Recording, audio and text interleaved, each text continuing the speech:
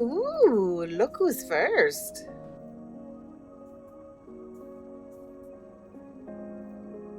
Hello.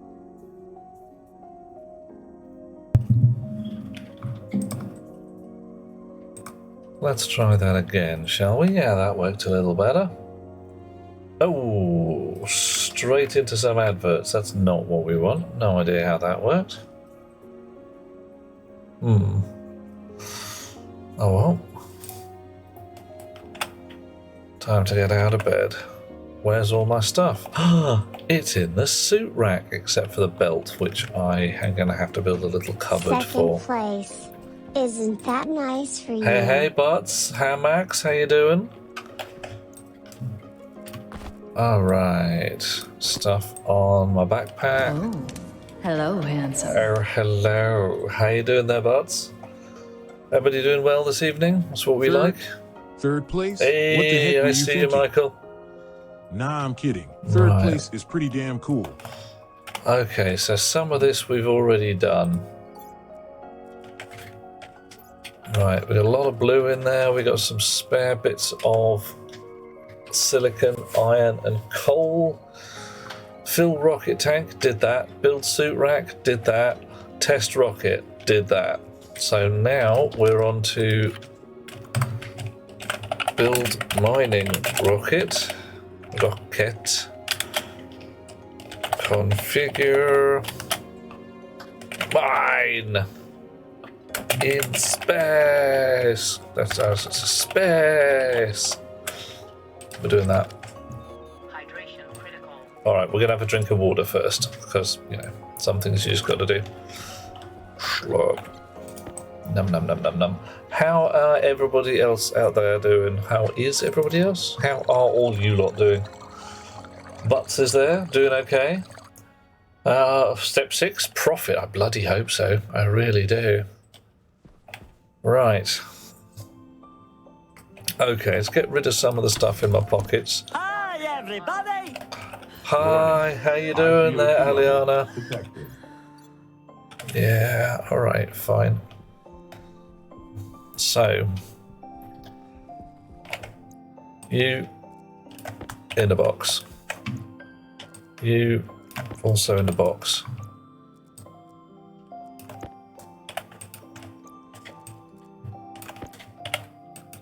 There we are, and you lot can actually go for power. Because I have a concern, I'm doing a concern, that I do not have enough juice coming in, even with the extra solar panels that I put out a moment ago. So, loads of panels kicking back data, and power, bit of both I suppose. Let's go down into the earth below and see what we can find. Now we have here a launch tube for a rocket. We have here another launch tube for a rocket. Oh dear, that's a bit... Oh, I don't... There we go, let's have one of those. That looks a little better. A couple of repairs here and there to the actual crater side wall, I suppose. Butts has missed a couple of streams. Could I be the kindest Pope of Space and what I've been up to this past week? Nice. Right. Okay, just for you, Butts, because you're lovely. Oh, Max, dude, wow. You want some salad tossed there.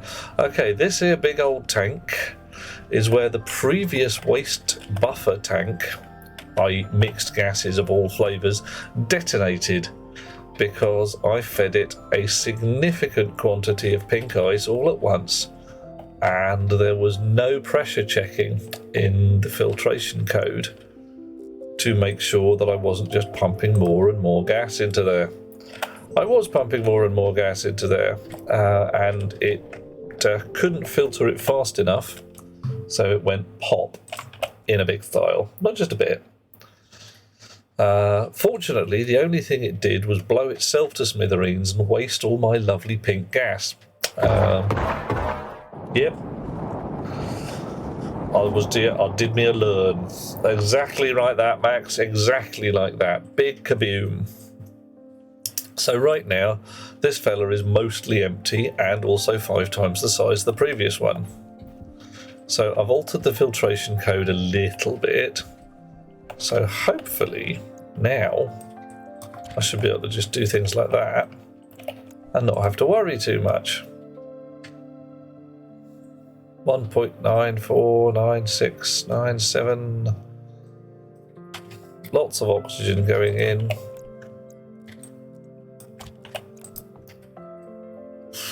We're not going to reach the point where it actually bothers turning the filters. Oh, filters are already on. Fine. Okay. All right. Fine. Whatever. So notionally, it should now be filtering this lot. Admittedly, it's rather warm. 200 and odd MPa. Okay. Oh, Max save scammed after you learned the starter portable tank has an N10 megapascals limit the other night. The starter portable tank. I'm not sure which one that is. Wow. Plummeting. Right, so we've got 27 megapascals worth of nitrogen. It's quite a lot, actually. We don't seem to be pumping any, which is a bit odd. So I'd have thought there'd be some nitrogen in this side. Wait, and there is 12% of it. 68% oxygen. Now that's dropping really slowly. Especially since these guys are supposed to be active. Gas filters aren't 100%, but alright, fine. Damage at 9%. Damage? Oh, okay. So you took some hits when that tank went pop.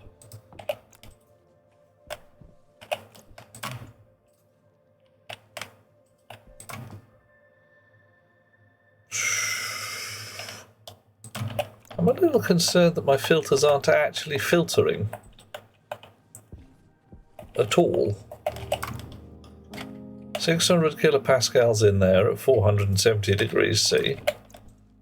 Filters switched on. I would have thought that oxygen... Oh, the one off the land. Oh, yeah. Yeah, the white tank you get there. You fill that up too much, it'll go bang really properly. Alright. So that's 1 megapascal there. That's 7 megapascals there. 4.88 kilomoles, 4.89, alright. So that's actually moving up, I suppose. That's okay. Albeit really amazingly slowly. Why slowly?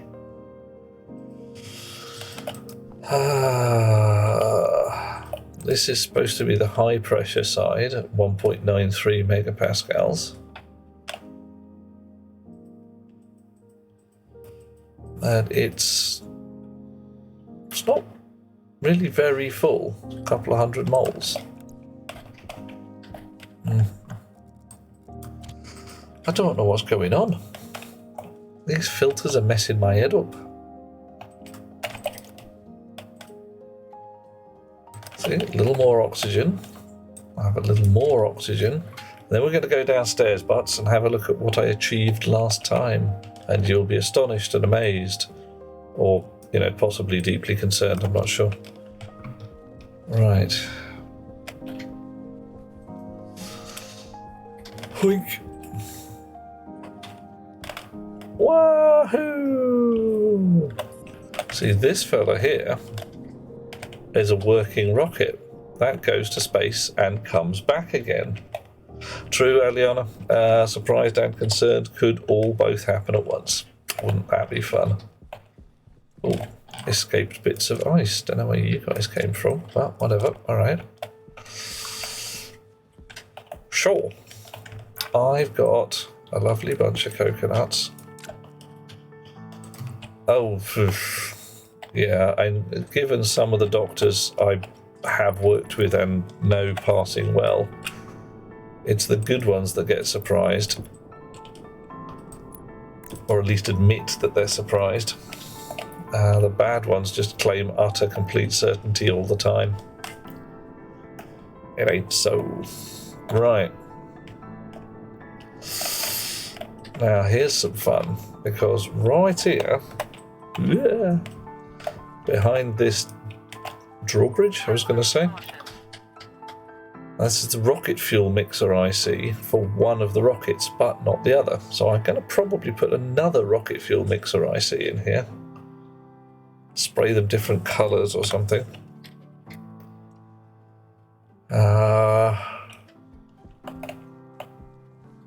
Yeah.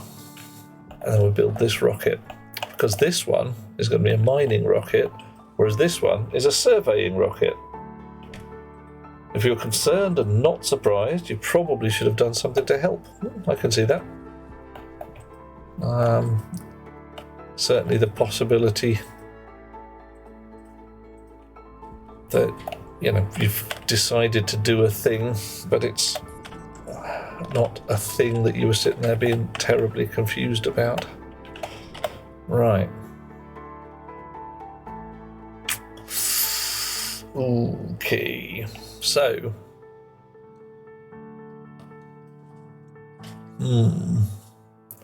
That's one rocket fuel gas mixer there.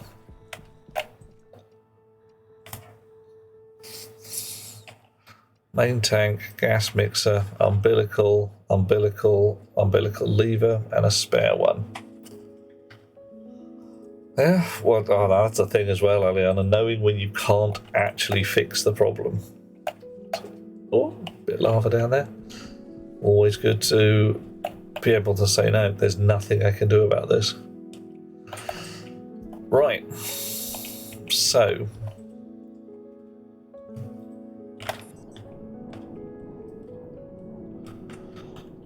How do we do that?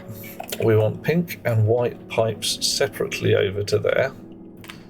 We want at least another rocket gantry. Uh-oh. Hang on. Let's get off this flying bit and sort my shizzle out. Oxygen's not critical. That's Finen. Hello, Finen. How are you? Horror that you are, with your oxygen critical and all. Right, what do we call this? Tower. Launch tower.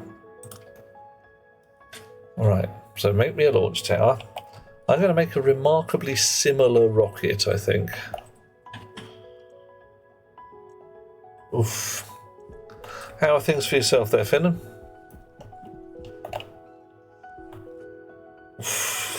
Bots may not be able to fix a problem, can do your best to make suffering less likely in the world, less bad in general. Sounds like a fine plan.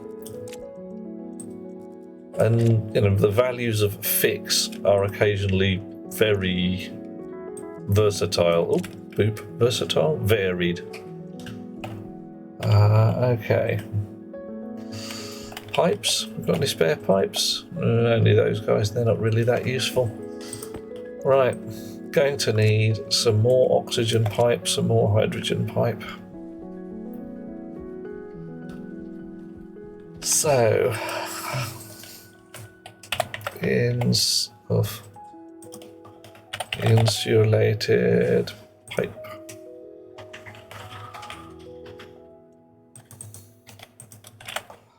How many do we want?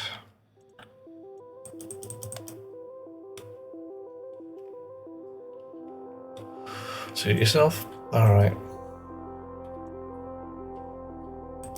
1, 2, 3. We've got a gas mixer in our pocket. That's fine. We've got launch towers printed out over there. Sore shoulder and hand is healing well. Hold tools, excellent. Harpal tunnel surgery of February the 9th. Oh my. Back to work. Still barely do a normal shift, but you're doing the best you can. You can never do better than the best you can. So hopefully somebody at work understands that. Right, I'm going to go straight with the pumped gas engine again, because it worked. And I can get to know one kind of engine before I need to worry about another. 1, 2, 3, 4, 5. Today. All right. Bit of iron. Improving is all you can ask for. Sounds like that's how. Yeah. That's how you want it, Finnan. Just slowly get better.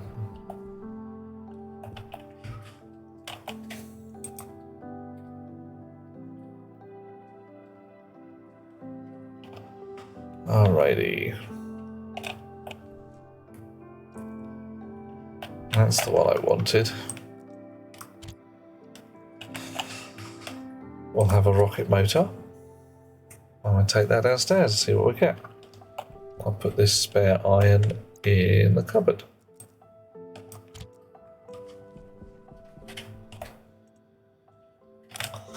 Wow. Oh dear.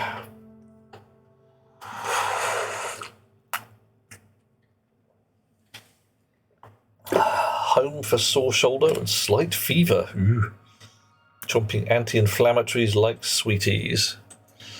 Yeah, you got to watch out for those. Do remember that maximum safe dosage is still maximum safe dosage.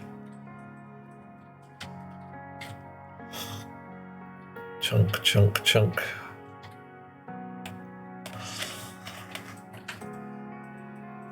There's more ad breaks than I expected. I have to look at those numbers.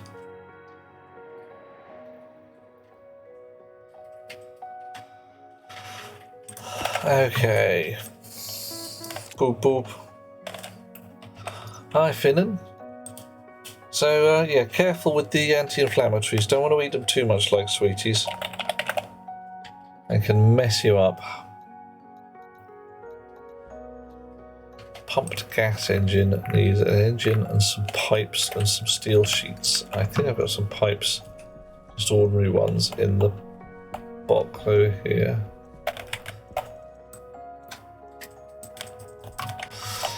Come on, out you come. There we go. How many did I need? Hello, your lordship. Hello there, Cascade. 5 pipes. Of course I need 5 pipes. How many have we got in the box? I've got 4. Brilliant. Alright. I don't have any insulated pipes sitting in front of the pipe bender.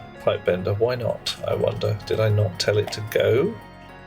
I may not have actually told it to go. That's clever. Right. How are things yourself, Cascade? Wow. Might be finished and can drink like a Russian, still mindful and don't use meds unless you really need to. Well, there are some days when you really need to.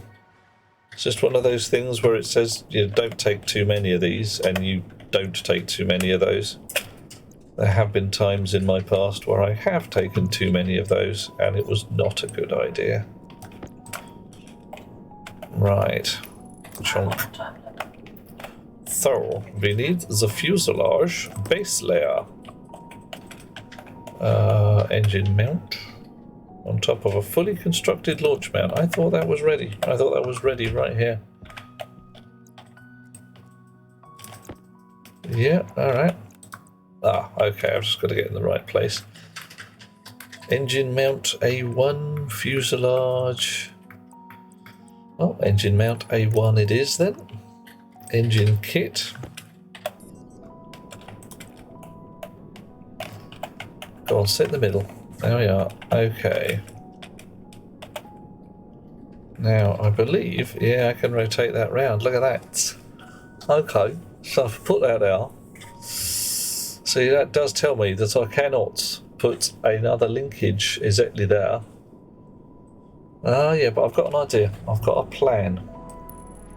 A plan. What is a plan? Right. Pipes. I need 5 pipes.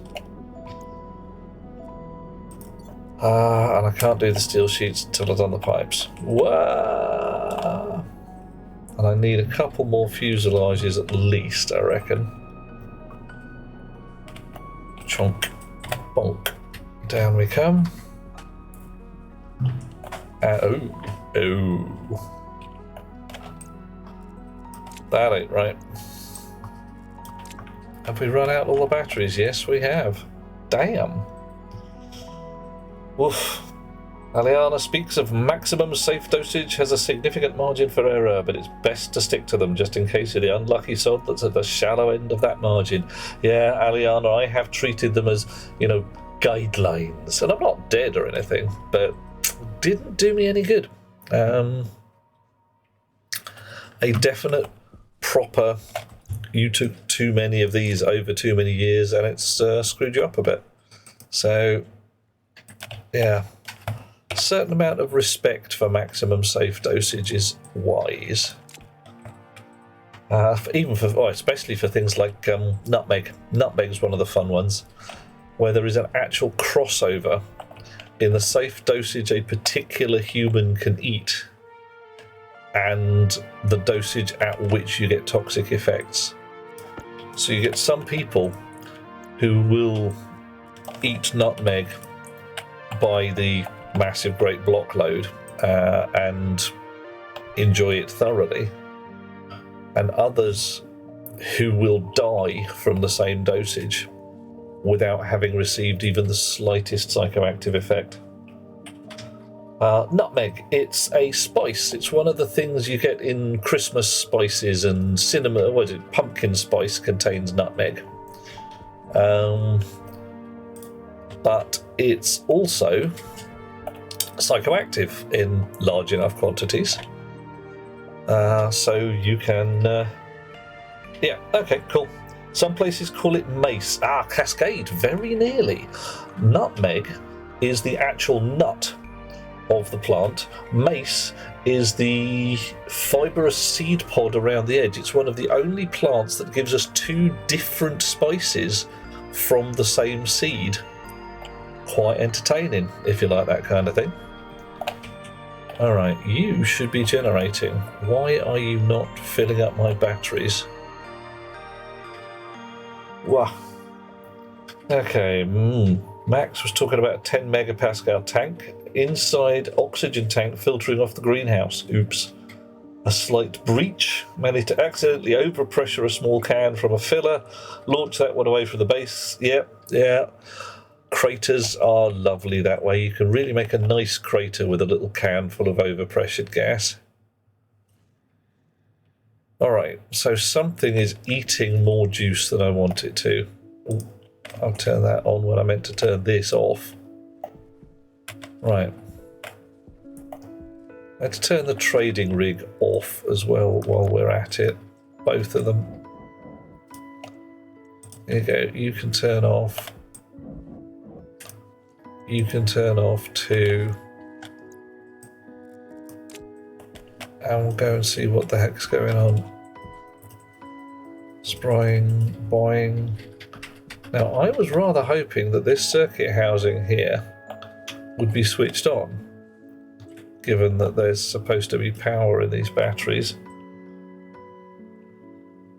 Oof, Cascade is doing well after a long day at work. Nice enough.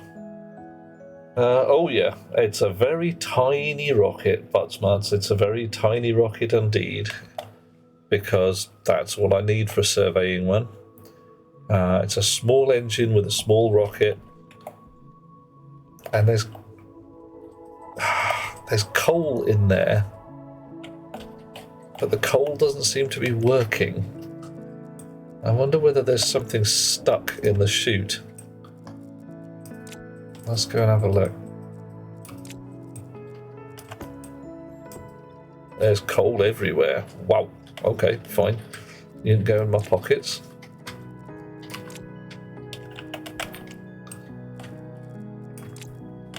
Come on. In my pocket. Little bitty bits of coal. Okay, so notionally this generator is now on and is generating.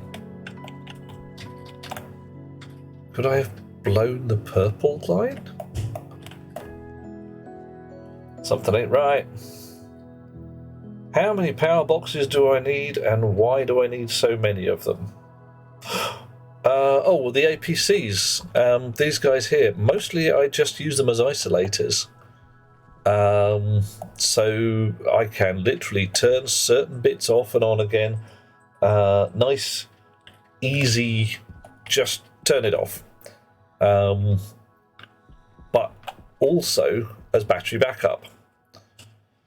So if I've got something that, I want, for instance, my arc furnaces to keep running even when the main batteries drain, or specifically, I want my airlock to still work even when the main batteries drain. Yeah, kind of sort of mini grids sort of thing. Right. You. What is your problem? Huh. Switch off, and you immediately switch on again, which is cool. Which means that is drawing power, and the red light was a fakie. What? Yeah, mini UPS, Max. That's exactly the thing.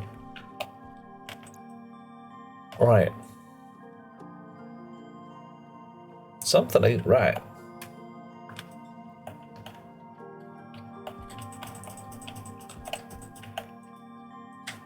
All right. So you... can I get any readout on this generator? It immediately switches back on again. So it says it's being controlled by circuitry, which is good because it should be. I'm nicely wedged in that corner. The fact that that remains closed implies that there's a lump of coal in there.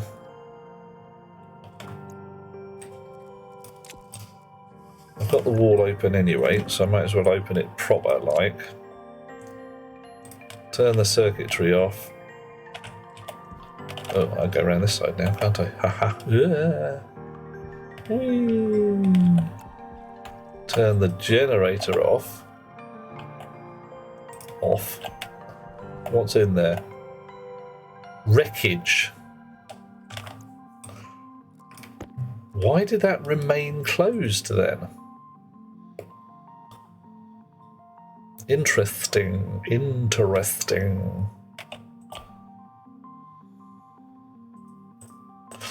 Okay. Right. We know where the wreckage came from. As when we blew the doors off this last time. That shouldn't have stuck in there, but it did. Oh well, alright. Purple should be able to do 100 kilowatts. Indeed, as should pink. That should be plenty for everything I want. So, Finland says, basically connect the batteries straight to the generator and make boxes where you need specific grids for power for individual groups of machines. Yes, you could. You could even put transformers on there, which would be safer, because a UPS doesn't... A UPS, one of these power controllers, does not limit the current going through. So here, I've gone straight from fat wire on my main power spine to thin wire for the observatory, because I'm fairly sure the observatory is going to pull less than 5 kilowatts, but I'm only fairly sure. If it pulls more than 4, this line will blow. If I put a transformer in there, I can set it to 5 kilowatts and make sure the line never blows. So the way I've got things set up, what is totes awesome and ting, I have my raw generation on purple. That's literally incoming power from various sources. Don't really care. It charges a bunch of batteries. And those batteries go into the main power spine, which is pink. So I could, if I really felt like it, over here have, I don't know, a hot gas fuel generator. Hey. Oh my butts, gotcha, you horror. Which would be another purple rig, so another raw generation stuff, another set of batteries with their noses going onto pink. And all that would happen is I would have more battery storage on my pink light. Oh, mate, Michael. Oof. Oh, see, yeah. I know it's a fakie, but I've got to go and have a brief check just in case. Everything's holding together. All right. Okay, and look at that, 1.5 megapascals. I bet the filters are still on. Filters are still bloody on. What's going on? Why haven't you filtered that lot yet? Just holding steady at 73% oxygen. And that at 1.5. I don't get it. It's filtering really amazingly slowly. And yes, the pressure in the nitrogen tank is fairly high. And in the CO2 tank. Hydrogen, not so great. Nitrous oxide, nothing. Ooh, okay. You're having a bad day. Why are you having a bad day? Because you're at 1.5 megapascal, 1.05 megapascals, and you've started to liquefy from the pressure. You want a witch's hat, Butts? We could get you one of those. Big cool. And you are holding it. Oh, right. You are liquefying at 20 degrees C because of the pressure. So do we need to warm you up a little? So the pollutant... Oh, mate. Oh, bottoms. I thought holding at 20 degrees C would protect me from any liquid gubbins going on, but my pipes are having a bad day. Alright. Okay. Fine. Fine. Fine. It's not fine. So what do we do here? If I've got a certain amount of liquid pollutant, I need to get a liquid tank down here somewhere. Nobody expects a Spanish liquefaction.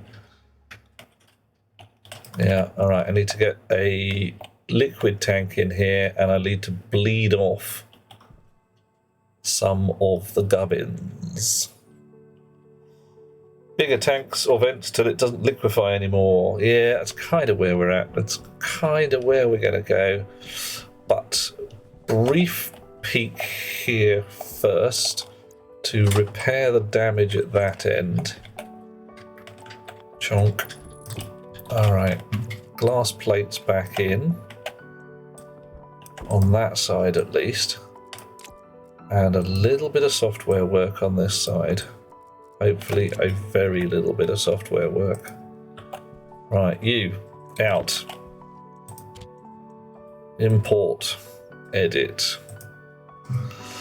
So, we have the generator, the battery object, and the vent. Now, here we are starting the battery object looping. Is the generator on?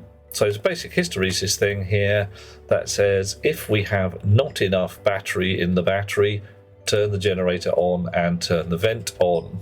Yes. Nice. So, that's all well and good. But if I load a slot into R1 from our generator,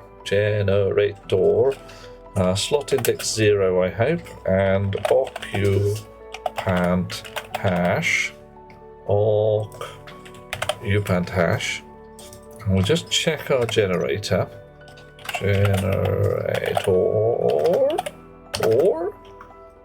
turbine, portable, logic hash, solid generator.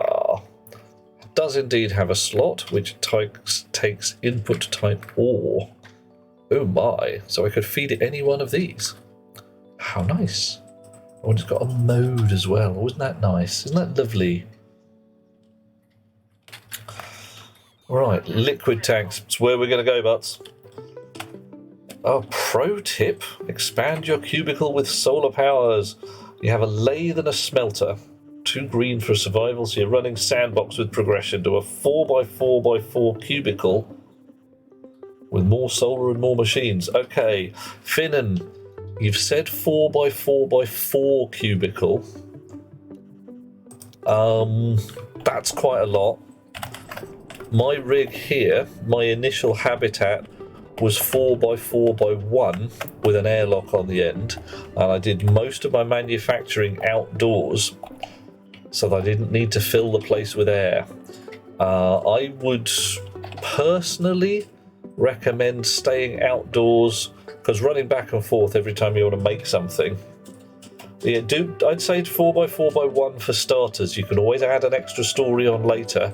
The reason for that is because you've got to make a lot of air for that. You've got to make a heck ton of air, and if you add an extra story, you're going to make twice as much.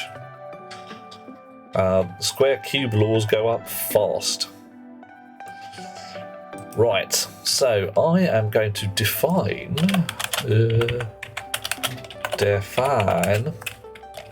coal hash as a number. I wish I could have these guys open at once. Coal. Actually, we could. Let's put some names in there. It'll make life a little easier. Ooh, not that. That. Hash. Open bracket, quote, and that coal item coal thing. Right. Gonna have 2 of those more. Chunk. And that's going to be charcoal hash. And I'm going to go inside fairly soon and get a bun.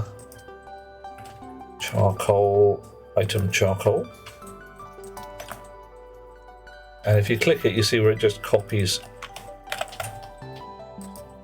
to the buffer. And solid fuel hydrocarbon. Bog only knows where that comes from. Oh, you smelt it. Ooh. A pure gas mixture of the solid types, 1 volatiles, 1 hydrocarbon. Oh my. Right. I've never tried making this stuff before. I've learned a thing. Item solid fuel. Ooh. Ooh. Never seen it before. Maybe it's just not that efficient. Maybe it smells funny. Solid fuel hash. Okay, alright. Sure. Reload into the R1, the generator slot 0 occupant hash. And then, what's the nicest way of doing this? Set if equal into R2, where the R1, which is what's in our box, is the same as the coal hash. And then we're going to do the same for R3 and R4 for charcoal and solid fuel.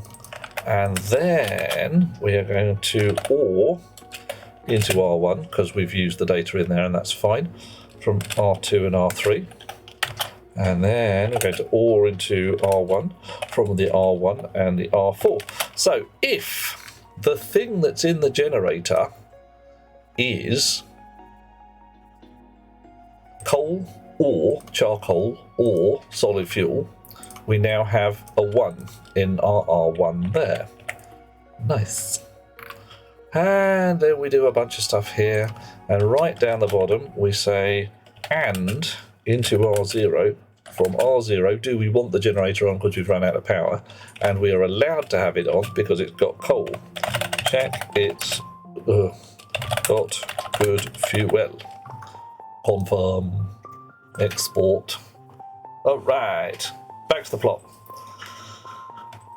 Finnan has a manufacturing education, knows theoretically about cubes and volumes, goodo, so you'll be able to tell the difference between a mouse and a whale. And Butts is whooping gently because Livy has a full-size PC. Woo, yeah. Is it proper big? So heavy you could barely lift it? Just like your mom. Everybody. Yeah, when your mom sits around the house, she really sits around the house. Oh, yeah. Boop. Hello? Oh, we've run out of power again. Right, so if I feed it some coal and turn the generator on by hand, There we go. Wake up. Wake up. There we are. So everything's fine. Hey, Pappy Schmear! Haven't seen you since the dawn of time. Or, you know, about 5 minutes after the dawn of time, like I said. It's the breakfast of time, isn't it? Right. Speaking of breakfast, definitely time for me to go indoors and get a breakfast before I die. Oh, so what kind of machine have you got there, Livy? Is it just immense and the size of a cow? Does it have a really nice processor in it? Yeah, hush you about your oxygen low. I don't believe you. Soup in my pocket. Just soup for my family. Alrighty. Slurp up some yummy water while we're at it. Open the door, back outside. I7 and a 4070. Ooh. Ooh, that's quite tasty, that. That's proper tasty, that one. Okay, so either everything's gone horribly wrong, which is legit,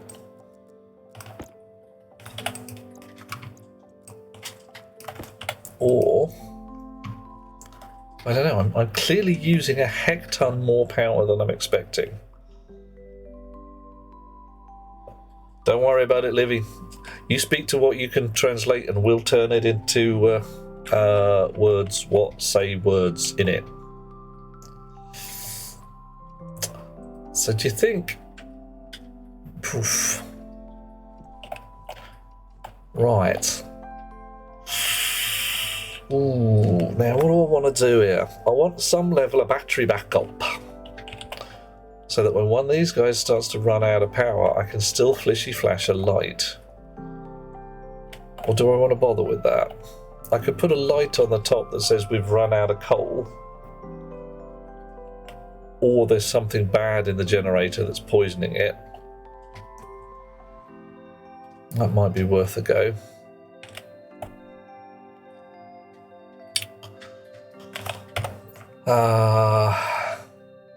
Why not use the tablet and network analyzer and see where the power is going? Absolutely, Butts. Problem I'm solving right this very instant is my generator didn't work because there was something gnarly stuck in the input slot. And I didn't know until I went there with a spanner and took the input slot apart. I'd rather have a flashy light. So, yeah, I think we're going to have a flashy light because it can simultaneously say we've run out of coal, and that's definitely something to know about, and there's something wrong in the generator. I could even have two flashy lights, I think, here. What we got? Generator, battery, vent, and 3 more. So I could have a bunch of lights. Okay. But you're entirely right. We need to find out what's chewing through my juice.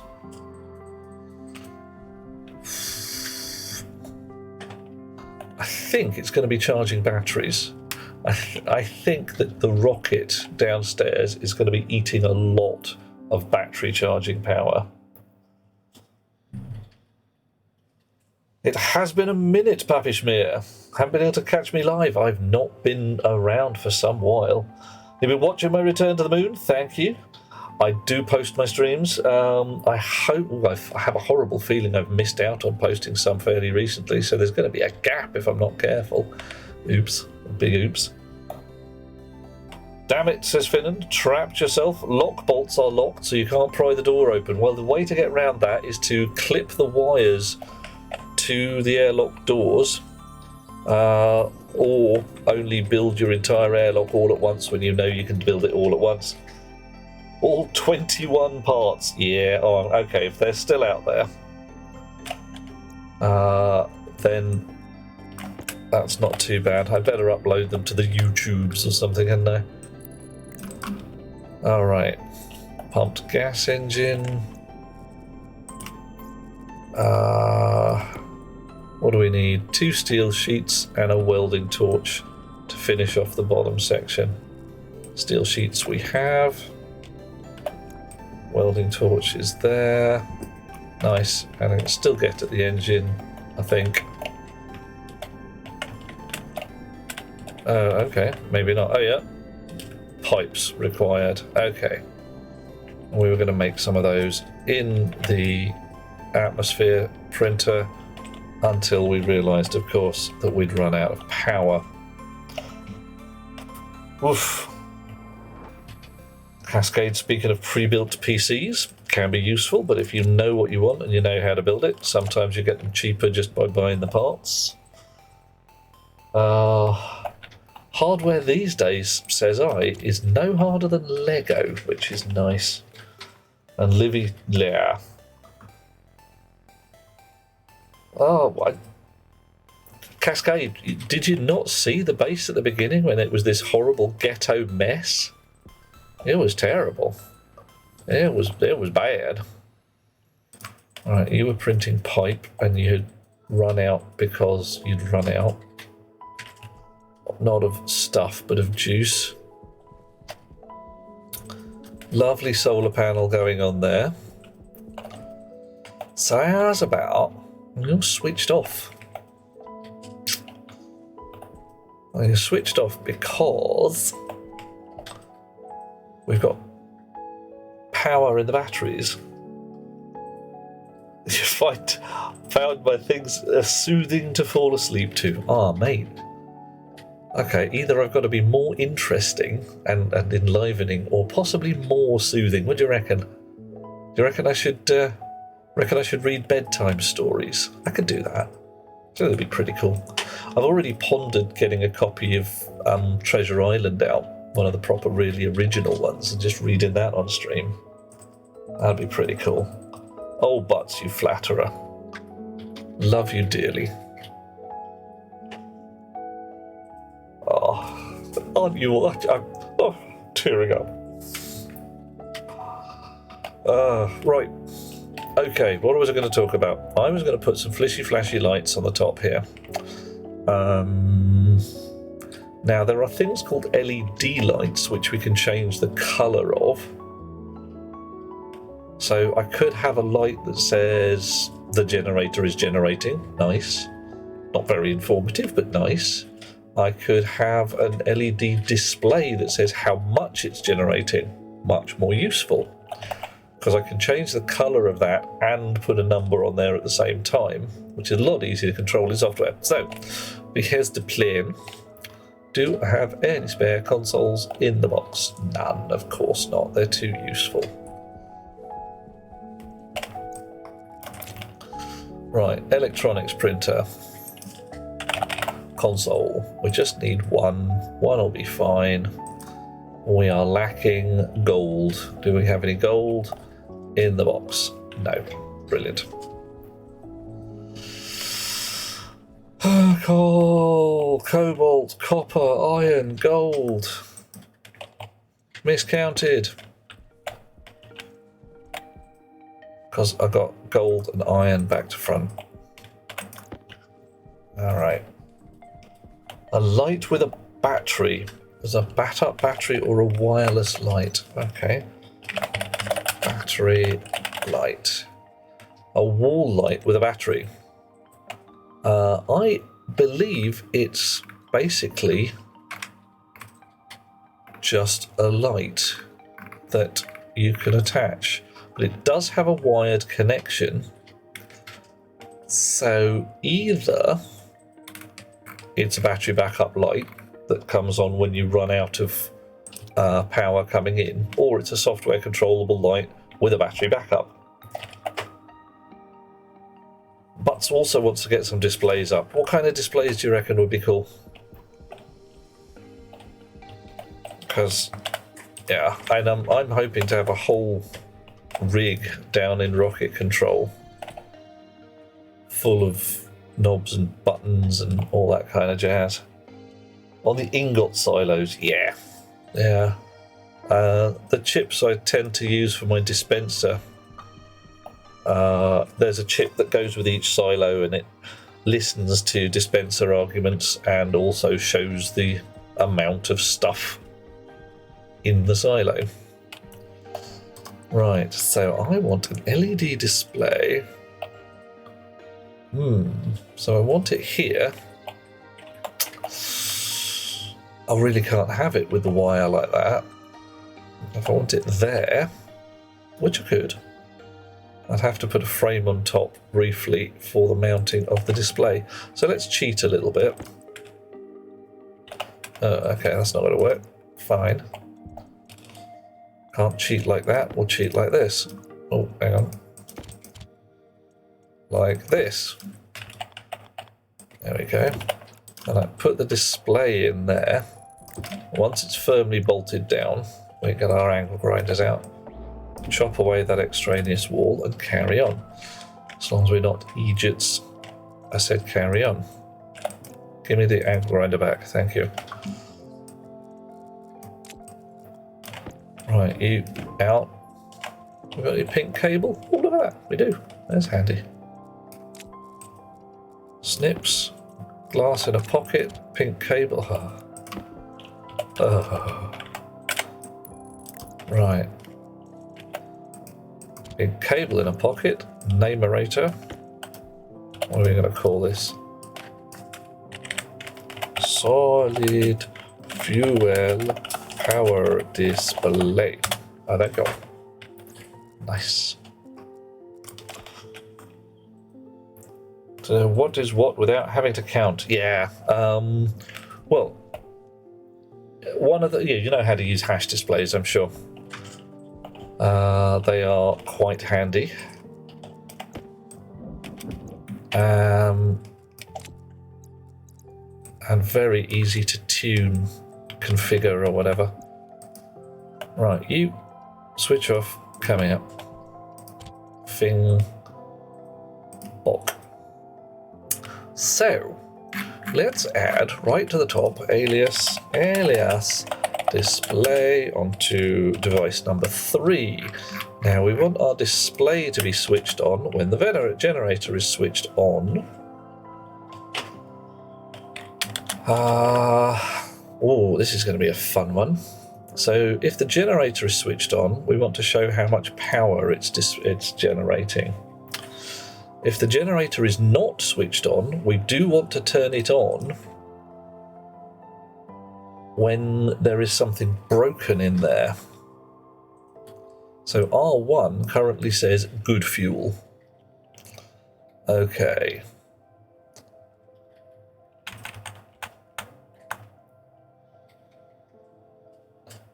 If we change this here, S equal to set if equal to 0, R1, R1. R1 now says bad fuel. All right. Yeah, Livy, strangely enough, the room that I'm in right now, I can warm my toes on the back end of my GPU. So toasty. So if I select into, say, R2, according to my R1, if it's bad fuel, I want color.red.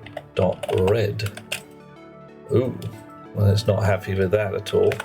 How about that? Yeah, that's better. And I know this is going to go bad. Color.green.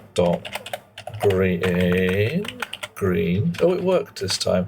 Some reason, you occasionally get a red output in here. They may have updated that while I wasn't looking. And we'll set display color to R2. R2. Right. 470 is 450 watts. Yeah, that sounds about right. Yeah, so consider that as half a kilowatt of heating at full bore. Alrighty. So, or into R1 from R0 and R1. Either generator is on, either gen is on, or fuel is bad. Set display on according to R1. All right. ARM should make graphics chips. I have a feeling they do. Possibly not the ones that we use all day, every day. Right, does anybody know, everybody okay with what I'm writing here? Anybody want me to talk through the code a little more? Because it's a little sneaky here and there. Just a little sneaky with the ors and ands and ups and downs.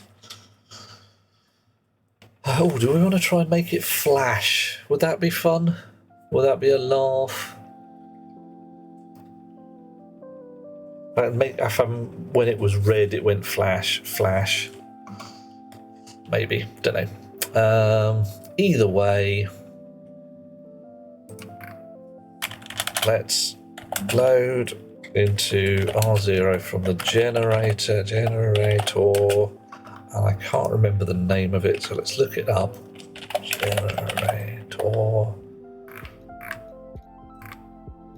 Solid fuel. Presumably power generation.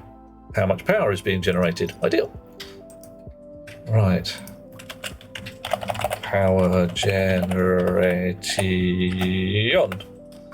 Now, I also know there's a sneaky thing with the LED displays. LED display small, it has modes. Mode 2 puts a W on the end to say power. So in my start section, I can say set display mode to 2. Means show power. Stand goal, flashing text, the old HTML blink tag. Oh, if only I could do, what was it, marquee, and scroll the damn stuff across. Would that not be awesome? Oh. Jibbity boo. Is a gamepad a controller? Yes, definitely. Butts has the right of it, and I agree. And everybody knows that when you agree with me, you're correct.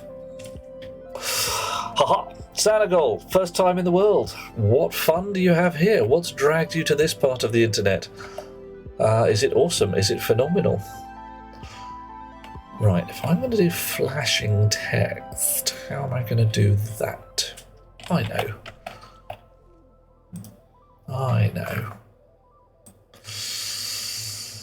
Right. We really only want to do flashing text if it's red, don't we? That will be fun.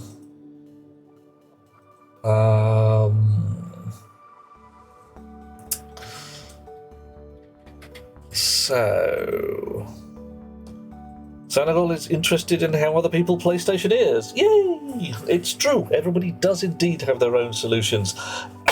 Oh, sorry. If there's anything you want to talk about or want me to show you on my rig here, quite happy to give you a tour of the place. I don't think I've got any particularly out to lunch solutions. Some of them are passing elegant, but I suspect they're the standard solution for things.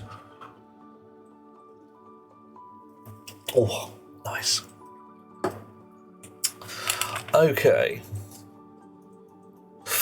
So, by the time we get to here, R0 means that we want the generator on. R1 means that we have some bad fuel, and we've already chosen our display colour according to that. So if we make a flishy flasher, mod has requirements to say need a gamepad. Does that mean you can ignore them since you're going to use a game? Yeah, fine. Yeah, you're sorting yourselves out over there. Battery hash, switch point, and we will say alias flash into R12. Flash R.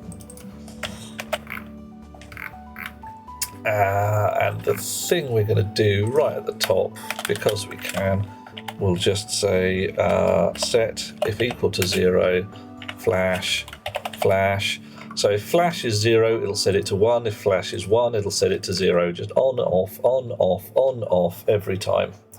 Nothing particularly clever there. So if I then and into R1 from R1 and flash, doesn't matter what R1 is at any time.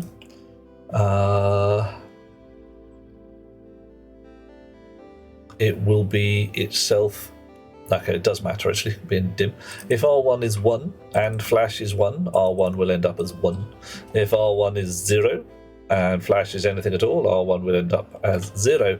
We OR that in there, so if the generator is switched on, R1 will definitely be true, otherwise it will only be true if we have bad fuel and it's a flash time. So what we'll get is when we run out of fuel or there's bad fuel in the box, the numbers will come up saying 0 watts in red and flashing. Nice. Confirm. Export. Pop. Drop. Switch on. Let it get confused. And down here, what do we call it? Solid fuel power display. And we're going to go in through... There we are, solid fuel power display, pop and drop the chip to reset it, off we go. Generator is not switched on, display is not switched on. Oh, pardon me. If I switch it on, it immediately switches off. Okay, cool. Put these guys back in, off we go.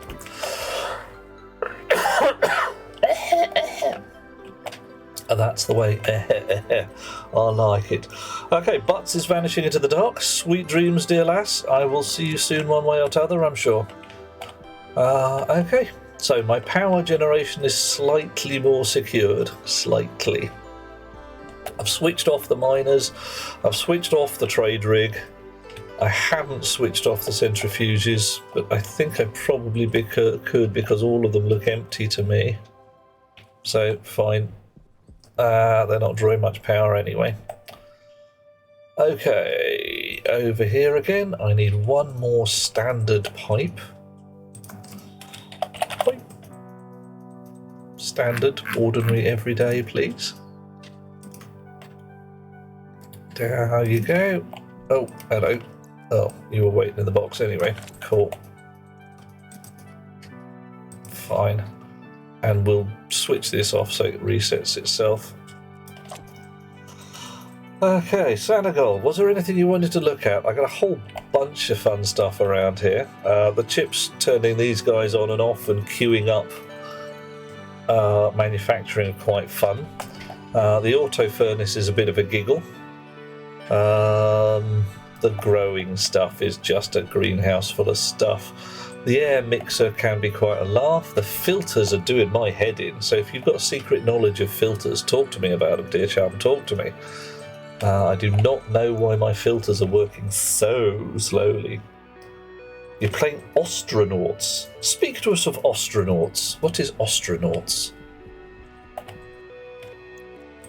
Oh, actually, yeah, I've got to remember to deal with this. Oh, okay, yeah, I've got to remember to deal with this lot sooner rather than later. This is not going well. 60% stress on the pipes. Hopefully we got some liquid tanks in the box. Heat exchanger, liquid pipes, going to be needed. Stack of those in there. Liquid tank, even in purple. Nice. Hey, Discount, how you doing? We've got fun times ahead. We do not have fun times ahead. We have a bad day ahead. Because, strangely enough, shit's got a bit real all of a sudden. And my... Ah, no, I can't just slap a liquid tank in there, can I? Oh no! I've got to do some clever shit with the evaporative valves and stuff. God damn it. Alright, okay, we're going to do it. We're going to do it before we blow a gasket. Hopefully. Might get a bit twitchy. Might get quite a lot twitchy, actually. Right. So, what do I need? I need a valve. Dun dun dun dun dun dun dun dun dun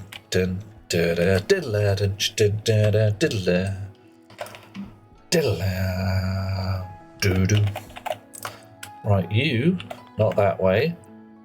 You are going to be a, what are you? A condensation valve. High pressure. Damn straight it's high pressure. It's a twist of my melon. All right. A condensation valve has gas on one side and liquid on the other. You'll do nicely. Bit of pipe, bit of spanner work, and we'll do the painting afterwards. There we go.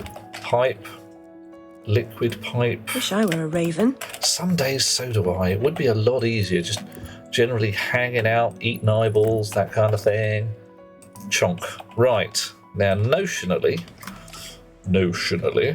all the liquid should drain into here. Or not. You're a condensation valve. I should have gas on this side. Or at least the stress on the pipe is dropping. That's rather better. Ooh, down goes my pipe stress. Luxury. Woof. Yeah. Yeah, discount. It all went a bit squirrely, shall we say? Bit of the old squirrel. Wish I were home. Oh gods, Alice. Oh, are you having a bad day? Oof. 2D Space Sim, says Senegal. Play a salvager who decides to go into business for yourself, salvaging ships, repairing your ship, etc. Oh, so what have we got there? Similar to objects in space. I've heard of hard space shipbreaker as well as a similar concept. And I must admit, way back in the day, there was a similar concept that I was working on at Argonaut called, well, nickname was Demolition Dan, because you were a fellow who was supposed to be demolishing obsolete space stations, some of which had been taken over by naughty rogue AIs, and it was generally bad. So you had to go in there and essentially fight monsters for the right to take apart the space stations. It's a laugh. Valves. Do I have any spare valves? Oh, here's a big stack of valves. Nice. Alright. So. Okay. Bit of purpley spray. Psh. Psh. More valves. Where did I put them? Cunningly hidden. So we've got, what is it, condensation valve there. An evaporation valve is the one I want over this side. Expansion valve. Which has liquid on one side and gas on the other. So a bit more pipe. And hopefully, a little bit less shenanigans. And any gas should move from one to the other, and any liquid should move from the other to the one. Let's see what goes on here then. So, certain amount of pressure, certain amount of temperature. I might need to try heating everything up at some point.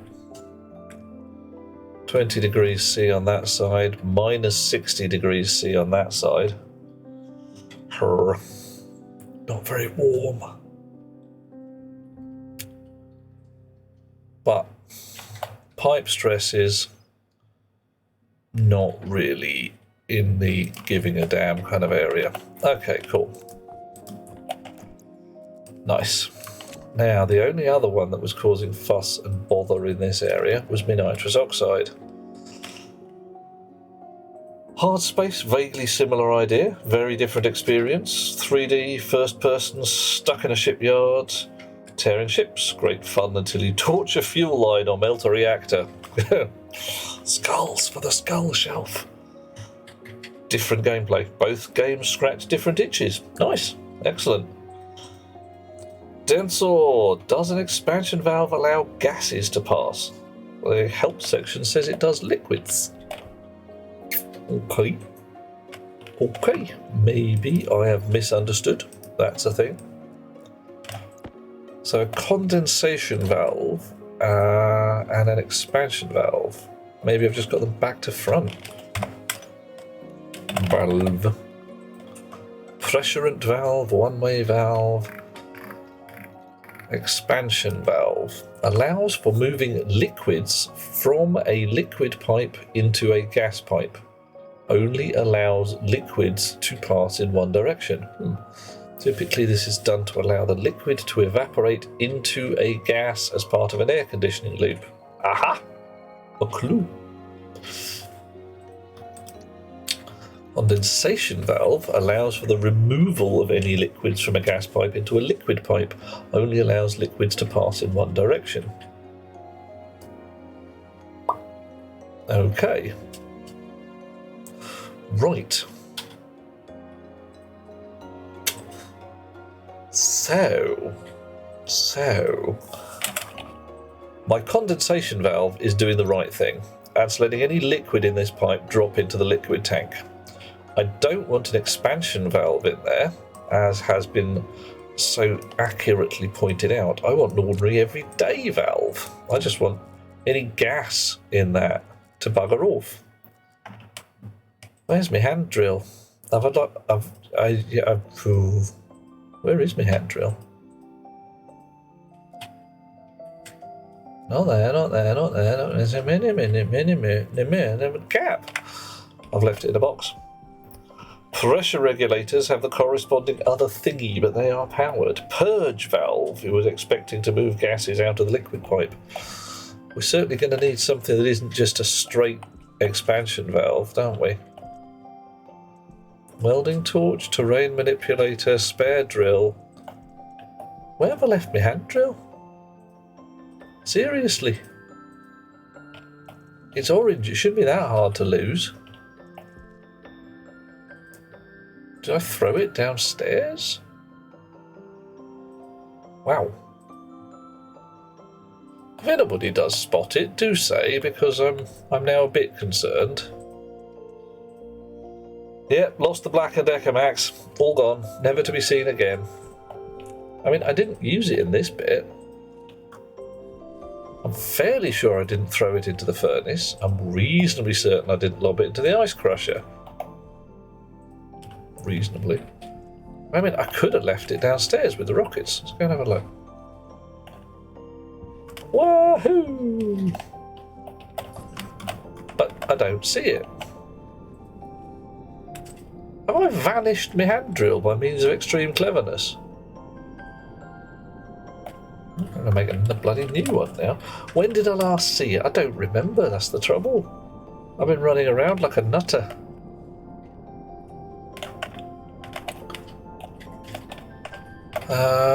Maybe I left it indoors.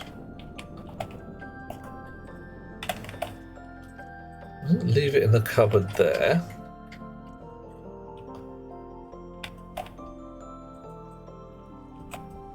Maybe I can't have lost my final remaining marble, surely. Ah, look at that! It's just lying on the floor for some reason. Yeah, I got nothing. Right, where were we? I was going to dismantle something with a hand drill. There we are. Skurrus, how you doing? You wee squirrely fella that you are.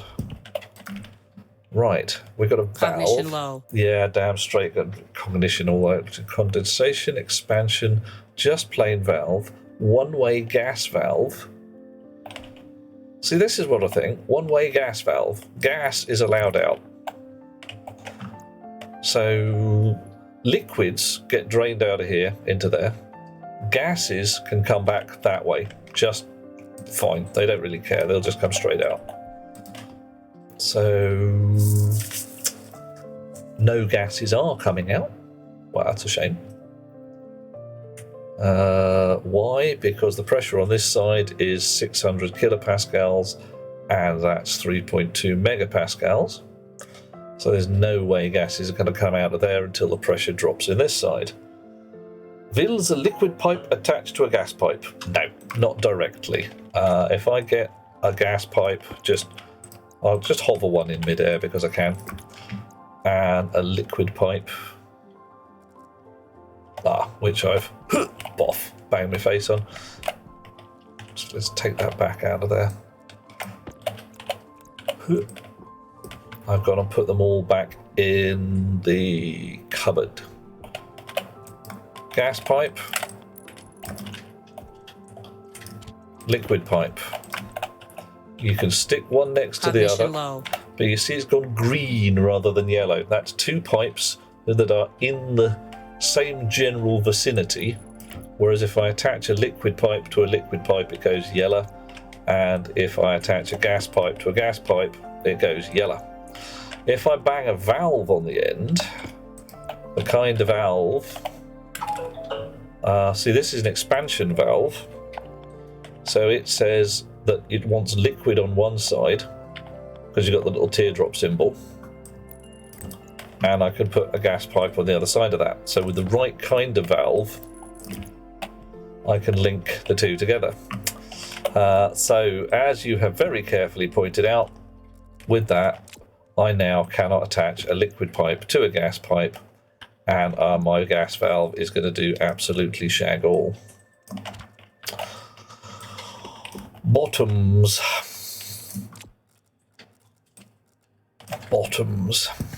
Right. Will it attach though? No, it does not. You're quite right. Pointed it out. Doesn't work.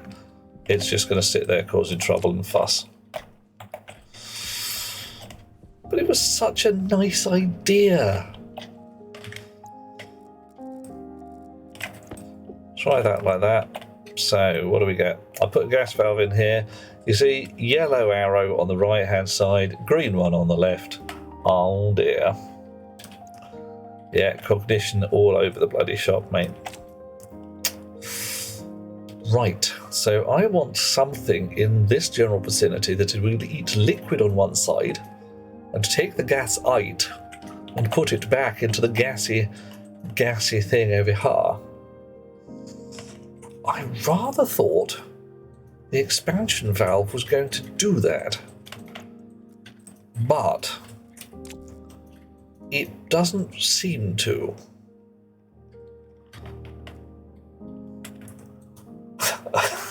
Thanks, Aliana. Oh dear. Right, so the expansion valve is the correct valve for this, but it says it moves liquids.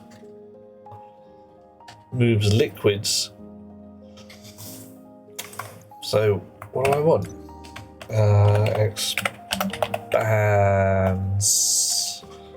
Expansion valve. We've got a purge valve. What was that? Purge valve allows for the removal of pressurant gas and evaporated liquids from a liquid pipe. Cool. Similar in fashion to a back pressure regulator, the purge valve moves gas from the liquid pipe to the output gas pipe, aiming to keep the pressure of the input at the target setting. I dragged it back to the slot and missed dropping it on the floor. Well, bottoms. Entirely legit. Okay. So, alrighty. We'll go get ourselves some pressure regulators. See if we've got any of those in a box. Pressure regulators. We've got valves, volume pumps. Don't got no pressure regulators. Oh, that's alright, we've got a thing that'll make us a pressure regulator or two. Wake up. Reset. Oh, Senegal, you might enjoy this one. You might not. You may not have seen these before. Pressure regulator. Oh, actually, hang on. What's the other kind of valve? What? Pressure regulator. Constructed from regulator. Kit pressure regulator these days makes a back pressure regulator, a pressurant valve, and a purge valve. Okay, hi. Pumps gas into a liquid pipe in order to raise the pressure. Right, which would then allow the gas to condense. Yeah, all right. I think I know what I want to do. I think I know what I want to do. I need 2 of those. So pressure regulator, we'll actually just have a pair of them. Kick it off. Off we go. Alright. Humpty Dumpty Doo. 1 pressure regulator. 2 pressure regulators. Boop boop. Right, that boop boop you may have heard is the sound of one of my printers finishing its queue. Right, I don't want a back pressure regulator. I don't want a pressurant one. I want a purge valve on this side. Now, really don't have the physical space. If I want one here and one there, my purge valve has to actually live up there. Oh, and be the other way around. Well, that's distressingly unpleasant. Come back.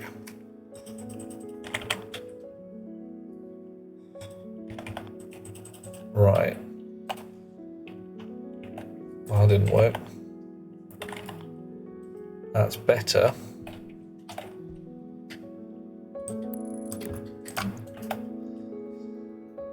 So the wires are going to go downwards. How annoying. Downwards and outwards and sideways. So if higher pressure can cause a gas to condense, yes it can. Isn't the opposite true? So if removing gas from a liquid pipe would lower the pressure and cause more liquid to turn into gas? Nope, Sanagal, you're exactly right. So if, notionally, I have a tank full of gassy stuff and I keep pumping more gas into it, the pressure will get more and more and more, and at the same temperature, some of that gas will turn into liquid. Brilliant. Unfortunately, having liquid in my gas pipes makes them have a bad day and they explode. Do not want. So what I want to do at that point is pump the liquid into a liquid tank where it can sit until, for instance, I use up some of the gas in my gas pipes, the pressure drops, and I want to pump some of my liquid into an evaporation chamber and let it boil off. So at that point I can have gas stored as liquid, boil it up a bit and turn it into gas and carry on from there. So you reckon the latent heat also a very powerful mechanic? Yes, indeed. You can use that to make heat exchangers. I'm wondering whether heat pumps even better than heat exchangers. So you reckon the purge valve and the pressurant valve? Oh my indeed. Right. So my pressurant valve does indeed have a wire that goes, in this particular case, upwards. So I can send the wire out through the middle. Nice. Let's set it all up. You. Did I bring any liquid pipe with me? Did I derp? I did not bring any liquid pipe with me. Come here, you. It's probably enough. So the purpose of this setup is a safety valve. I'm kinda sorta trying to store liquid, but it is mostly a safety valve. And I could just flare the stuff off and say, you know, Wish I were home. Oh, poor Alice. She's having such a bad day. Right. Okay, so you guys are set up notionally correctly. We now need to get a wire from somewhere. I'm probably going to send it round there, because then I can keep an eye on it. It's a bit, like I say, a bit ghetto, but hey, whatever. Right, you in the slot. Don't need any valves for the moment. How much of 47 wires is enough? Yeah, so Sanagal, if I happen to run out of pollutant at any point, I would at that, well, gaseous pollutant I should say, should be able to boil off some of the liquid stuff I've got stored and have more gassy pollutant. And anybody who wants to make jokes about gassy pollutant, you know, now is your chance. I'd roll with it. Sounds like a fun one to me. There we are. Chonk, chonk. And hopefully this doesn't even involve any automation. Right. So. Okay. What are we set to? 50 kilopascals. And you, same again. Right, the tank here is already at 600 kilopascals and there's no liquid pollutant in there at all. It's all gone away. Don't know why. You are at 3 point blah megapascals, 22 degrees C. Why haven't you liquefied? Whatever.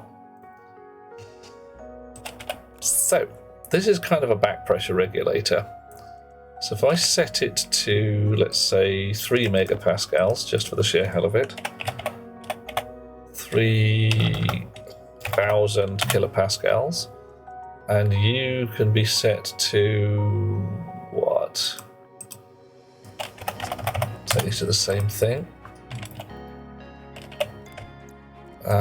You out the way just in case, and switch them both on. What's happening here? So that is dropping. That is increasing. The liquid flowed into empty space that expanded back into a gas, stealing energy from itself. That's probably why it's so bloody cold in there. Right, so is this trying to pump it up to 3 megapascals?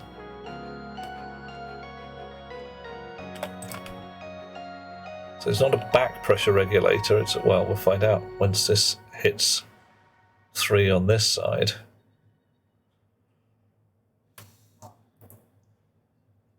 Chunk, chunk, 3, 0, 5, 4, 3, 2, 1, 3 and holding, 3 and dropping. So that is going to try and maintain 3 megapascals on this side.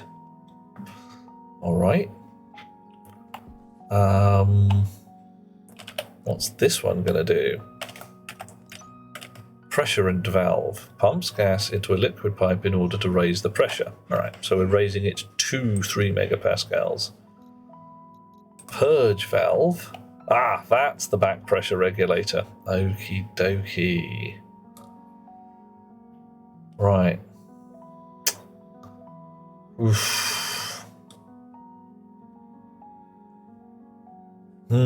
So I don't want these to fight. Move gas from the input pipe to the output gas to keep the pressure of the input at the target setting.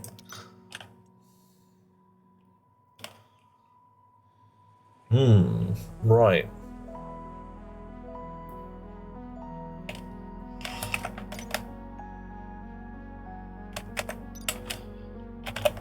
So we aren't getting any condensation going on in here, which is a bit of a surprise because we were when we were on that side.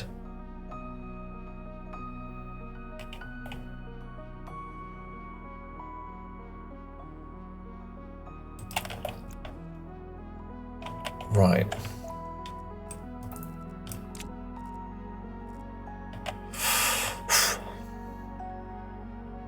So I'm not sure I want both a powered valve here and there.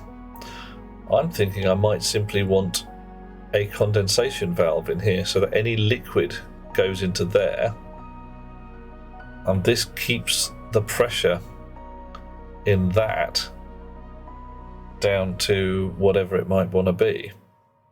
Really, I'm not sure I'm understanding this system at all, but hey.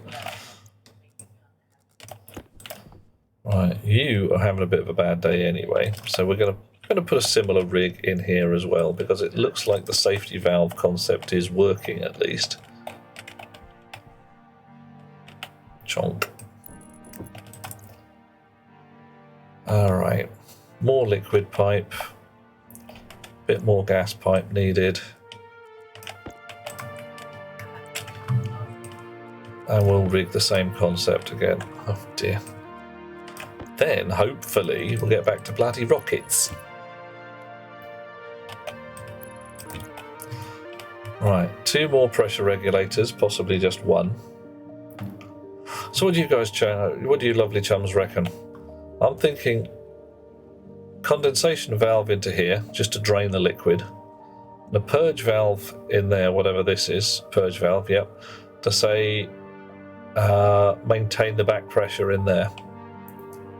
Just to let the gas out.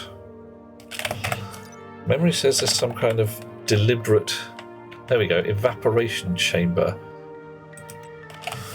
The device for safely evaporating liquids into gases. Liquids and gases will both exist inside the device, lowering the pressure target of the inbuilt back pressure regulator. Using the setting wheel will change the boiling temperature of liquids inside. The secondary gas input is a heat exchanger and allows for heat exchange between... Right, okay. Okay. Right. I'm gonna have to have a fiddle with this at some point. Right now, more liquid pipes, another valve, and I think I know what I'm doing. For certain values of knowing what I'm doing. Okay. Yeah, I think I only need 1 powered valve at this point.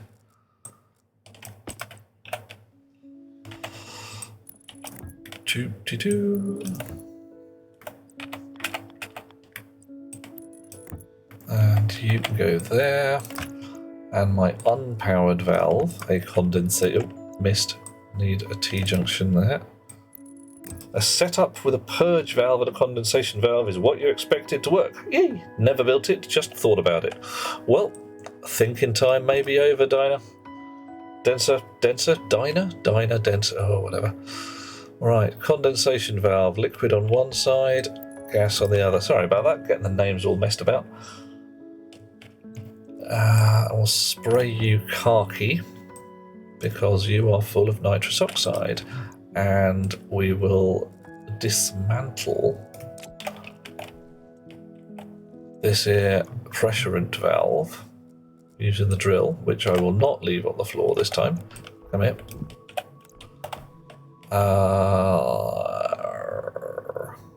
Hiya, chat. Happy time zone. And Love all your precious a faces. purge valve. Hey, how are you, Nargodian? Is all well with you? Chonk. Alright, and you can become a condensation valve, and you can go back in my pockets, and the snips can come out, and I can make some more wire in. Let me more wire. Chonk, chonk. Right. It may be that these are the only ones I actually need to rig, because the other gases are a lot more relaxed. Now, can I get... Really? Oh, I have to be 1 further over, do I? Why do I have to be 1 further over?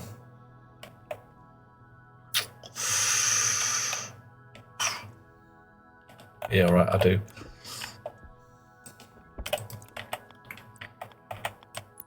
Is that going to work? Ha! Is it badgers? Fine, we're not doing anything clever at all. We're just running a straight line through then. It's not going to be 1 per, it's just going to be like, yep, these are all wired together, mate. Yep, that's Anagal, that's exactly what I'm doing. Thank you for that. Just took me a couple of seconds to go. Big line all the way across.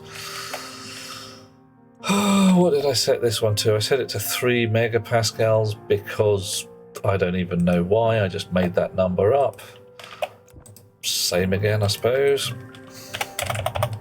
And we'll see what happens. Okay, so you are quite happily pressurizing like a mad thing. Oh, I should probably turn that on as well. There we go.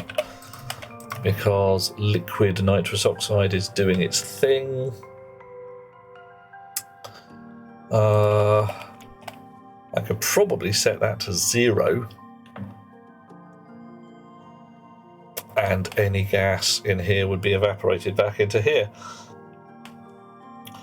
G'day, says Monsieur Argodian. What Lambert configuration of pipes am I constructing today? I am trying to construct something akin to a safety valve rig for my pollutants and nitrous oxide, which had started to condense in the pipes and cause fuss and bother. So, there we go. Spray you up. I don't know why I've got this tail on the back end, just to spur out in case I needed it. Hydration critical. Time for a little water to drink. Okay. So, safety on this side. 2 megapascals and 100% of pure pollutant, 5,000 moles in there, and 5,000 moles in there. Interesting. 1 megapascal and a rapidly dropping amount of liquid NO2 and then 2O in there. I say rapidly dropping. A rapidly increasing amount? No, fine. Set it to 0. Sound like an interesting idea. Wouldn't have thought of that. Well, it's worth a try. That should allow any evaporated gas back into the gaseous side of things. Should. We'll see how it goes. Because we're going to do it. We'll do it now. Alright. So we've got here... Well, is that saying solid N2O? It might be at that. How queer. How cold are they? Do I have a hot gas or heat exchange for a quick temperature boost? Yep, there we go. That went bad. Right. Fine. Nitrous bloody oxide again. I hate you. You're just going to break. Everything's just going to go pop. Boop, boop, boop, boop. Error. Yeah, that's right. You haven't got a connection on one side. It's allowed. It's fine. Right. So what's in here? Some extraordinarily chilly nitrous oxide at minus 24 degrees C. On this side, some reasonably toasty, warmed pollutant gas. To have a hot gas heat exchange for a quick temperature boost. 1,000 degree change might up the pressure a tad. Yes, a smidge, possibly. Just a little bit. And you're at 22 degrees C. Right, so why on this side? Because you are just a liquid tank. You are not an insulated liquid tank. Right. So anything that goes into there is going to chill really quickly on the moon.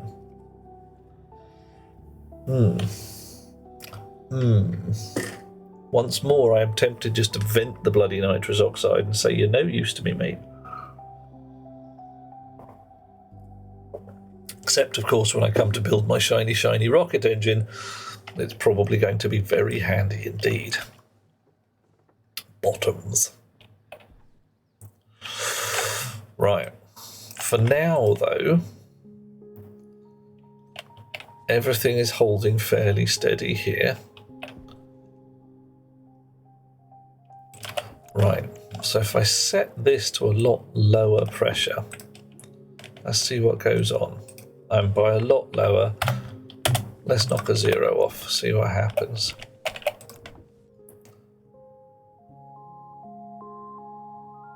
None. I did set that. Okay. Alright. Chonk.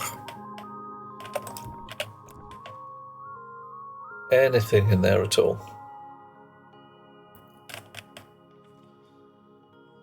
Where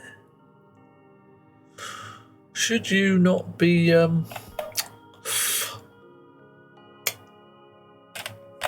would have thought there'd be some movement at that point. I really would. So this says it's a back pressure regulator, so I would have thought it's trying to get this pipe down to 0 with any gases that are allowed through. Oh, 78 point. Did that just move? 78.7. Wonder if it can't pump. Yeah, I mean it's 2 megapascals on one side and slightly less on the other. So maybe it doesn't pump. Maybe it just allows pressure through when there's a lack of pressure. Well, gonna leave that like that for the moment.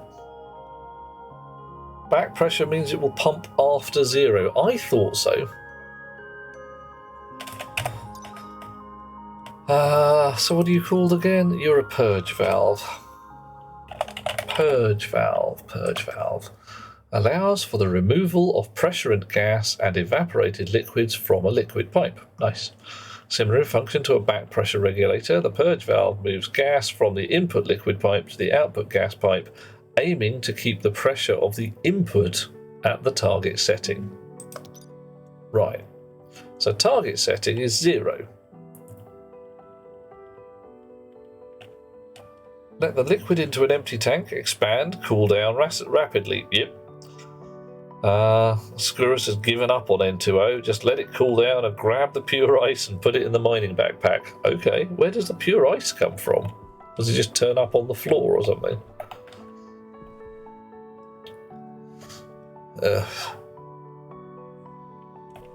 Yeah, you are not doing as I expected you to, but whatever. We're just going to go whatever for the moment and go and do a bit more rocketry. So I think we should be safe for the short term. Could just make it in a furnace and eject it, but a nitrous oxide, possibly. I don't really need nitrous oxide at the moment.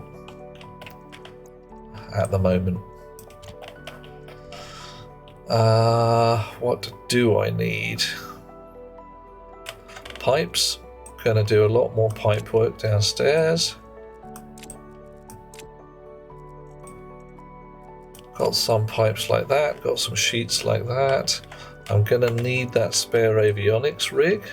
Nice. What other spare rocketry did I make by accident? Spare launch mount, already used one of those. Basic chutes are going to come in handy.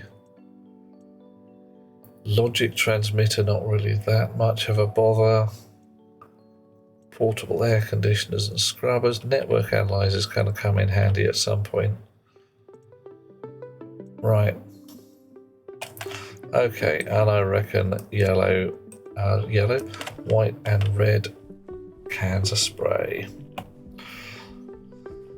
Alright, vent into a room, cool the room down, ice falls to the floor. Ah, okay, I see that. Whee!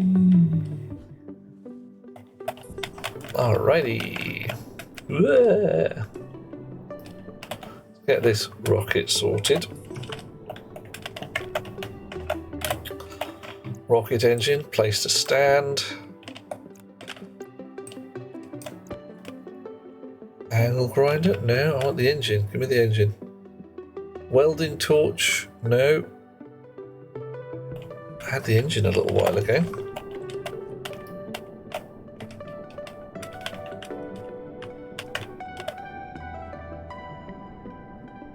Okay, fine. Looks to me like I will have to disconnect the fuselage top before I can get at anything. Hand drill for this one, alright. A hand drill.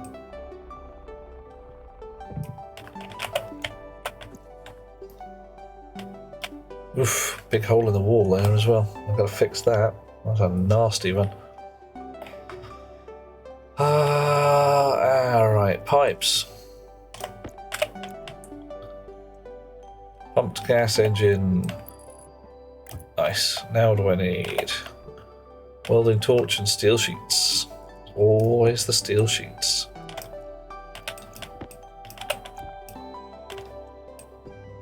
Okay. Engines wired up. Brilliant. If I don't use a sensor, it will increase pressure indefinitely. Ooh, dear. Finnan, well, if I don't use a sensor, are we talking about the inside of the liquid tank? Or are we talking about a different sensor somewhere else? In air? I don't quite know what you're talking about there, Finnan. If you don't use a sensor, you will only increase pressure indefinitely. Which... Give me some context, mate.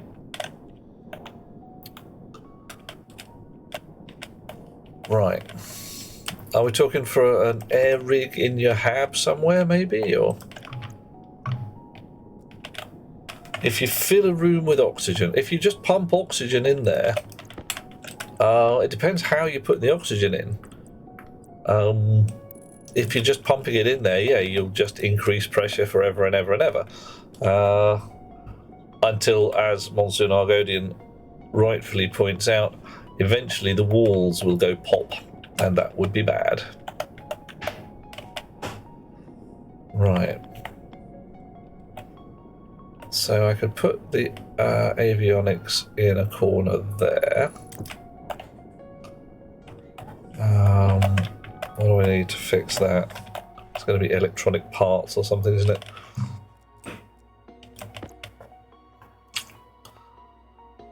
I require electronic parts, yes. Avionics. Rocket avionics. 2 electronic parts and 4 steel sheets. A downlink.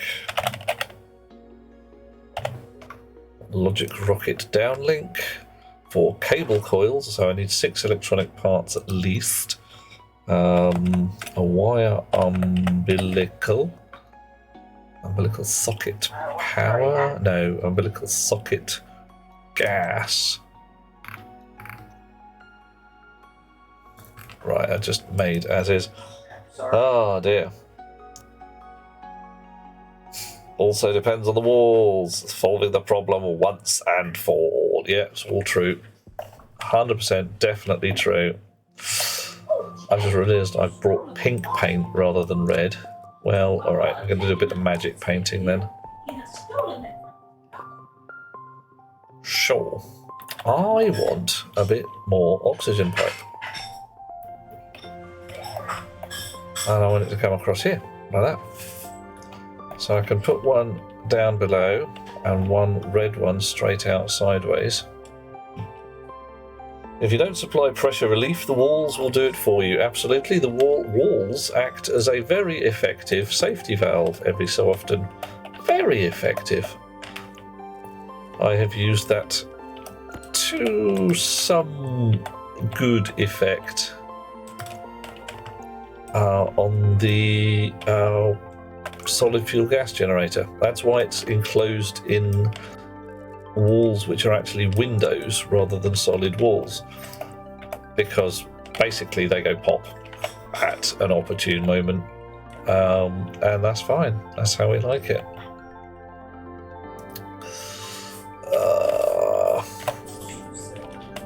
Right. Oof. So a minor rerouting of some of these pipes will give me an out on 2 levels.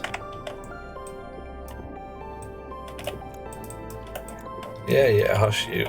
Stop complaining. While we're at it, we'll do that. A bit of magic painting. There. Alrighty. And I'll get the white ones through just to be safe. There we are. And the red ones can come across accordingly. Yay. Nice. Uh-oh.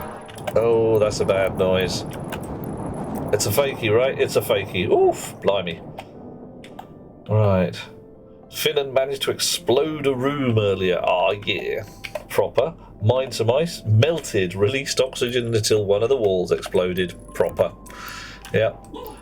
You can do things like have an active vent with an internal pressure, external pressure setting on it. You can build a whole rig to regulate your air pressure. That involves sensors and pumps and all that kind of jazz. Not tricky, but it does need a certain amount of work. Okay. Depends what you want to do with it, Finn. What was my plan with the evaporator condenser? John, that was mainly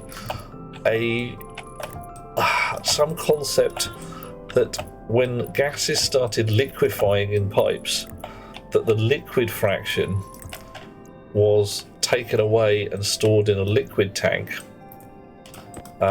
with the idea that I could possibly heat it up and evaporate it back into... Oh, I've gone too far. Into the actual gaseous setup when my gas setup started to run out of supply. Right. Oh, hush you with your filter low. Go away. Right, so I need more wire. Unseemly quantity of wire, as it turns out. Oh, Yep. Some things, learning is a thing. It does seem to happen a fair amount in this game. That's, something you've got to do. Right.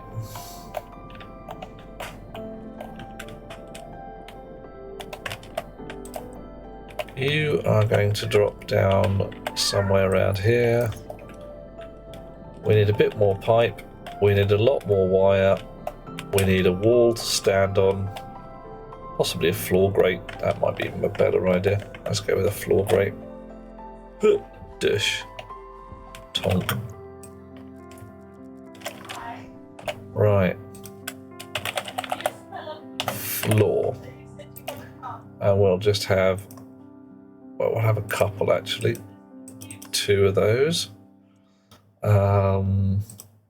Cue that. Is there anything I can think of else from here? Nothing immediately, so yeah, just do it. Here we need integrated circuit. Just one of those will do. Oh, stop it, reset it. Got everything confused. Cue that. Missed the button. Housing. One of those. And then cable. Just frickin' tons of the stuff. Cue that up. Got a gas mixer. Oh, some electronic parts, don't we? Electronic parts. Bog.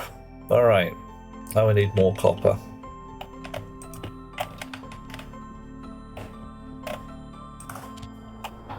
Off you go. Right. Trying to be clever with long-term liquid storage. More along the lines of trying to be clever with not blowing up the pipes. But, entire base is built of wall block panels, not blocks. Finnan, indeed. Give me a sec. I will give you a brief tour of the structure of the base.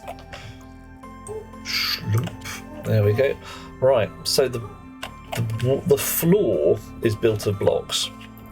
So the floor is all sealed blocks. And then on top of that, wall panels. So you see I've got a little skirt around the edge of sealed blocks. Because underground it is indeed also steel sealed blocks. I could have gone with walls, but I just felt more blocky than wally at that particular point. It means you can have windows, which are nice. It means you use a lot less material, also nice. Yeah, go to, mate. It's not copyright me or anything. Oh, one electronic part. I could have sworn I asked for more than one. Oh well. Just have to ask for a few more in a mo. What else do we need? A downlink? A down... Oh, hang on. What's it? A link? Data link. We want one of those. We want an umbilical, a gas umbilical for starters. Oh, I've confused it again. A rocket tanks now. Gas fuel tanks for rockets. Now we've got a capsule tank that stores 250, or a big fat tank that stores 1500. Alright, so I would need 6 little tanks to store as much as a big tank. And I know a big tank takes up about 4 times as much space. So we're not doing too bad, we can do that. Right, rocket data link. Umbilical. Gas. One of those. Nargodian is storing us some half-assed calculations for storing gas. You can store the most gas in a silo of ice. Quite true. Well, if you just ponder the general physics of it, you can store most of a stuff as a solid. So if you get it cold enough to become solid and then stick it in an insulated place, you're away. Okay. What else do I need? I need a... what's it? Circuit board thing. Circuit housing. You'll do.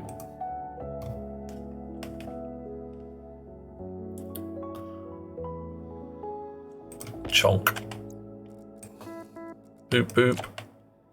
And you're making cable, and I've already run out of pocket space.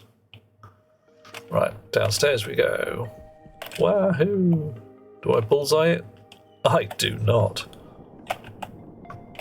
Whee! Yeah. Plummeting.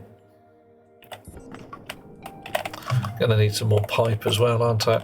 Oh well.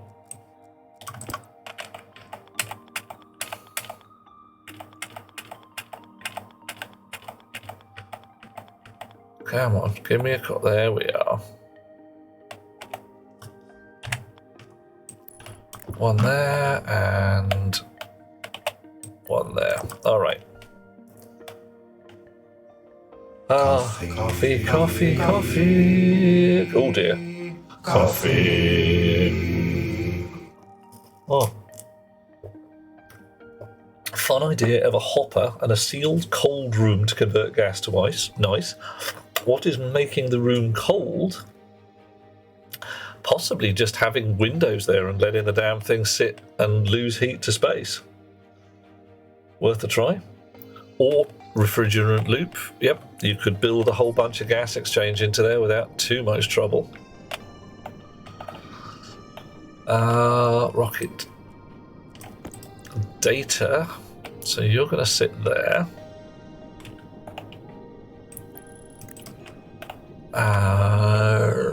You are a gas mixer, and you are going to sit somewhere around here.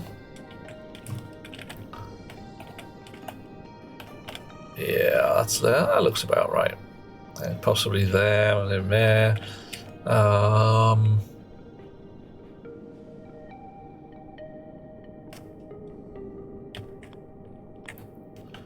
And that looks possibly nicer.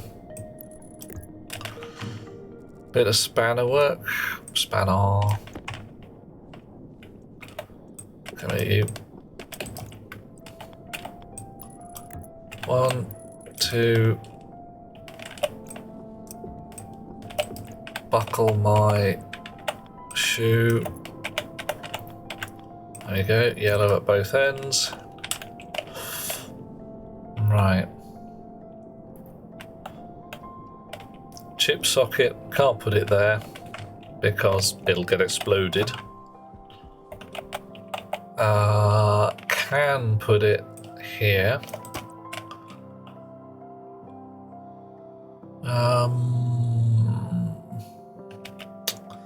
It's tempting to turn both of these sideways because then you can just run power down one side and have a whole bunch of the things. But for now, that'll do. And you can go and live in there. Do you fit?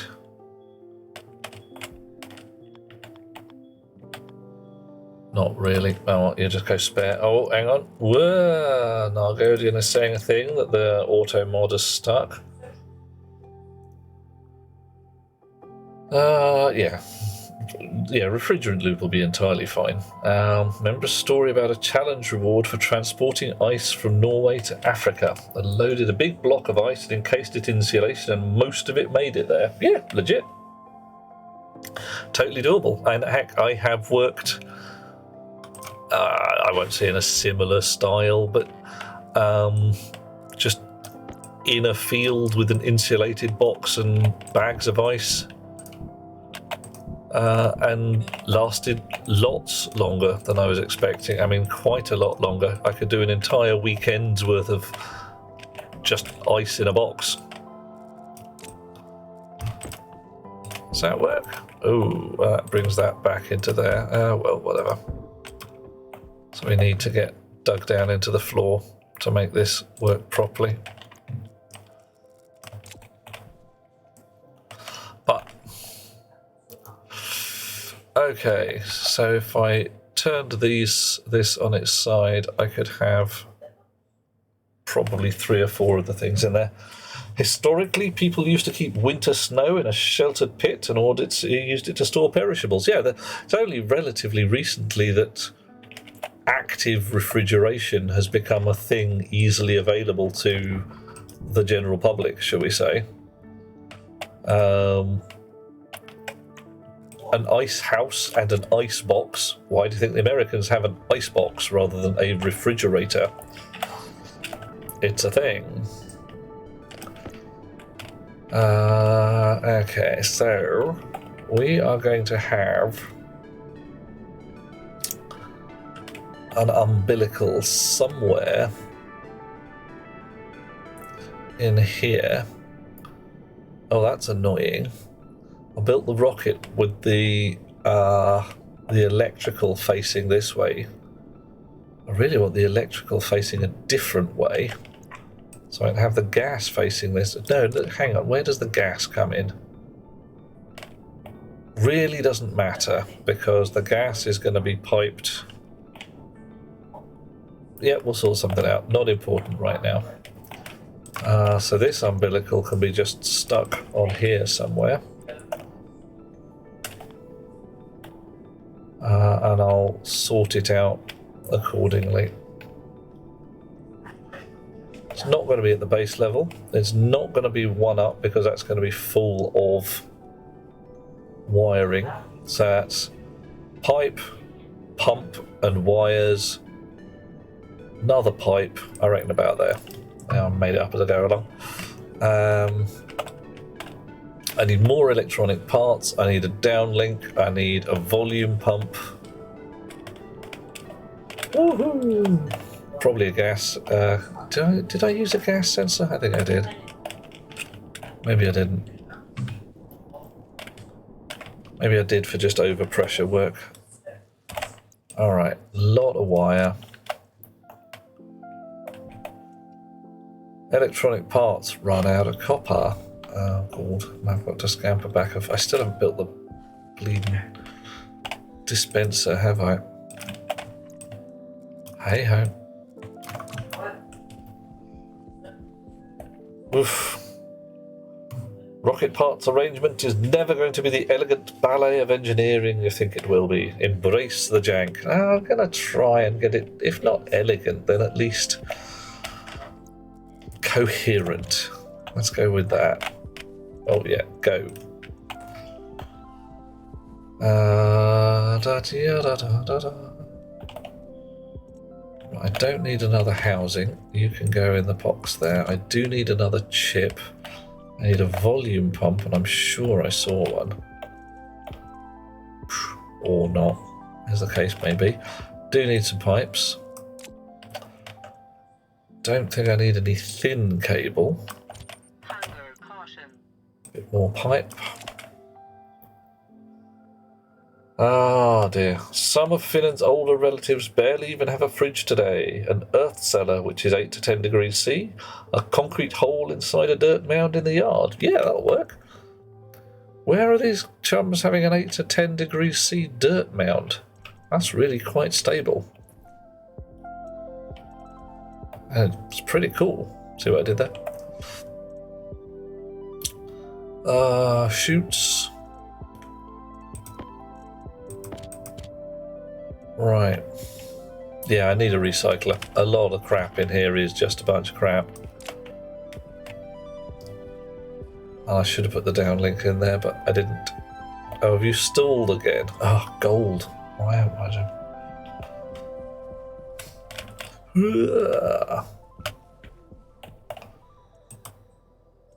There we are.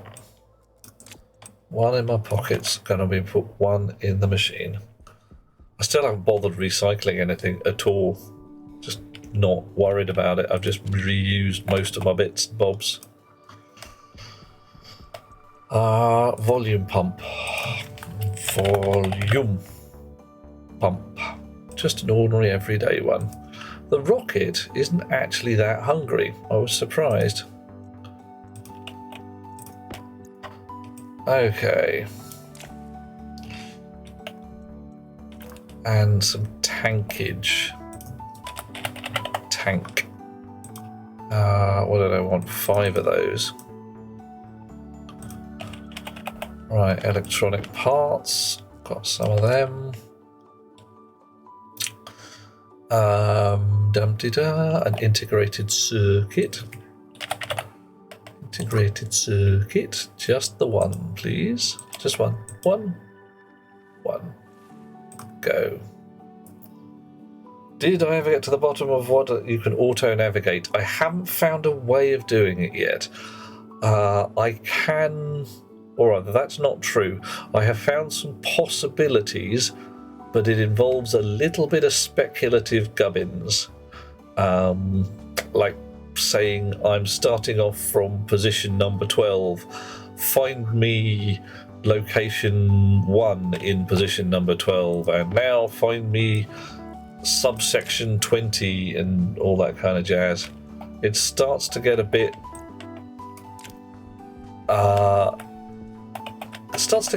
like I say, speculative. Maybe it'll work, maybe it just won't. Okay, right. So my shiny new rocket is not going to be outfitted with so much in the scanning area as the mining area. It's going to do a mine. Rocket downlink.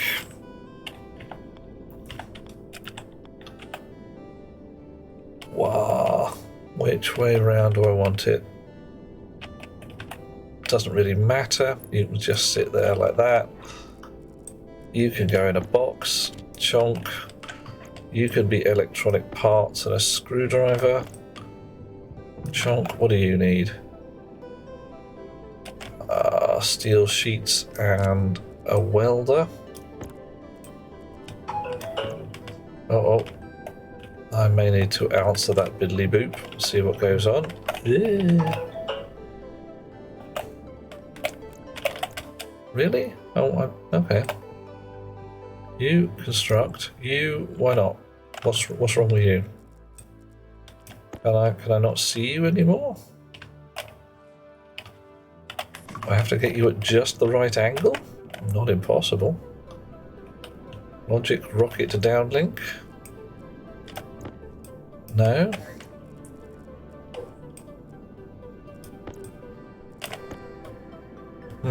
Alright. downlink.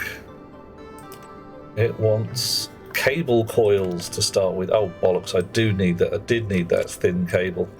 Damn it. Right. Whee! A button to automatically equip the needed tool for building would be terrific. Well, yeah, there is one in creative mode. There is an automatic tool to do that. Where's the fun in that? Right, can I check my biddly boops to make sure that there's nothing earth-shattering? There might be, you never know. Biddly boops. Okay.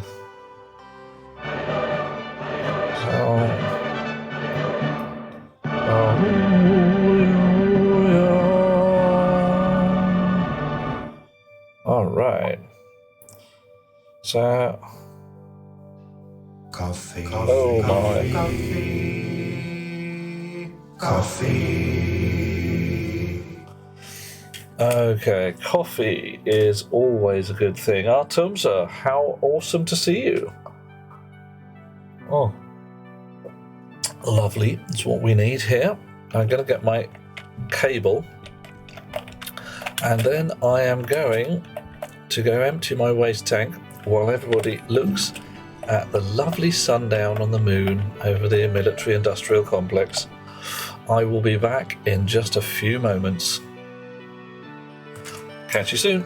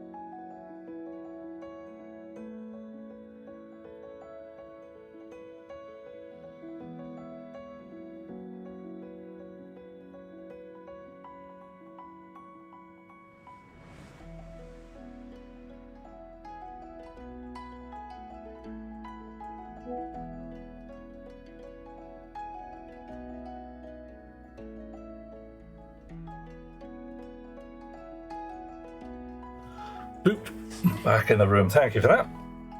Okay. Yeah, I left you the sight of the sunset, then I turned the blaster thing off, didn't I? Derp. Building a rocket. Thank you, Cascade. Right, I've got electronic parts, got cable coils, got some steel sheets, not hectons, got some pipe work, got some tankage. Oh, biddly boop, it keeps going diddly boop. So yeah, I've got to keep checking just in case it's something insane like your cousin Blar has been just caught in a thingy.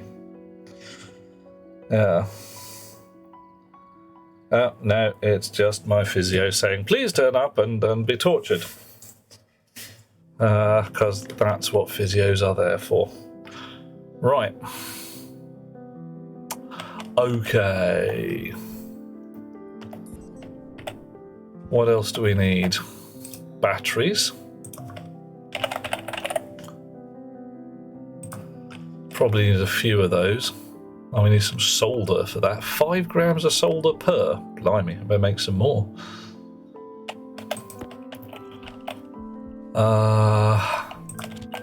And we're going to need miners as well. So let's start with 3 batteries. Oop, dear oh dear. 3 batteries, so I think I can rig that up.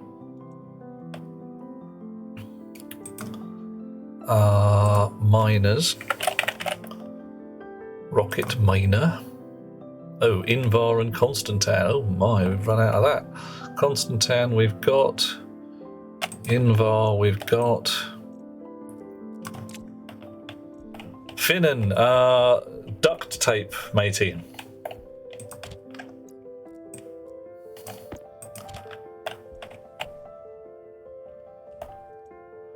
Three miners.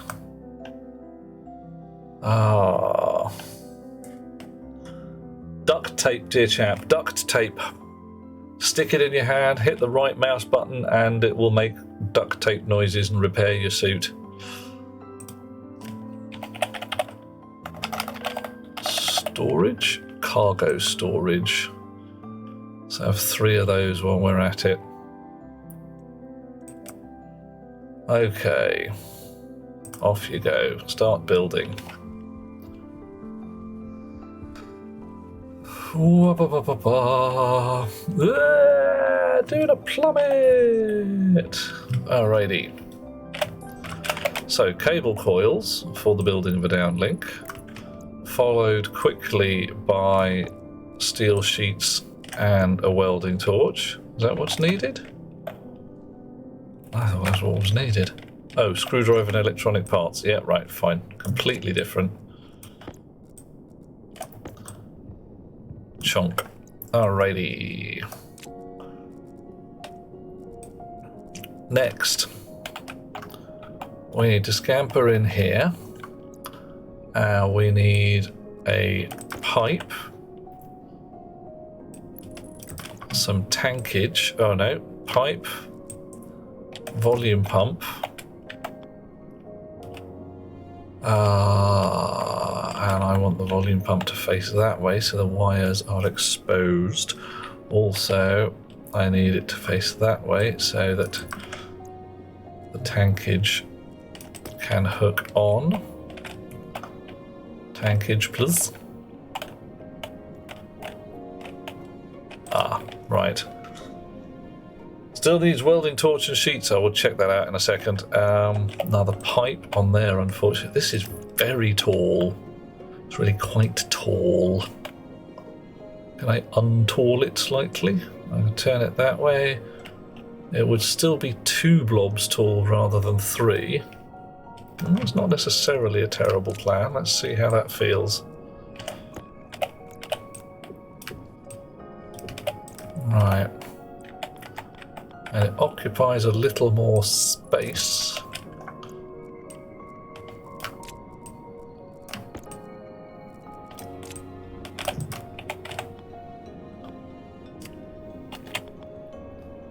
Chunk, chunk. Yeah, but of course now I can't actually connect to the back plate. No, that's not actually possible. Looked good for a nanosecond, wasn't.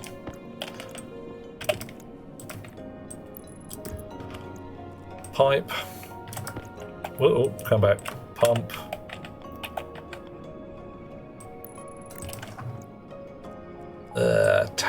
Pipe again.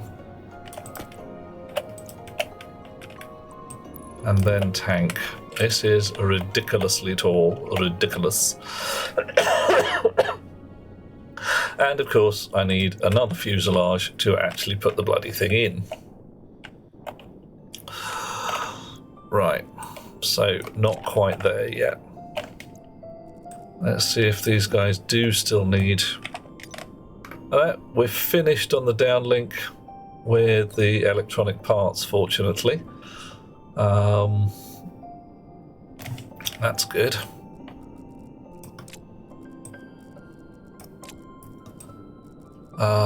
Okay. Right, so somewhere along here we're going to have an umbilical that comes out the front.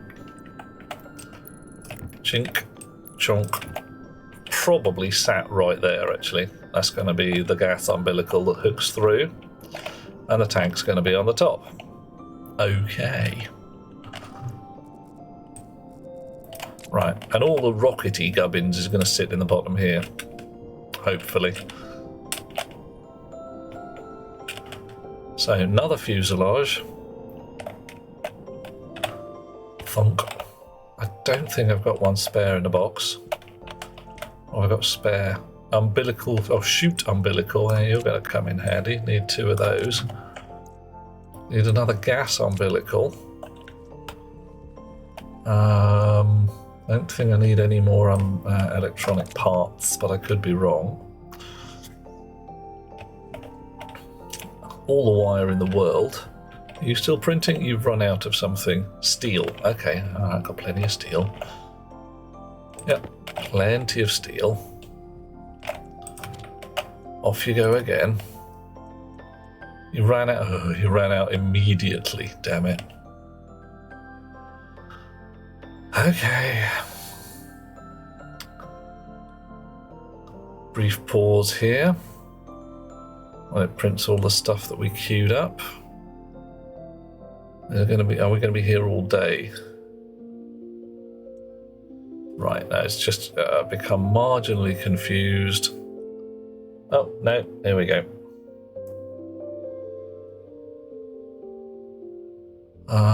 It's going to print those fine. It's going to not worry too much about that. It is going to take bloody ages, though. Bums.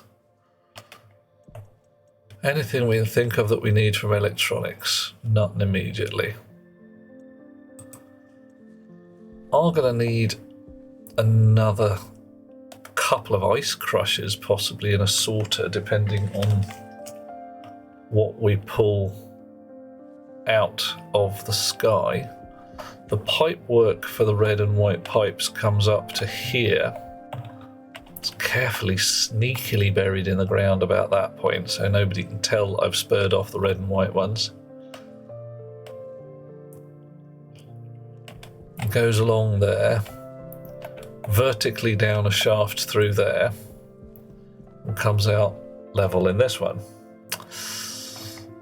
So I'm going to need an output line to come all the way back up there, through there, and attach to what this is the low pressure side of my waste gas, or if I can purify it downstairs, send straight back into the hydrogen and oxygen lines. If I'm going to do that.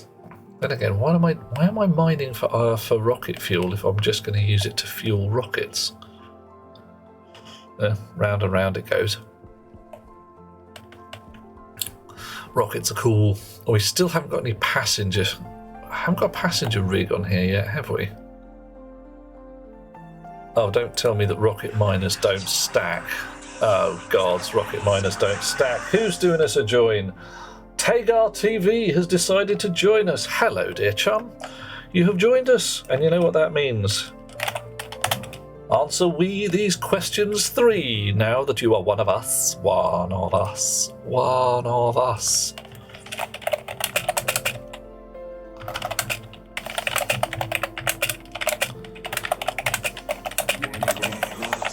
Uh-oh, someone else is doing us a join as well.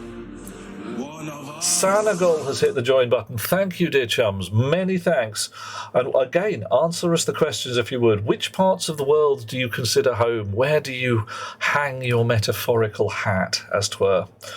And what are you going to feed us when we come to dinner? Because that's going to happen. We're going to turn up in this case, Poland, apparently. Going to turn up and have Polish food of some kind. Oh, yeah. And then, when you come to England, what are we going to feed you? What do you want to eat? What would be tasty, tasty stuff from your point of view? All right, we've nearly run out of pockets again.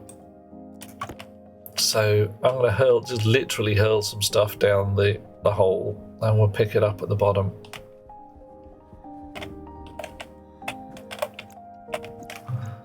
It's good stuff. Good thing that this stuff's robust, eh? Whee!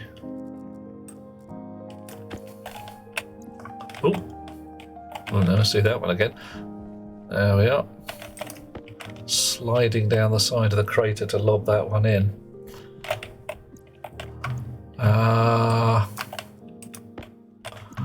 There we go, and there we go. Might as well throw those down there as well. We need another gas umbilical, which I don't think I printed, but you need to print all the things. Okay.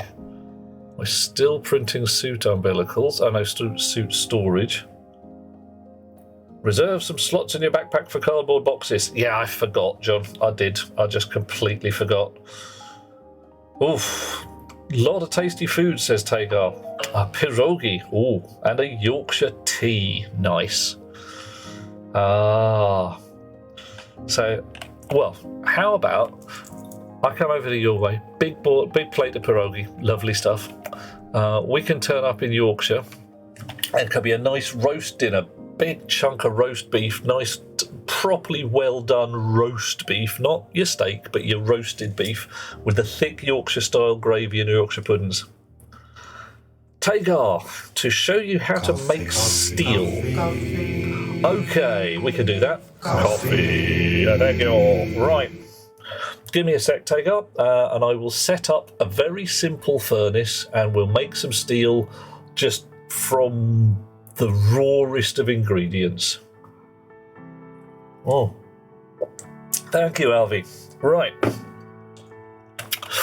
So, first thing you're going to need is a furnace, which you make on the auto lathe. Next thing you're going to need is a bit of open space just to set your furnace up. Right, now your furnace, it's nice and easy to work with if you set it up at the right angle. And if I get this correct, there we go, very nearly, tock. Right. Why is it easier to set up like this? Well, we'll see in a second exactly how it fits together. I think we need a spanner and some iron sheets. Do I still have any iron sheets left? I've got 2 iron sheets. Got any more? No, that won't matter. And I now need 2 more iron sheets and a welding torch. Let's go get some iron sheets.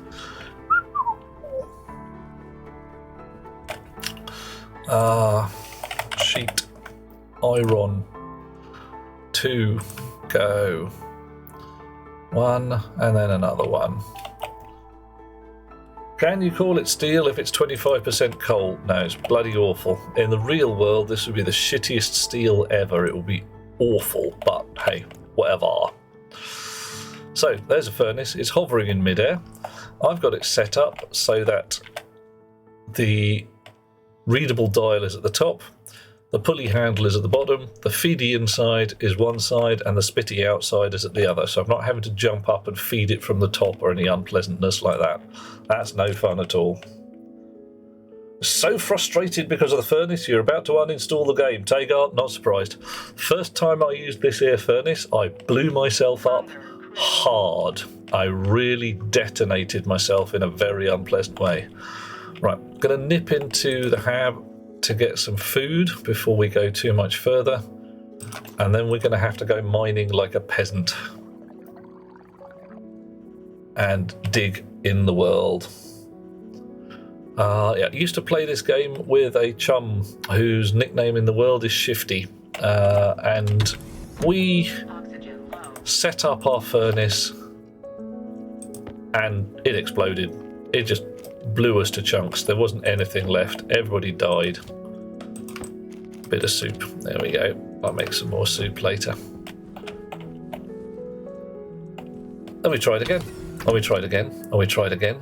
And it was not good. Warning. High CO2 levels detected. Yeah, hush you. Right. It's a bit night at the moment, so going out mining is a bit of a problem. Not a terrible problem. But we're going to need a certain amount of stuff. Now, I could just fetch it out of my silos, but that really wouldn't be a teachable moment, would it? We're going to do this from the raw ingredients. Let's make sure I've got my tracker with me. Yep, putting a full stack of oxygen and volatiles is not a good idea. Yeah, it's kind of what we did, because that's what we thought. We measured the numbers, we thought a certain amount of grams of stuff. That's what's going to be needed. Right, so first off, iron ore. That's iron. You're going to need a digger, you're going to need a mining belt, you're going to switch your digger on, and you dig a bunch of iron. So I've got 48 blobs of iron, 50 odd blobs of iron, lovely. I'm aiming for 150 blobs of iron. I'm not doing too well. I think I've mined out this particular tiny little deposit. Doesn't seem to be any more in the vicinity. That's a rotten shame. Copper, no use to me at this point. Bit more iron. More and more iron. So we've got 50, 42. We don't have 3 stacks of iron yet. Dig, dig, dig, dig, dig. 2.5 stacks.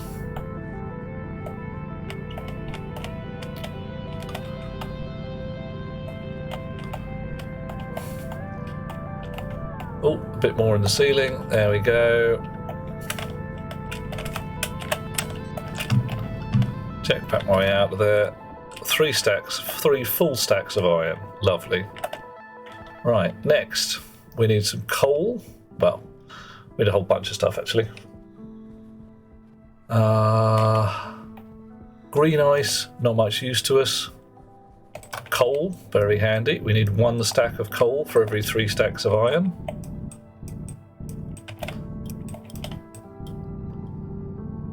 Don't have to do it in full stacks, it's just a lot easier to get your dosage right. Right, so we've got exactly 50 coal there, lovely. Now we need some blue ice and some pink ice. We don't actually need very much of that. Not very much at all, already got way too much blue. There's a smidge of pink over here. So we just go straight and dig for it. Wandering along.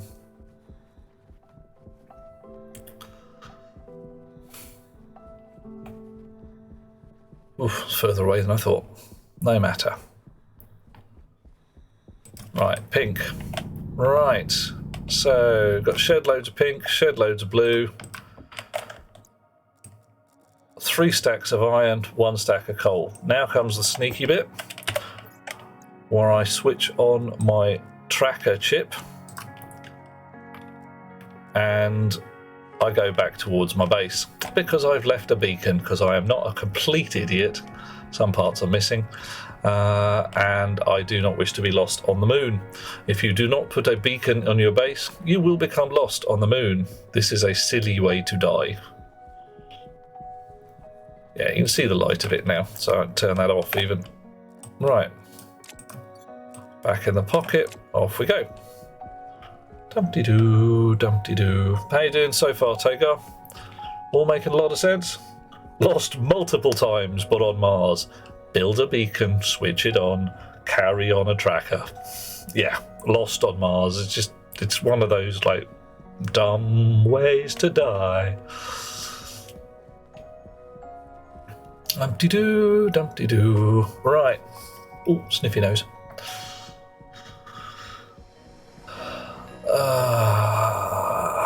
Alright, almost back. Now it's daylight at the moment. So if I put some ice in my hand, if I hold down the Alt button and click my ice stack, it'll say split 1 or split half. Stuff like that. So I'm going to put some ice in my hand and I'm holding it and it goes 3, 2, 1 and evaporates away because I'm stood in the sunlight. You see some little wafty bits of gas wandering around.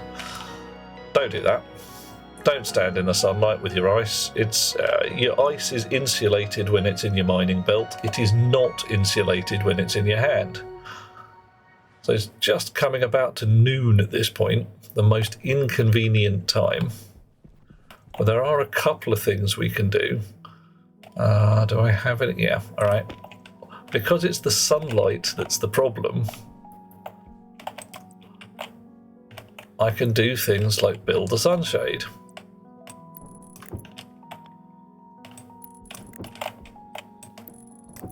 And stand underneath it.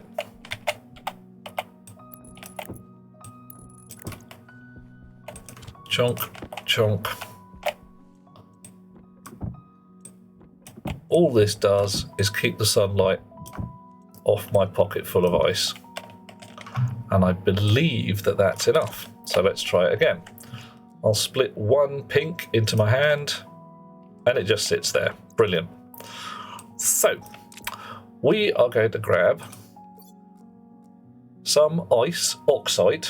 That's solid solid oxygen. Oh yeah, as Nargodian points out, we are on the moon, which is in vacuum. If you try this on Mars, it won't work so well because there is an atmosphere to warm you up. You need to be in vacuum for this sneaky trick to work. Oh, hang on, brief pause. Call Me Eve is doing us a raid. Eve, darling, lovely to have you with us. Let's see what's been going on. Oh, and there's another joiner as well. Who has joined us? Missed that.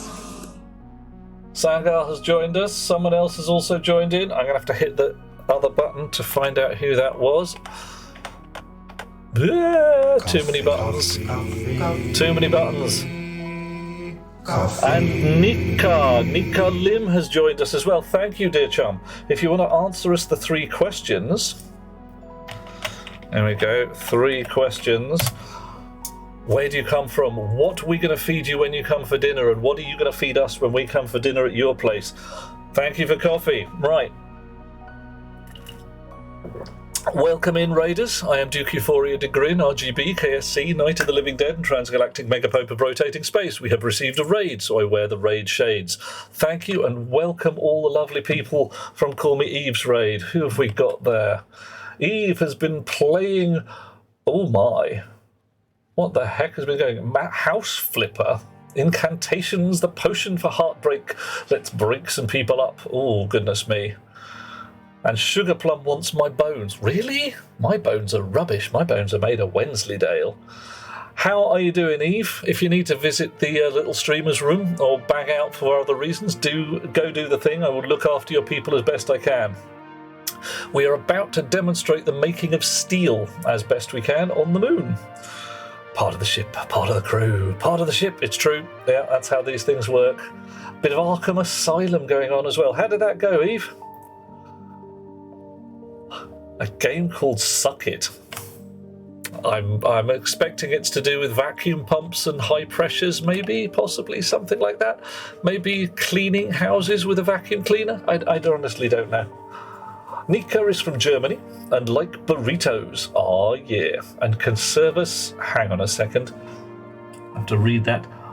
Multaschen, like German ravioli. Okay. Bit of Suck It, bit of House Flipper. Nice, fun times. Sounds like an interesting stream. Lovely to have you with us. Wow. Right. We are going to make some steel. A vampire breaking couples up. Oh, okay. That's Right, that's what suck it is all about, huh? Dear, oh dear. Dear, oh dear, oh dear. So, oxygen ice, hydrogen ice. It's not really hydrogen, it's close enough. Those of you who've done a bit of chemistry will recognise the formula H2O really easily. Most of you, the rest of you, will know it as well, because it's just a known thing. So H2, 2 blobs of hydrogen to 1 blob of oxygen. So if we start off with the oxide, and we have 1, 2, 3, 4, 5, 6, and pop it in there. I'm not sure that actually worked. I think I didn't get as many as I hoped. And then 1, 2, 3, 4, 5. It only worked with 5, all right? So we've got a bit of oxygen in there. Those sparks have added a bit of energy. We'll have some volatiles. 1, 2, 3, 4, 5. Oh, okay, it is actually evaporating anyway. We're putting 10 in there. I thought my sunshade was going to work. Oh, it is working. It's just the sun's come over the top. All right. Dihydrogen monoxide, indeed, or hydroxylic acid. If I spark it again, the hydrogen and the oxygen should mix and fire should occur. Puff. Right, we now look at that. Things are occurring. We now look at steel in the recipes. Ingot steel requires 900 Kelvin to 100 kilokelvin, so temperature anywhere from fairly warm to ridiculously hot, 1 megapascal to 100 megapascals pressure, whatever you like, 75% iron, 25% carbon, 3 iron, 1 carbon. So we feed it. We got 15 megapascals, brilliant, 2 kilokelvin, bit low, but we'll feed it, see what we get. It's doing a smelt. Hydrocarbons, if you look at the fiery bit in the middle, it'll tell you what it's got inside. So we get 50 grams of each. 100 grams iron, 50 grams hydrocarbons. 150 grams iron, 50 grams hydrocarbons. Crucially, the button here is green and it says will produce a 200 gram ingot of steel. Pressure's good, temperature's good, pull the handle, done. There's your steel. We can even do a slightly smaller, oh, I've run out of coal, oh well. Is that pulling in reagents faster than an auto furnace? I don't think it is. Okay, Tagar, what did you do? Did you put in literally 5 blobs of blue and 10 blobs of pink? Because right now, I've done that, and if I do it again, that'll go up into the red, and if I do it again, it'll get worse and worse and worse, because there's no way to exhaust the stuff that's in here already. You didn't put in 5 stacks of blue, did you, at 50 per? You put in 5 individual blobs. If you're on Mars, it shouldn't make a difference. You might have had a whole bunch of ice lying around and it caught on fire. What else do we need to do right now? We need to vent that. Did I leave any pipe behind? Only liquid pipe, no gas pipe. 1 of each. Ooh. It exploded at 1 of each. That's 1 stack of each, I can see, but 1 item of each should have been just fine. Let's get a little bit of pipe. Let's make 5. Oh, hang on, it's confused, so we'll turn it off and on again. 5 bits of pipe. 12 pink and blue 6. Yep, that's pretty much exactly what I would have done with it. Yeah, that should have kept it proper toasty warm for long enough for you to make 2 or 3 goes of steel. Right, and a passive vent. I think we've got a stack of passive vents in here somewhere. Yep, there we go. Right. Somewhere around here will do nicely. And one of these is output. So there, there, there. Right, and the last thing we need, a valve. Not a condensation valve or an expansion valve, but an ordinary everyday valve. Right, because inside this furnace, 19 megapascals of pressure. We don't want that. There you go. Roaring of gas. 850 degrees C out in the vacuum. And we just slowly vent the furnace out into nowhere. Okay. Was the furnace vented? That's the other thing I was thinking of, John. If you've done this once or twice, and that needle's already up in the green, and then you add some more, it will go bang. It will go bang in a most entertaining way. Right, well, while that's venting, it can sit there and gently empty itself out. So it'll take a little while, because the gas moves through the pipes fairly slowly. We've got 200 grams of spare steel. That can go sit in a box, and we'll carry on with our rockety goodness. Right. What have I got here? I got 5 rocket cargo storage. I didn't want 5. I only wanted 3. Oh well, I've got 2 spares. Alright, swap those back again because I'm going to have to get a fresh pair of raid shades with my new prescription in it. Otherwise I am king blind. Lovely people who've come in with the raid. We are playing a game called Stationeers. It's a lovely game if you like that kind of thing.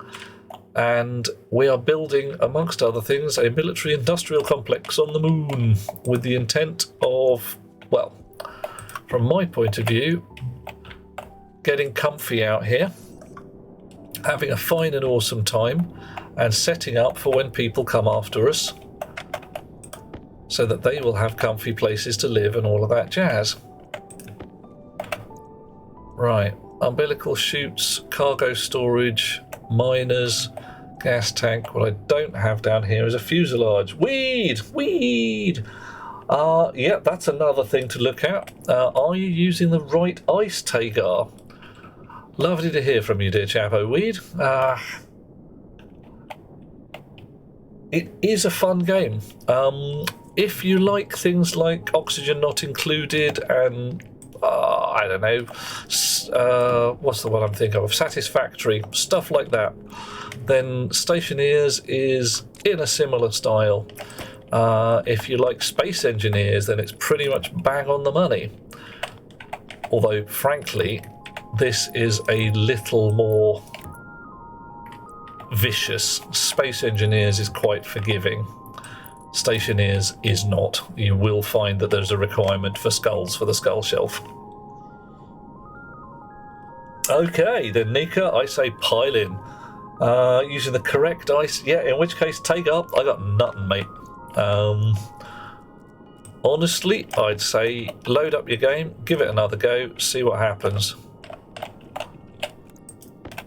Right, I need another fuselage from my rocket printer. Whee! Okay, or I tell you, yeah, let's get a fuselage printing.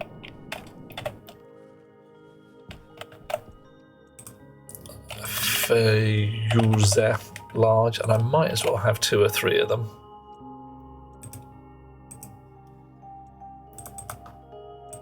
Not 5. 3, 2, 3. More steel. Hey, guess what? We just made a big box of steel. Where do we put it? There. In the printer. Do the printing. And whilst Space Engineers, we can't even call a survival game. Too easy. Oh, mate. Yeah, I suppose. So let's do a grand tour so Nika and the others can see what we can see. Right. So, this here is the moon. We can tell it's the moon because that's the Earth. Stars gently rotating up above, and that's probably Mars. Probably.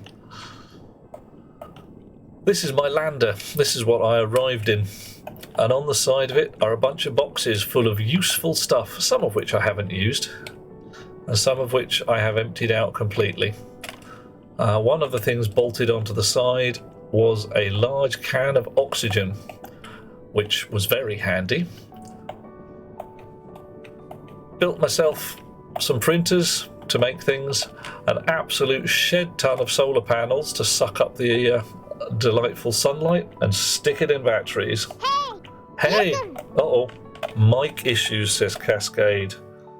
What's going on with the mic issues, matey? Is anybody else hearing bad noises? Oh, we've probably seen the big explosion coming from Mars. Tagar, was that you? Okay, Nick is hearing me okay. Tagar, ditto. Sounding tinny. Ooh, no. Alright. Give me just a brief moment to tweak a little button. I shouldn't be sounding tinny if I tick this box here. Are you ready? Should be rather more bassy when I turn that on. Did that make any difference to you? Might just be Cascade, it's possible. Yeah, sorry mate, I got nothing at this point. If everyone else is hearing me 5x5, then that should be alright. So, power storage, solid. Okay, Nargodian has turned on chipmunk mode. Now, guess what we do when we have chipmunk mode?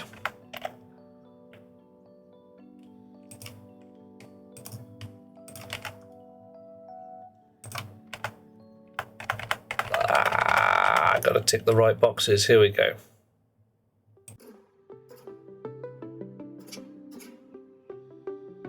So for 3 of your Earth minutes, Captain Chipmunk is with you. Captain Chipmunk is angry. Captain Chipmunk is the kind of fellow who will break into your house, steal your biscuit barrel, and nibble your biscuits. Not only will he nibble them, he will take the square ones and nibble the corners off so that they become round. He will take the round ones and nibble them square. There is no escape from Captain Chipmunk. Captain Chipmunk will bite your internal organs. Do you take the chipmunk seriously? You better had. You will not escape. Captain Chipmunk will arrive and there will be no survivors. Right now, we are on the moon. It doesn't matter. Captain Chipmunk will fly through space to ruin your day and steal your biscuits. Do you have biscuits? Better get some, because without them, it's your internal organs that get nibbled on. Can't find a jack in to where to power the furnace. Finnan, don't need it. Standard furnace, no requirement for power. That there is just a pure data jack for pulling data out of it. You don't even need to connect up the pipes. It'll just work. Something on Cascade's end. Oh no, not quite figured it out. Popped into another stream with the same issue. Could just be Twitch being twitchy. It's a thing that happens. Dismantle the furnace. Crowbar to deconstruct.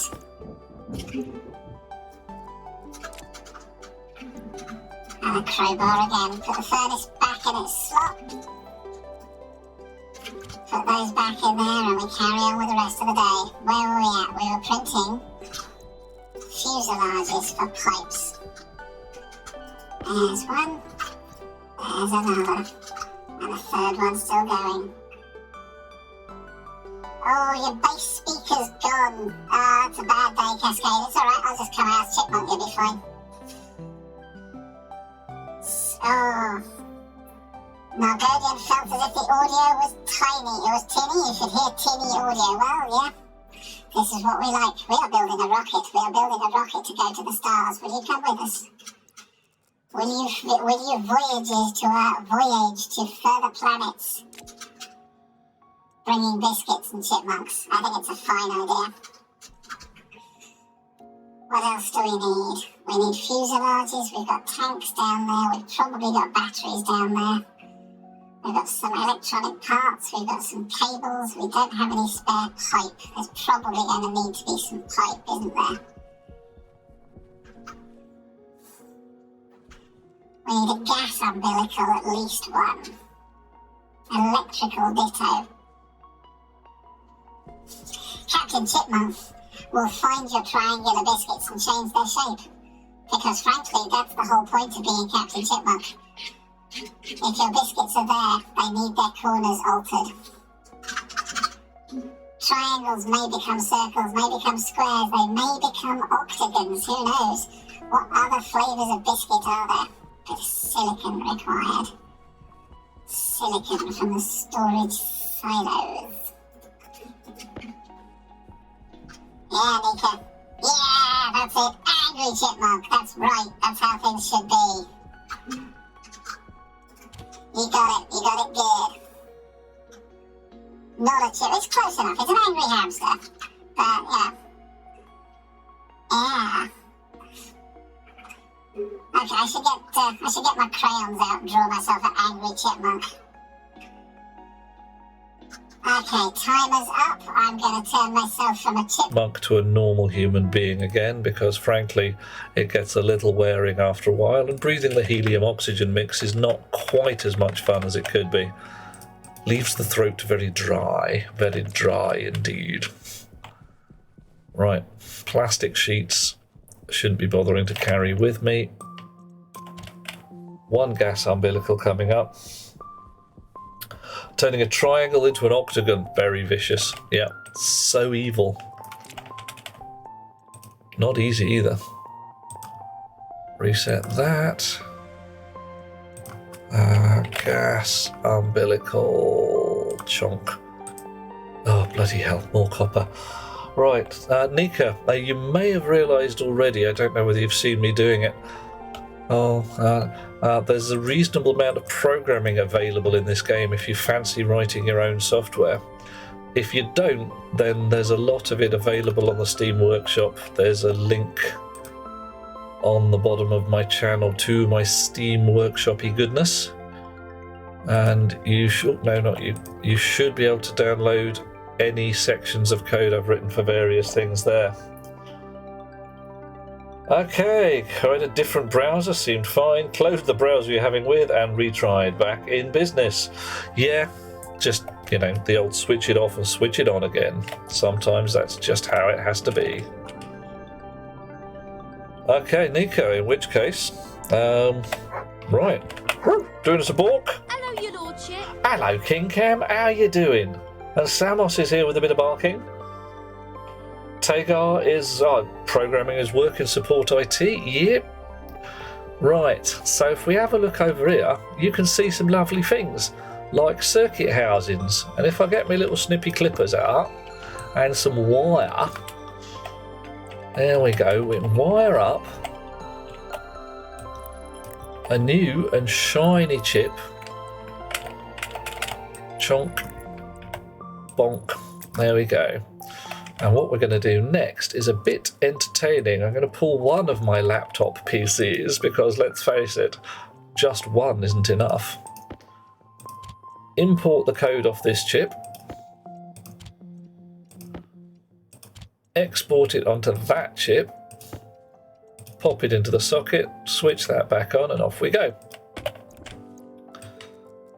Actually, while we're here, because I spoke of programming, let's actually have a look at the code, because why the hell not? There we go. Chunk. Yeah. Fuel tank, fuel mixer, gas umbilical, wire umbilical, and umbilical switch.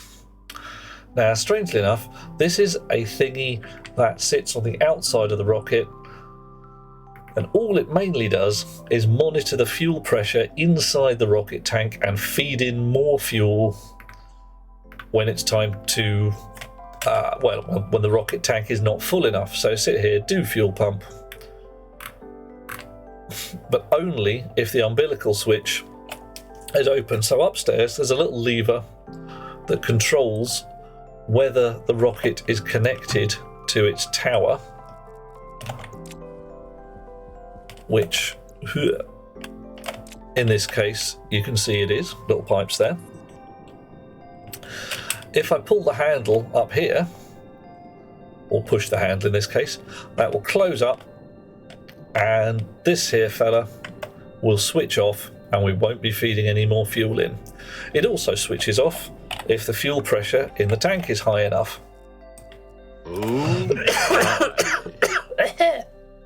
So we're currently at 25.1 megapascals in the fuel tank.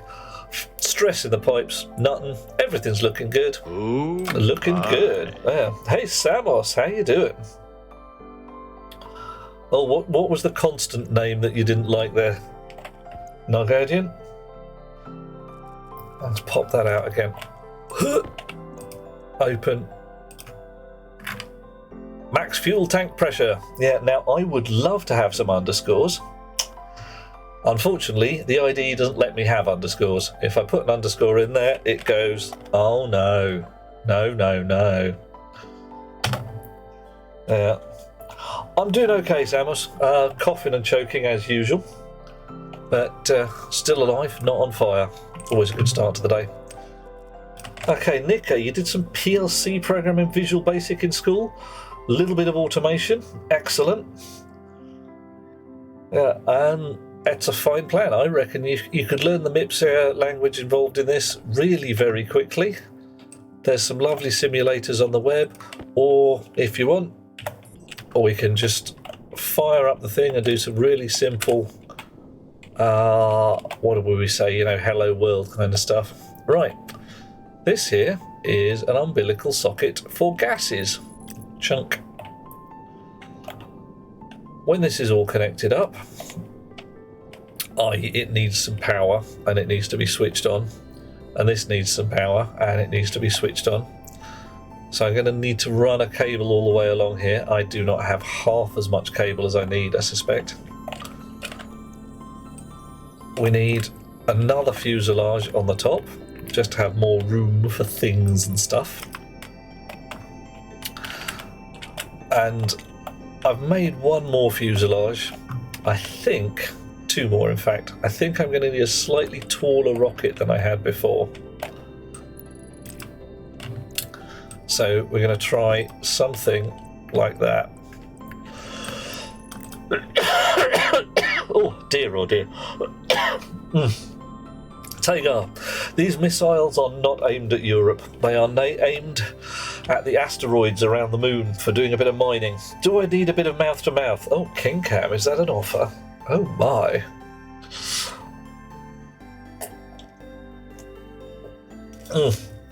And you want to play Minecraft on my laptop? Now that would be a fun thing.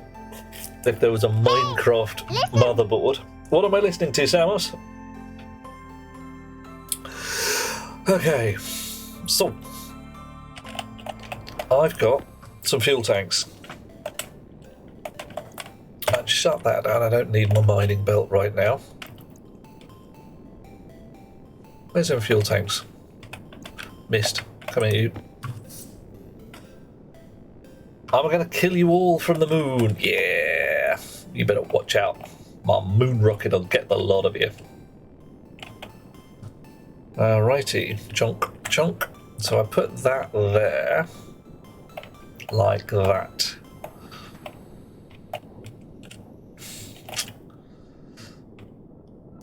So,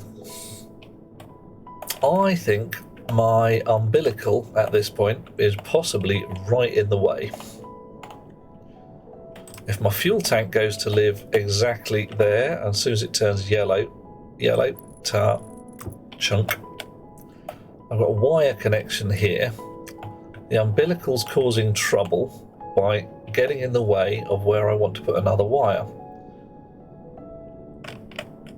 Or I can put more electronics in there. See how it goes.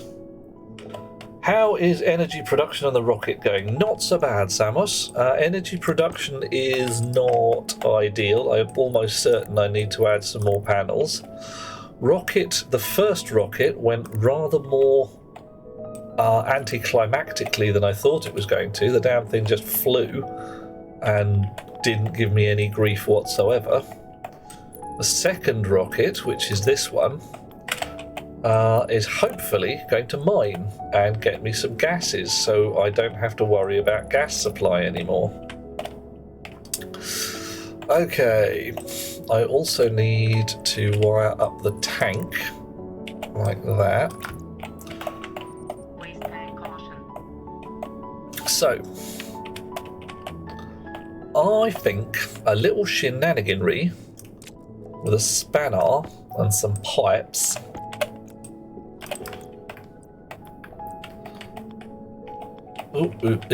tip-top there, and words to that effect. You can go there. You can go there.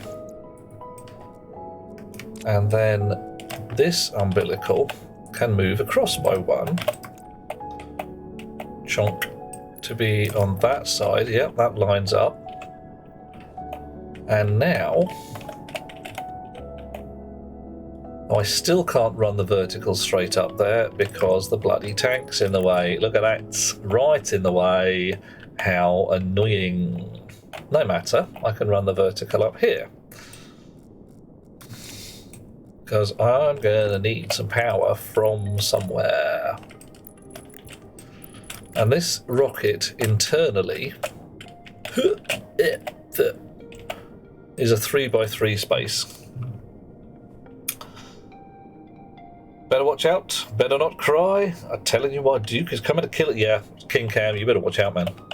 I know where you live, or well, I don't actually know where you live, but I could probably find out if I really wanted to know where you... No, it's got bad on me. I don't want to know where you live.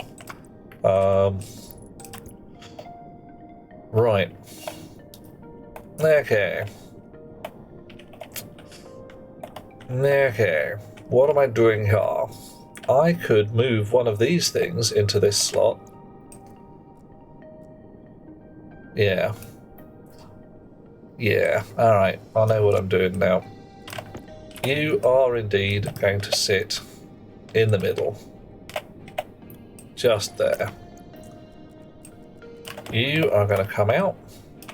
And you are going to just tee straight off into that.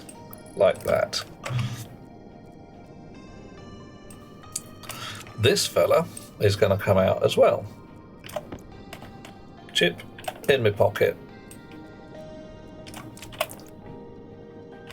Socket in my pocket. I believe with a little shenaniganry, not too much even. Go on, in there.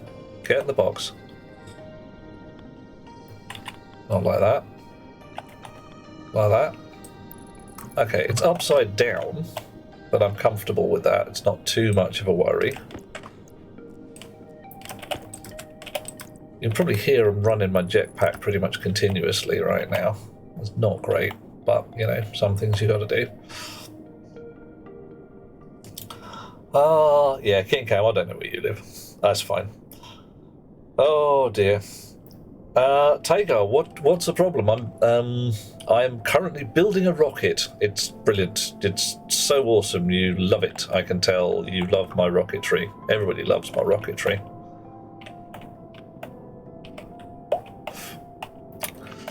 What's going on in here is me trying to cram as much crap. Aha, the inside's not comprende. Okay, what we've got at the bottom. It's a rocket engine. Spaloosh! Roar! Pumped gas engine. Pipe for pumping fuel. Pump for pumping fuel. Let's even give him a name. Let's give you a name. Let us call you Mining Rocket Fuel Pump. Let's give you a name. Ugh.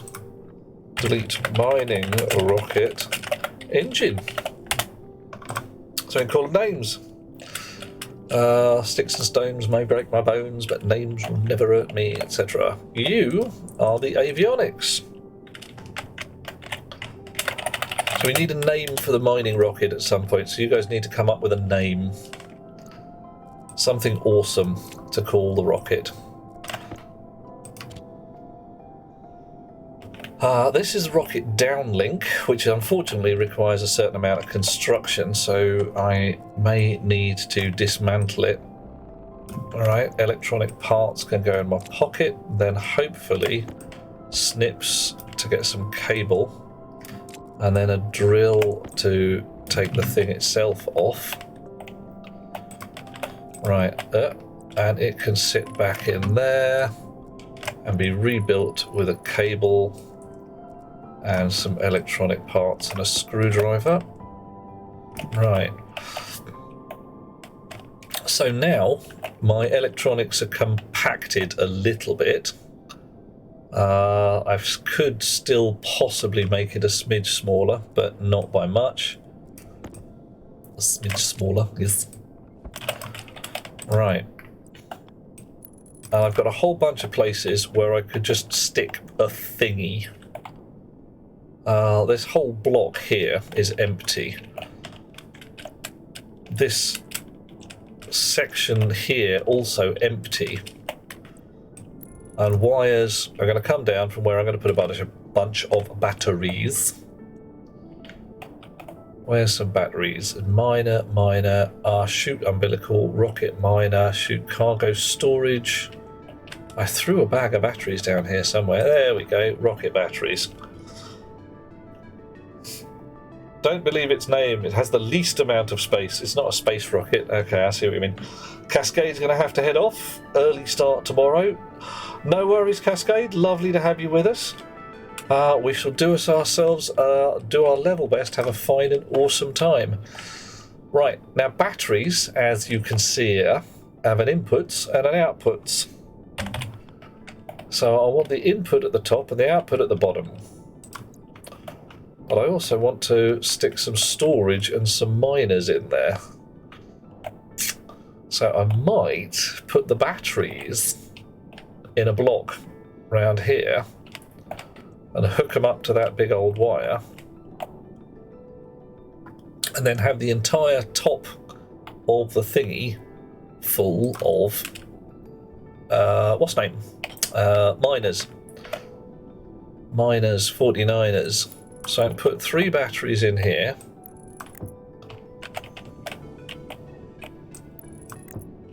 I've even got room for a couple more. Because I can hook their tails, if I can get at them, through in there.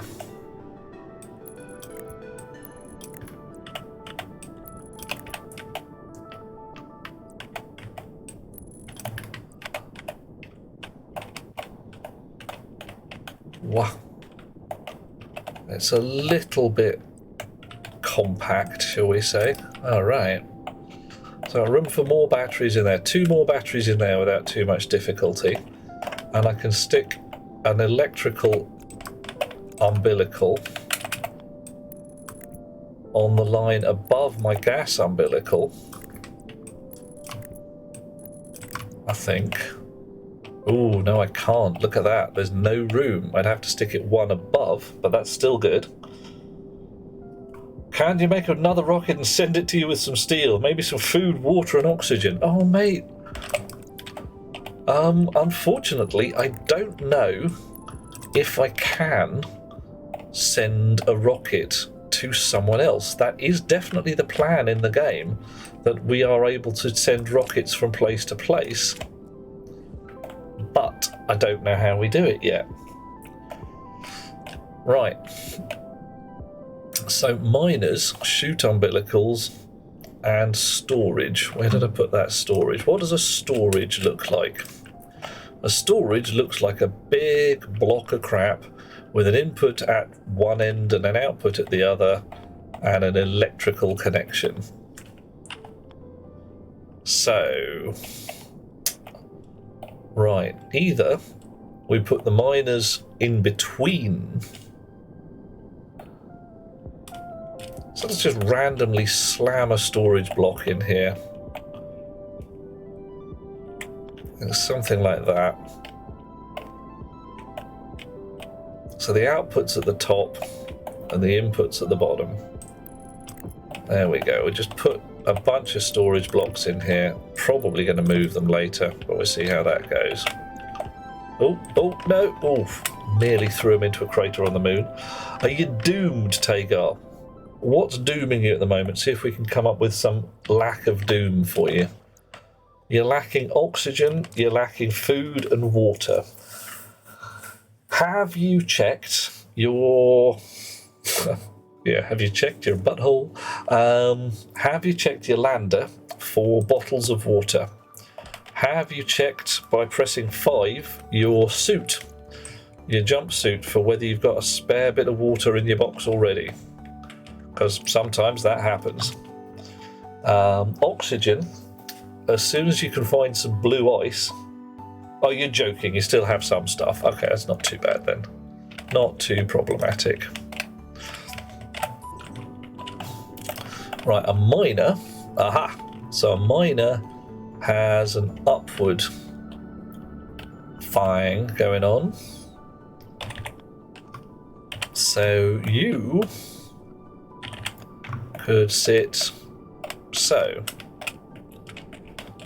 Right.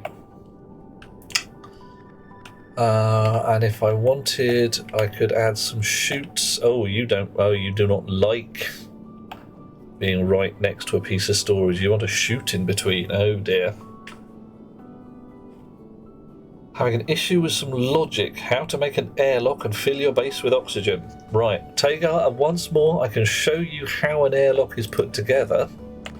Shouldn't be too troublesome. Right, yeah, Tagar, I can show you an airlock if you like. Wouldn't be too bad. Give me a sec. Because I think I've got an idea here. I got to put some chutes in between the miners and the storage block, but that's not too problematic. So I'll go manufacture some chutes. I'll take out the storage blocks and then I'll go show you how an airlock fits together if you haven't seen it already.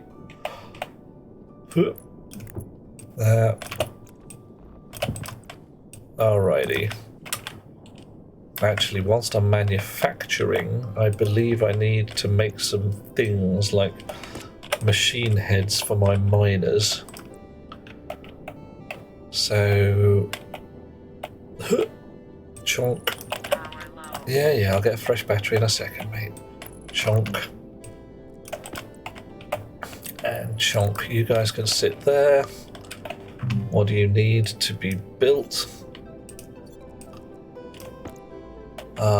Electrical parts to continue construction. Oh, I've just got those in my pocket. I might as well just do it right now.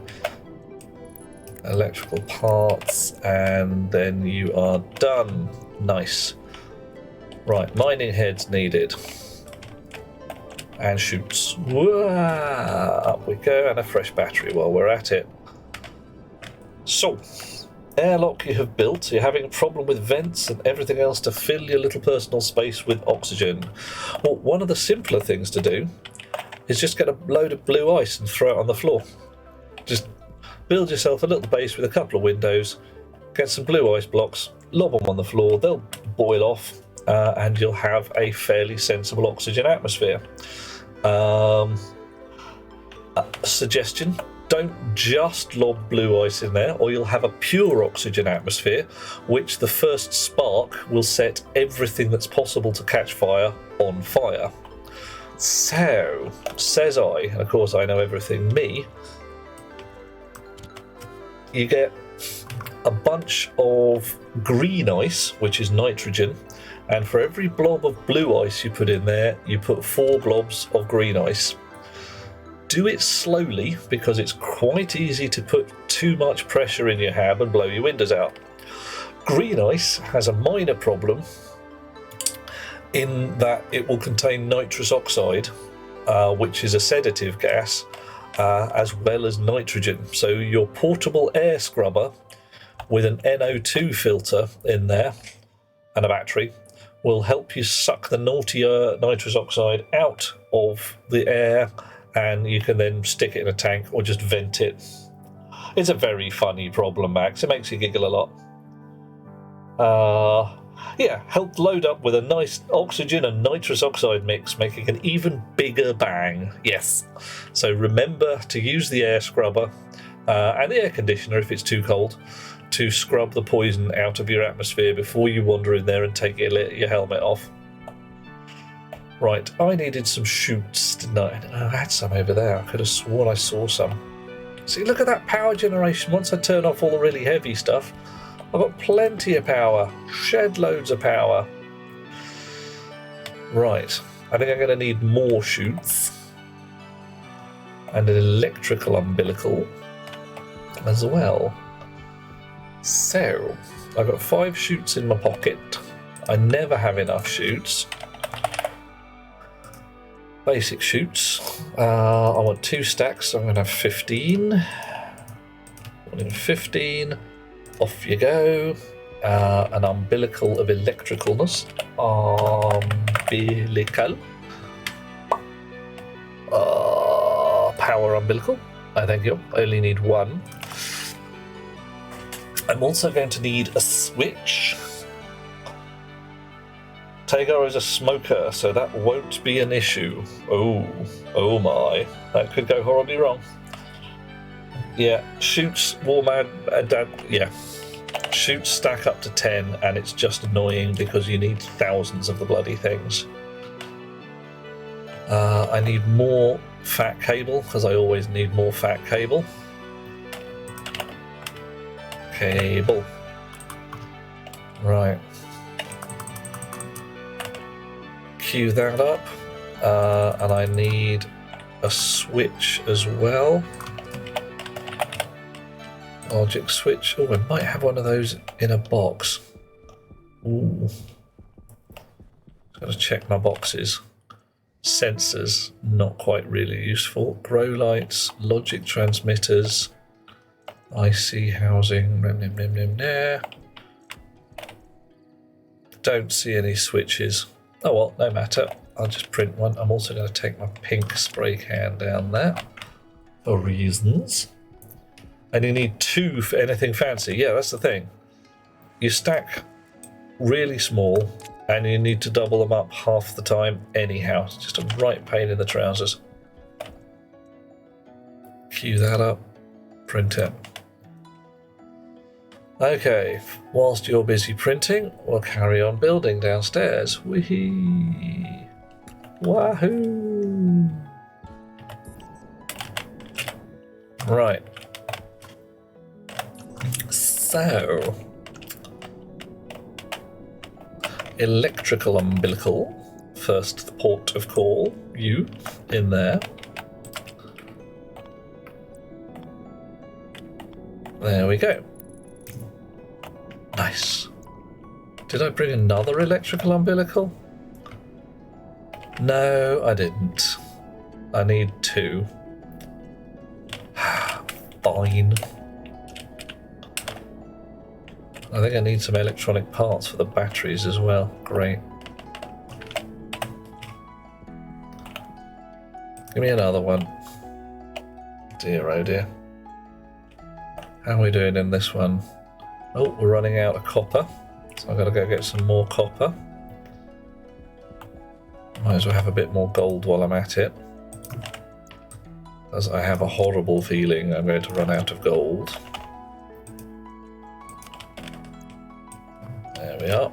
Always run out of gold. And I've turned my main miners off, but I'm using so much stuff that I'm going to turn them back on again. There they go. Okay. Nick is going to bed. Already closed your eyes for a second too long. Sweet dreams, dear chum, and lovely to have you with us. Thank you for doing us a join. It's always wonderful to have new friends.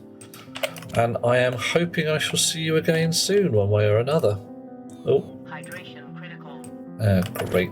Already need... Oh, I'm going to this airlock because I always stock my airlock with bottles of water. Because I'm that kind of guy. Stop. Hope to see you so chill. Oh, mate, you should see me playing Dwarf Romantic. At that point, I am chill enough you could keep a side of beef in me for a month. Are there any solars for rockets, says Max. Have to run the anxiety of batteries slowly flattening. Guess what? It's the batteries. Okay, talking of batteries. Battery. Rocket battery needs to be made from 10 cable coils, blast, and 4 electronic parts. Great. Well, I've got enough cable coils. I don't have enough electronic parts. Bottoms.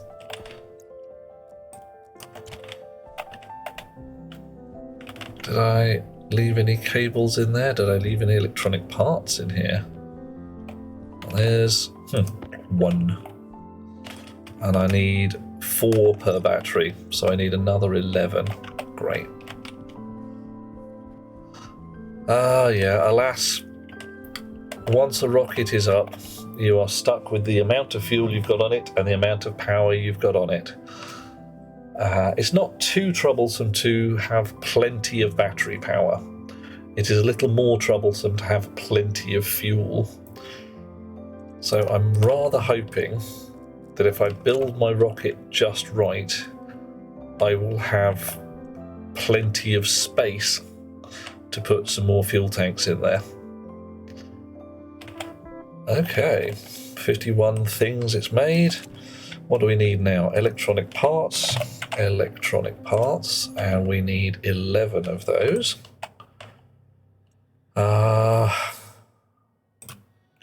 And cable coils we will do.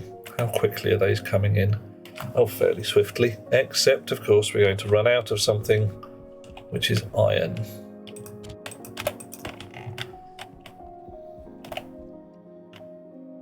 Yeah. Keep going. La-da-da-da-da. Very relaxed. So how are people doing today? Is all well? Everybody building their moon bases and that, and having a fine time? Anybody needing information about how to do stuff and things? 3. 2 more to go. What else did we need? I've got an electrical umbilical. I've got shed loads of cable. I've got a pink spray can. Alright. We're heading off down the chute again. Woohoo! Whee! What colour should we paint this rocket? So we painted the other one in the colours of a Duracell battery because it was going to go on for a long time. Kevek would like information on how to get out of work for the rest of the week so you can build a moon base.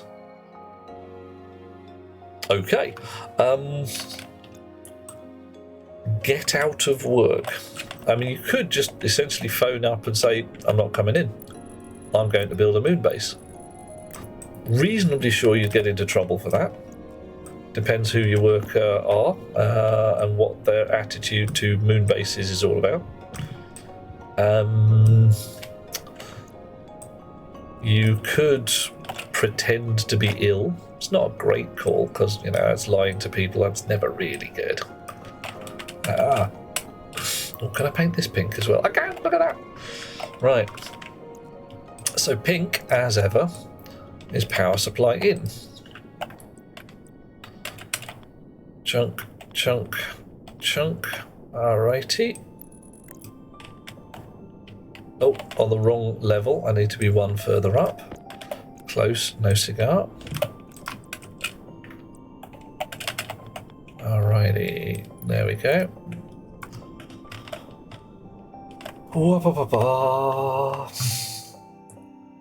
Tagar's having a good time when you identified yourself as a big ball of fire multiple times.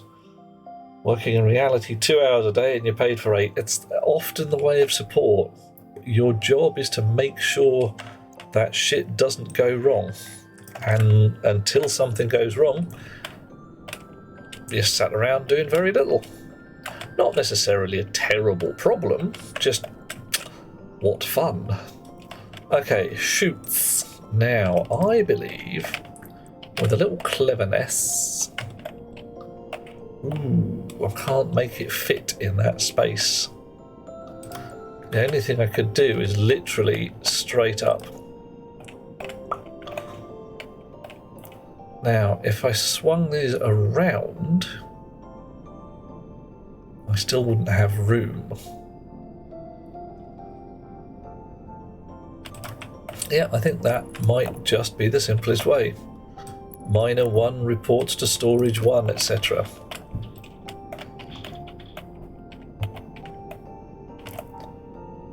So these ones, I need a single output.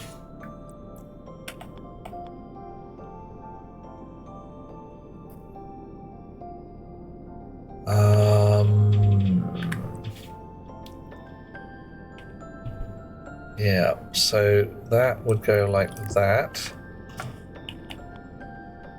That would go like that. That would go like that. And then we're going to have an umbilical out. Not cargo storage, umbilical cargo chute. Right on the top of the rocket. Come on, there we go. So you are there. And I need another tower. Oh, hang on. That ain't right. That's definitely not right. That's 180 degrees on, that is. Can't get it in the middle nicely. It'd be nice if it was in the middle, wouldn't it? Oof. Carevex in cybersecurity. Ooh, my. The largest telecom company in your nation. Nice. A meeting at 3:30 today. A heap of work done in preparation for the meeting. Oh, how annoying. How terribly, terribly annoying. Wah. Chunk. Land. There we go. What happened to pipe-to-pipe heat exchangers? Which ones, Skurus? The ones... Coffee. I thank you, Spirit. Oh.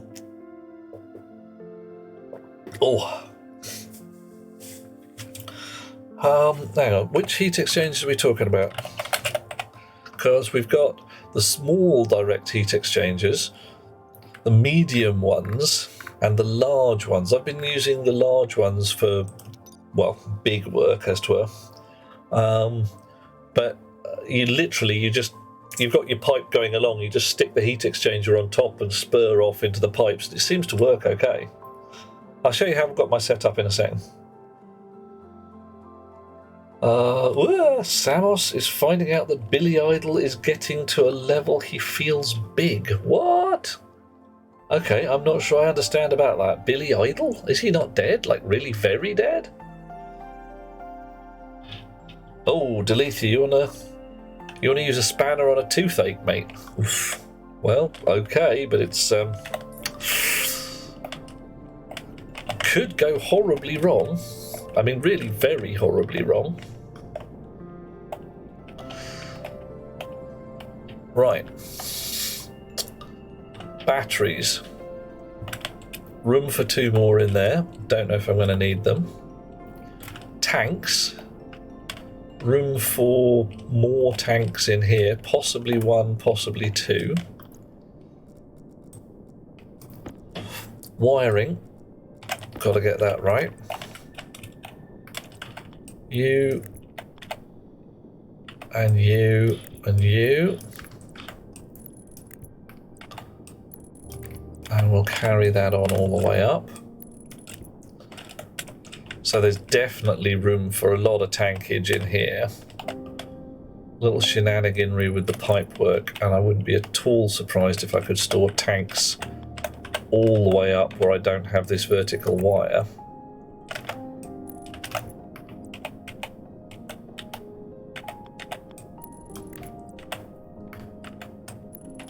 All right. Okay.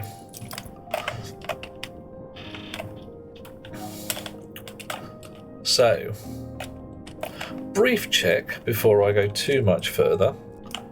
Have I successfully put rocket storage in the right way up? Yes. Eating from the bottom, spitting out from the top. Nice. There we are. Okay, so notionally, rocket now pretty much ready to go.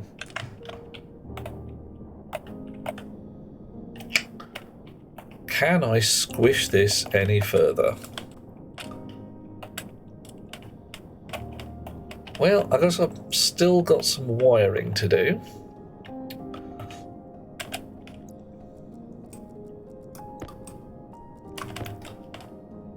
Oof. Arc welder would be more effective. I'm not sure. I'd be going with the nitrous oxide gas for a starter. Depends what kind of toothache you've got, because, yeah. And I'm thinking, you know, the pliers are, the spanner's definitely your business. The wire snippers might do. Uh-oh. Uh-oh, I need a drinky. I don't need a real drinky because it's a fake, but whatever. Gravity's boring. Yeah, gravity's dull. Gravity sucks. We've established this. This is why we have jetpacks. Oh, hello.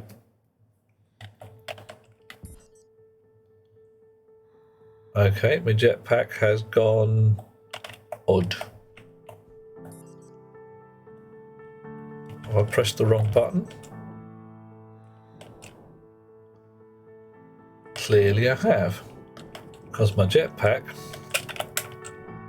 is now not continuous. Okay, fine. Okay. Settings, controls. What button have I pressed?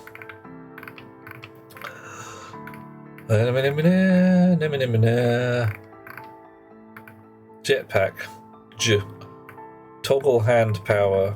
Jetpack thrust increased. Traverse stabilizer. Alright, stabilizer. That must have been it. Stabilizer on. Yeah, there we go. Fly me to the moon and let me live among the stars. Let me see what life is like on Jupiter and Mars.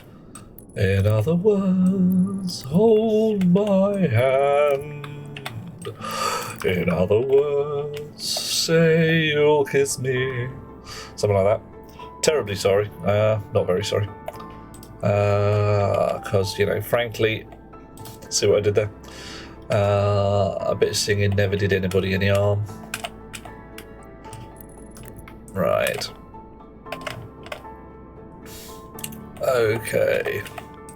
Cable. Cable. Come on. We're getting towards the point where we can actually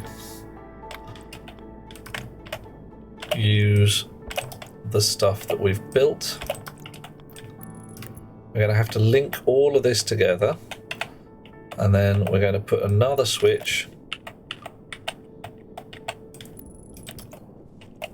in rocket control. We're going to give this a name. Mining rocket fuel mixer. There you go. And we better actually check that we've got it the same way around. I bet we haven't. The red comes in on the T-piece. Oh yeah, the red comes in on the T-piece. We're okay, fine. Unless your name's Cacophonix. Don't ever apologise for a rendition of Fly Me to the Moon. Well, fair enough. I shall not apologise at all. How about Fireball XL5? I'm guessing you guys know that one as well.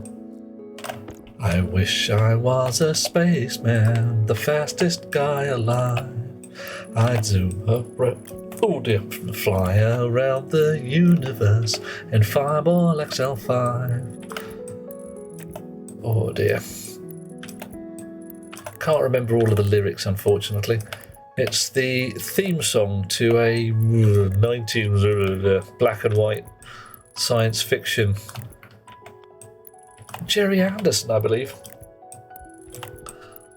Lovely piece of kit, top fun, absolutely barking mad and joyously insane, but no more than usual, I suppose. Right, so everybody's all switched on over here, or everybody's got cable at least.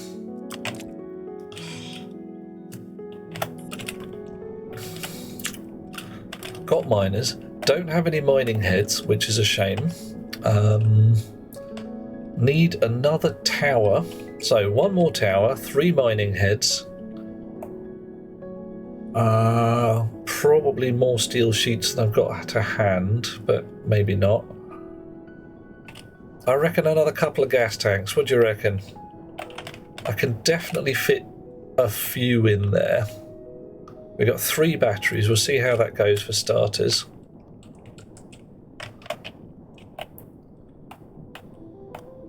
Okay.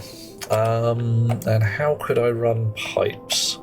So I could run a pipe out the back there all the way up here, but I can't put a tank. I could put a tank here and a tank there. But getting a pipe to it might be a little entertaining, because I think that it would run straight through that junction. Okay, so one more launch tower. I've got a chute umbilical down here, I think. Yep.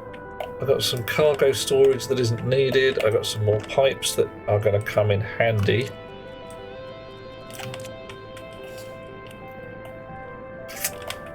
Right.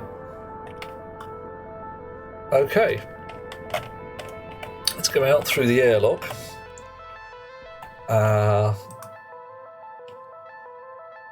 What else do I need? Power suit needs a bit of power. We're going to do an airlock, so see if we can do a roll call. Can we manage a roll call while we're doing an airlock? This is a slow airlock, so it's not impossible. Okay, we have Aliana Flynn and a Night Dweller bringing up the beginning of the alphabet, with Artumsa coming in quickly behind. Buren, Commander Root, who's bot, and the cutesy wolf girl Livy carrying on with the alphabet at the beginning. Hey Livy, how you doing? Delethea, Densor on Fine, Discount Engineer, Flarestar, hey Flarestar, haven't seen you before. Haplo, the Grumpy, Kervek, King Cow, Morbus, Nikalim, Online Spirit, Samos Crater, Scurus, Warmad Max, and We'd Like to Play. Oh, I managed it, just about. Just about. Got a roll call as we were coming through the airlock here. Alright. So, we're on level 0.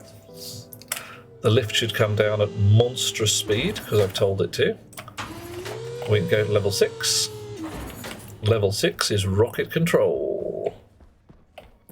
Do-de-do, and the floorboards are still off the floor. So we are going to stick another switch in here. Chunk, chunk, it's a lever. And this one is going to control the umbilicals for the other rocket, because we do actually need separate umbilical controls, because otherwise it's silly. Right, and why have you complained? Oh, you haven't. Alright, fine. So, time for names. Can I get at this? I can't name it. Are you what the what, oh. Okay, is it double glazed? It is. Fine. Fine.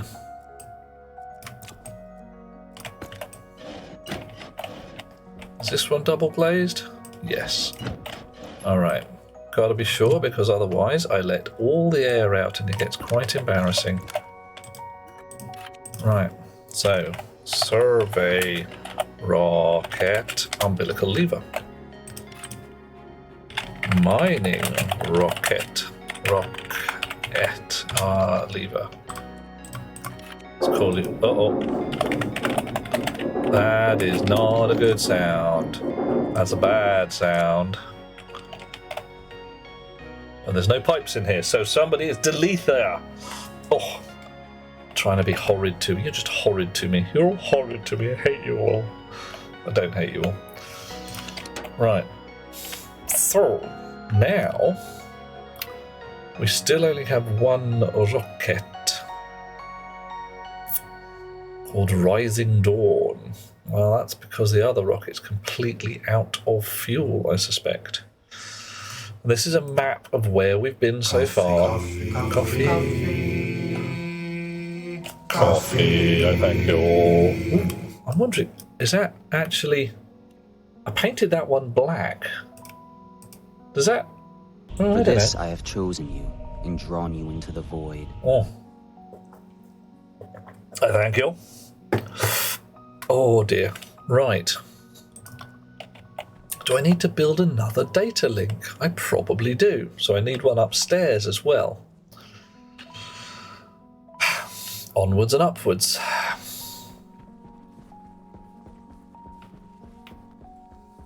This is where the fun begins. I bloody hope so, Samus. I really do. Right. How are things going in the old mushroomarium? Everything's all mushroomy. Nice. That's no moon. It's not. I've just realised. But Delethea, that isn't the moon. That's just the floor, man. It's alright. I've just realised I'm carrying the window panes in my pocket and I daren't leave without putting them back, because otherwise I will assume it's double glazed from last time and it wasn't. Right, there we go. Right, there we are. Okay, shoot umbilicals.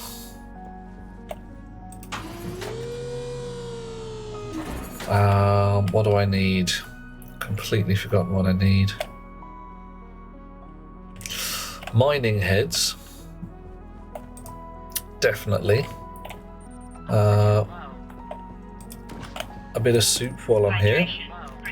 Oh my, I need some water as well. If you didn't keep us on our toes when something bad actually happens, I'll be unprepared. Either that or I'll just be so blasé at all the noises. Be like, yeah, that's that sound again. Everything's going kaboom, I don't care. Warning, high CO2 levels detected. That's okay. That's why we turn our suit on automatically when high CO2 levels are detected. That's what all the automation is all about. Right. Pink paint back in the pot. See what I did there? Cables, chutes, cargo storage can go in the box as well. Oh my, alright. All my boxes are getting full again. Pipes could come in useful. Don't think that many chutes are going to come in useful, but you never know. I want some fuel tanks and some mining heads. And I have a horrible feeling that mining heads don't stack. So at Monsieur Nargodian's sage advice, I shall take some cardboard boxes with me. Right. Oh, and another launch tower. Okay. Tower launch. Just one. Thank you. And oh, drill heads. High-speed ice drill heads. Or ordinary ice drill heads. Why would I not want a high-speed drill? Takes some Invar. Alright, that's fine. Ordinary drill head. Takes iron and steel. Ah, okay, so the high-speed one takes more exotic alloys. So 3 of those. Nice. Tanks again. Tank. I'll have another 5 of those, see what we can do with them. Protein bars would be useful for the astronaut and stationeers. Now, strangely enough, if you go to the Auto Chef, there is a cooking station, much like for your tool maker and stuff, where you can make protein bars. Hi, Barts. How you doing? Back again to cause trouble and fuss. In the meantime, I am going to tell Delethea it's the frickin' moon, because look, there's the moon, there's the Earth. Moon, Earth, moon, Earth, Earth, moon, probably Mars. In the meantime, while this is printing, I'm going to go empty my waste tank again. Back in 2 minutes.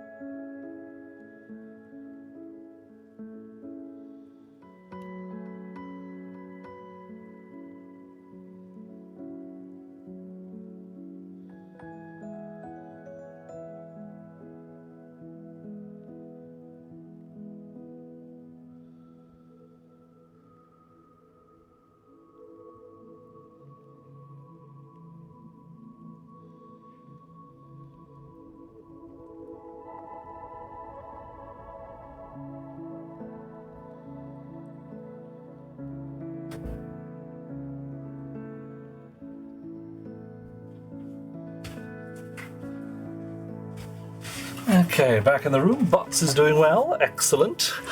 How's Snow? Also having a fine time? Noticing you've been sitting quite terribly for the past 3 hours. Neck not happy. Back will be angry in 3 to 15 years. Yeah, that happens. Yeah. Let's face it, one's spine, you only ever get one. And they're actually really hard to repair. I'm a passing competent spinal surgeon, but I wouldn't actually want to be operating on me in the real world. I'm quite happy with the training stuff we do at work. Although do not, for the love of Pete, put me in ophthalmics. I hate it. Right. In the box with shoots. No, in the box. Okay, what else do I need? I've got 24 steel sheets. How many do I need for them? Fuselage. And it takes 4 steel sheets per. Okay, right, that's fine. So I was going to show somebody my heat exchangers. Yes. Who was it? I can't see it in the chat. Let's scroll up a smidge. Skurrus was wanting to know about heat exchangers. Oh, hang on, something just went boop and gave me some fuel tanks. Right, so this here is one of the old school heat exchangers with the 4 connectors to it. No, it isn't. This is 2 small ones stacked on top of each other. Down in the depths down there, some large heat exchangers. If I get my crowbar out so Skurrus can have a look. It's basically 1 carbon dioxide pipe going in, 1 pollutant pipe going in. No output pipes at all, just straight into the heat exchanger. If you've got a gas connection there, it does heat exchange work, and my pollutant pipe goes all the way along here. 1 red one, 1 purpley one, 1 white one, 1 purpley one.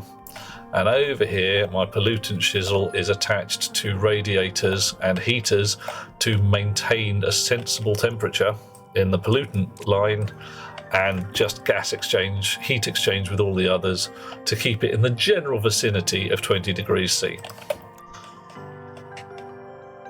Snow is fine. Played Vintage Story the whole time you were going, oh mate. I haven't actually looked at that. That's the Minecraft offshoot, isn't it? Is that right? Very block world. Doop-de-doo. Yeah, cool. Not sure it's my jam. It looks interesting, but yeah, I'm just not sure that block world floats my personal boat. Right, now we could slam a tank or 2, 1 in here. But I reckon I want to leave that for batteries.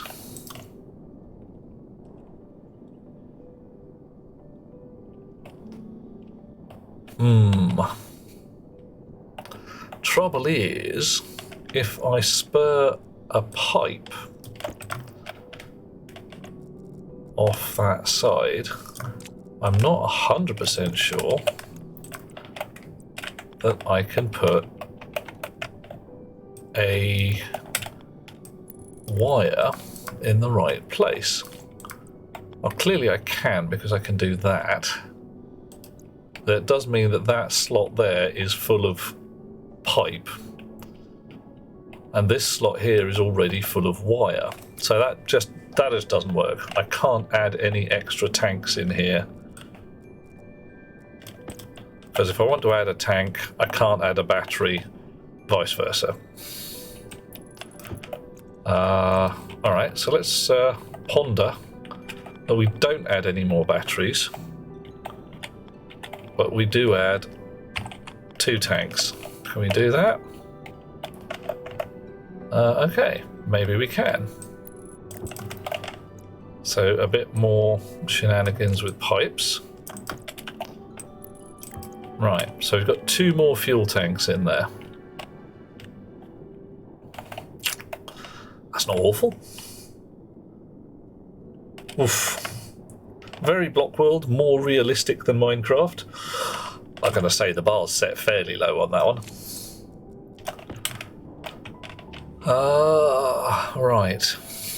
Just check, do we have power here? Yes. Yes again. Alright. And the umbilicals are doing. So I'm going to give these guys some names as well. Right. Mining rocket umbilical gas. Mining rocket umbilical power. I wonder if these guys are named as well. No. Survey rocket umbilical gas. Survey rocket umbilical power. Now you can tell immediately that these 2 rockets are internally structured quite differently, because one's got its umbilicals at the bottom, the other one's got 1 top and 1 bottom. Quite a few sub-block things to do. Call it more realistic than Stationeers. Ye gods of little fishes. How can this be? Max is doing a lurk. I respect your lurk, dear chum. And Vintage Story says Spirit is an interesting game, little content, people who like to make buildings or sculptures out of voxels. Yeah, fine. It's a game for art. That's entirely legit. That's partly what Minecraft's all about, of course. You're building art. Right. So, I am going to strip the thingy, the plating off the side of this. Stick that in a pocket. Pinch the chip. Come here, you. Which is programmed as a fuel feed for the engine. I'm not sure anything else, but you never know. Import the data. Can't remember how I programmed it, because I can never remember how I program these things. I basically write them and it's like, yeah, done. Most of the time it's just fine. Right. You come here. Argue that Stationeers is also a game of art. Absolutely, yeah. There's no reason for me building this rocket apart from because I can. That's the thing. Captain True, tones of Minuteman silos. Thank you, dear chum, because that's exactly the kind of vibe I'm going for. And it's pretty cool. Alright, so what are we looking at? Fuel tank? Yep. Fuel pump? Yep. Pipe sensor. Pipe sensor. Ooh. Pipe sensor. Now, where did I put a pipe sensor in this that I didn't put it in the other one? Because I didn't put one in the other one.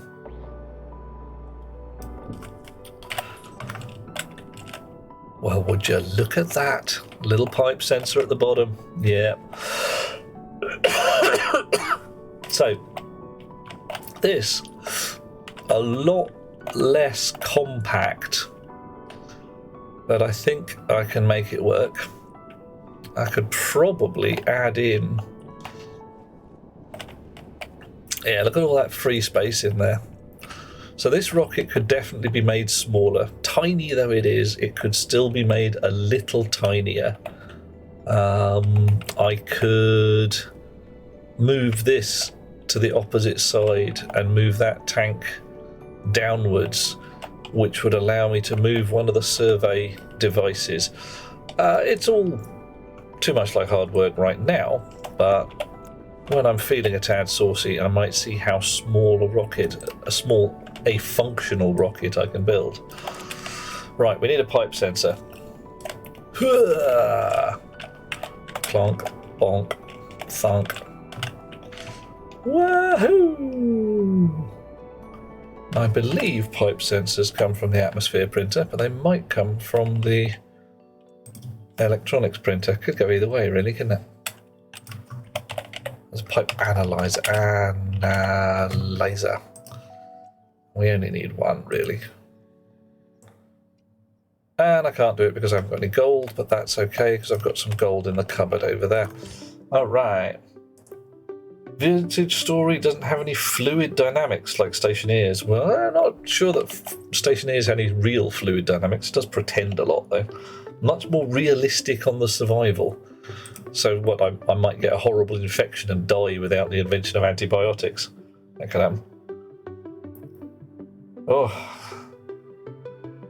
Still in danger of death. Spirit, what the heck? Hang on a second.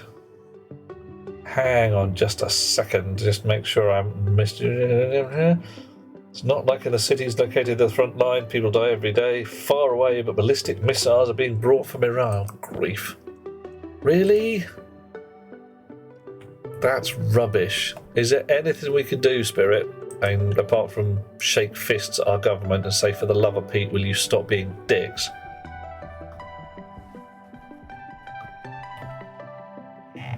Oh, man.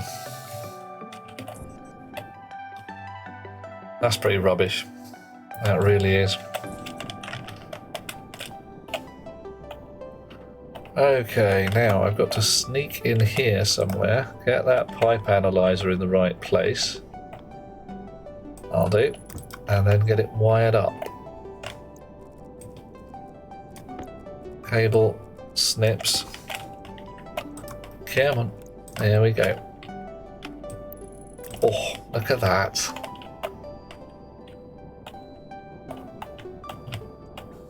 Luxury. Luxury.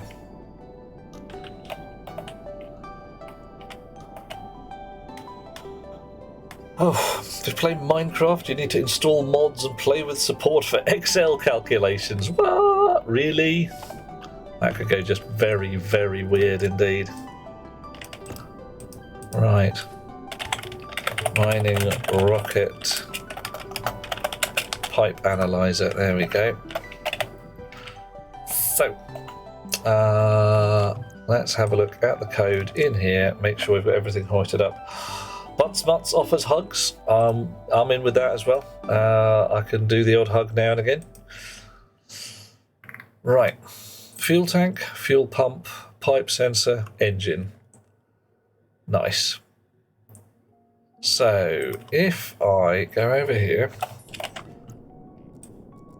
make sure these guys have got sensible names. Mining rocket fuel tank. You are mining rocket fuel pump. Mining rocket pipe analyzer, all that jazz. That's fine. We will disconnect everything. Steal the chip out of that socket. Come on, give me the chip. Yeah. And chonk. Export the program. But says Russia is becoming less stable by the day. Governments need to send more aid and weaponry to the Ukraine, definitely. I don't know about Russia becoming less stable by the day. I'd love to believe it, I really would. My main concern is whilst Russia may be becoming unstable, I suspect its government is becoming even more entertainingly unstable. Possibly. It's government humans, like the actual rulers thereof. Fuel pump, mining rocket fuel pump. Mining rocket. Did I? Pipe analyzer, nice. I don't. Oh, hang on. Ooh, you guys are stuck in a wall. I don't think I need any others, but I could be wrong. Let's have a look. Engine, D3. Can I get at D3?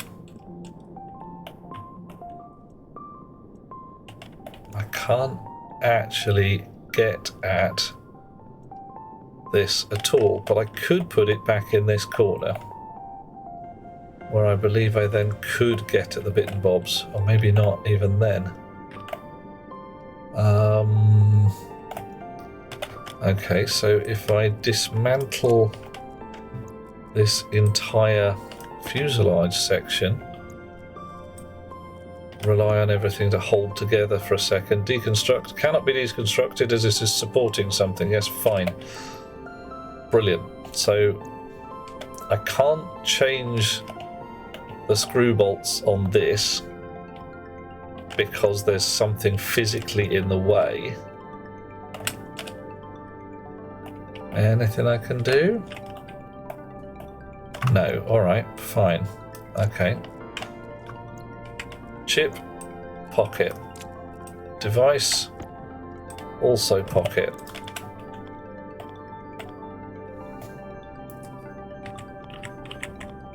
Right, how about there? Worse, much worse. Well, that's very annoying. However, it doesn't matter too much. There's plenty of space up here.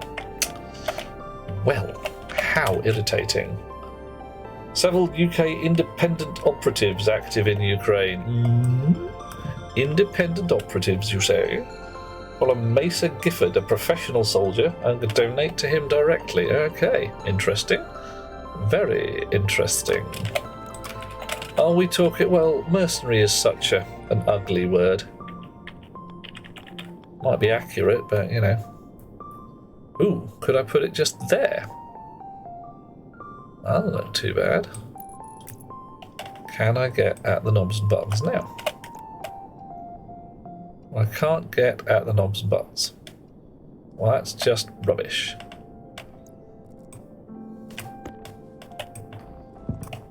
Talk of the Netherlands sending some F-16s. Wow. That never materialises faster now. Well, yeah. There's also going to be the delights of who's going to fly the bloody things. And if it is people...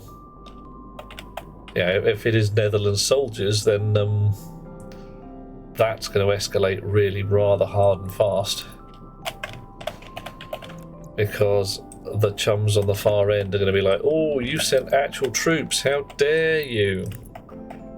We were busy invading, police actioning this place, and it was all peaceful and lovely, and oh, now you've made it awkward. Mesa is not a mercenary. He has family connections in the UK and has left the UK army. Okay, that's all right. That's less problematic if he's essentially gone over there to join in, as 'twere, but without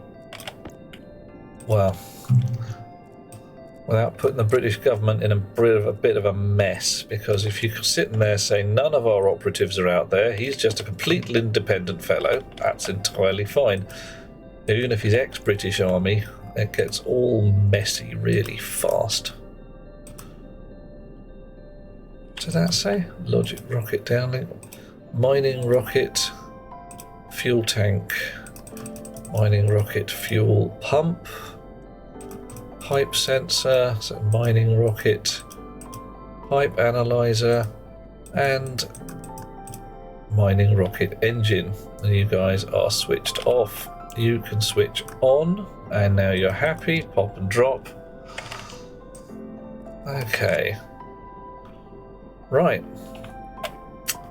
So, next, programming the chip in this place here. Chonk. Hot, drop, switch, confused. Nice.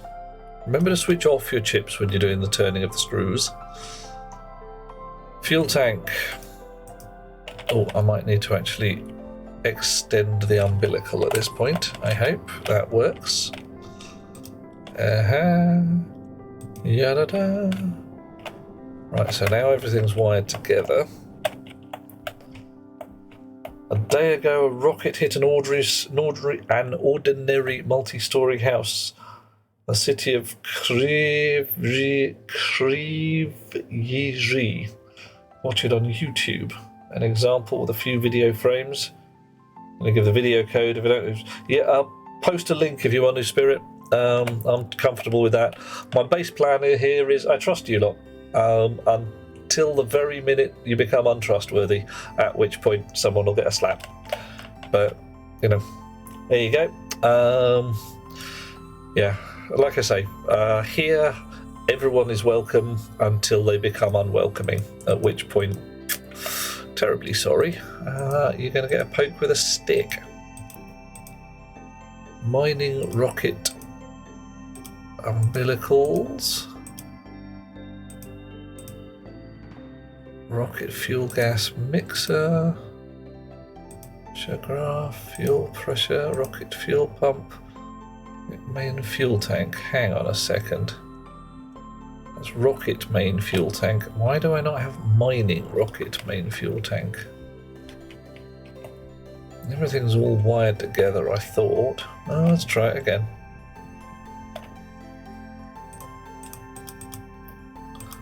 Survey rocket, this, that, and the other.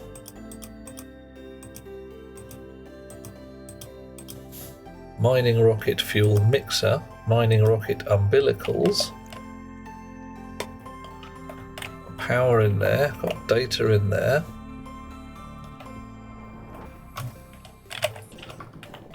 I have connected that to that. The umbilicals are wired through. The data port is wired through. Alright, let's do a snip just in case. Snip. And there we go again. No reason why that should have changed anything, but you never know.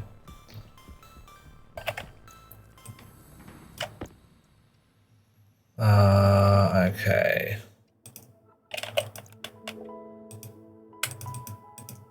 Mining rocket fuel mixer.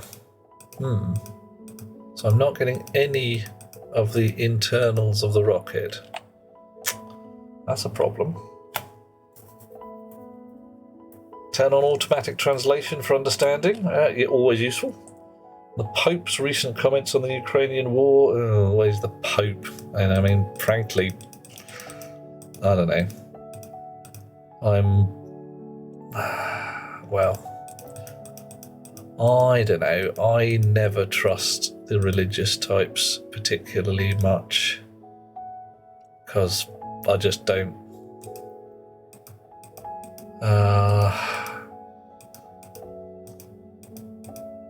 Never really got on with them. Oh, hang on. Mining rocket umbilical power.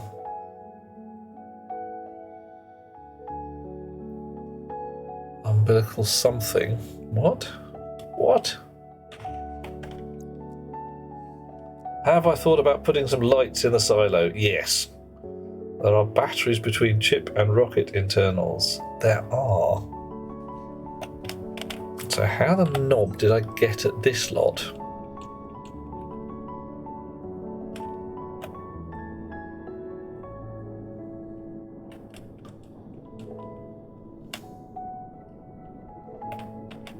I mean, I don't think I did anything particularly clever.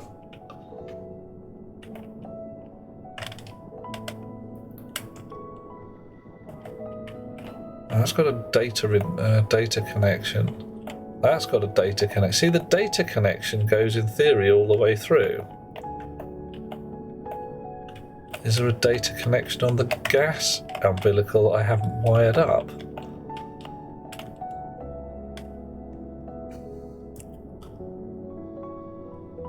Journalist who's been interviewing prisoners of war since the beginning of the full-scale invasion. I don't know the one, I'm afraid. Sorry. I must admit I haven't been keeping up with it very much, apart from just looking around and going, "This is horrible. I don't want to watch this. It's nasty." Damn it! I'm gonna have to take the lid off the other rocket and find out how I did it last time.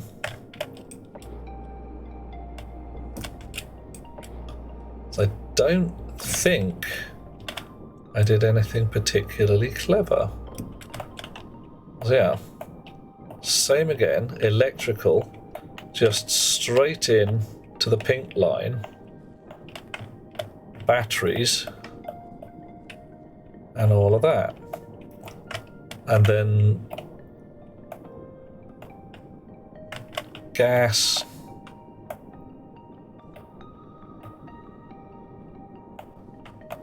So how's that linked through?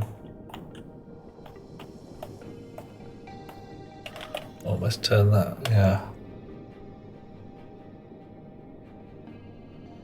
Whew. Oh, the church, yeah. More recent Pope, he's a lot better than the last fella, but that's again not setting the bar especially high.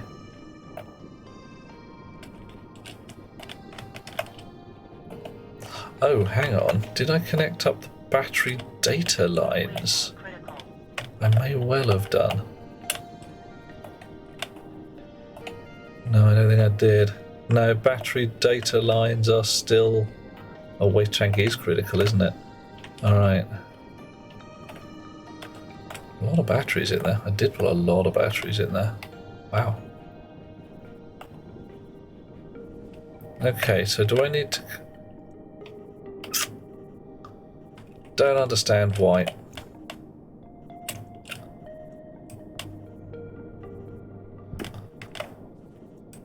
Alright, I'll see if I can connect the battery. No, that's not going to help, is it?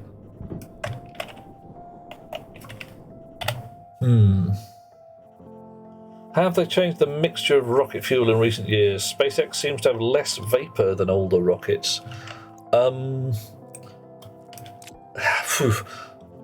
Entirely possible, because I don't know what SpaceX uses directly, but it used to be kerosene. Yeah, back in the day it was kerosene and oxygen, like paraffin. What? Really? Oh yeah, my waste tank's on skank, so my oxygen's going to have a bad time venting. There you go. Right, that's better.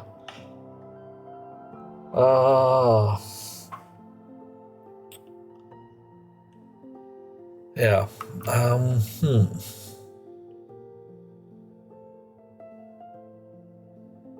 Right. So that's that sorted. How am I getting data? The power umbilical's connected there.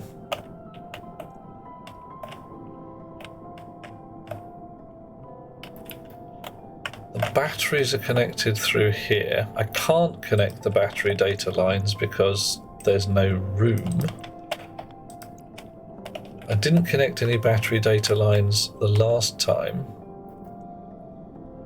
So how the heck did I get at the fuel tank in here from the outside?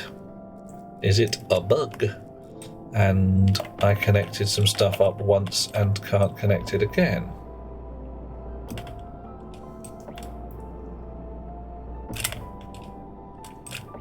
Alright. Falcon 9 uses RP1, pretty much kerosene, and liquid oxygen. Okay, well that should produce little more than water vapour and carbon dioxide if your burn is clean.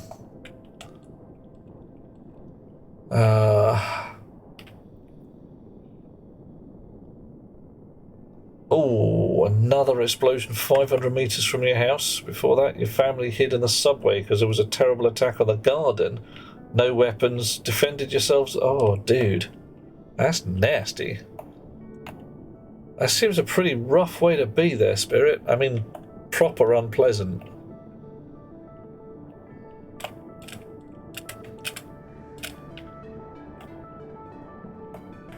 Maybe the batteries need to be switched on. Oh, they are switched on.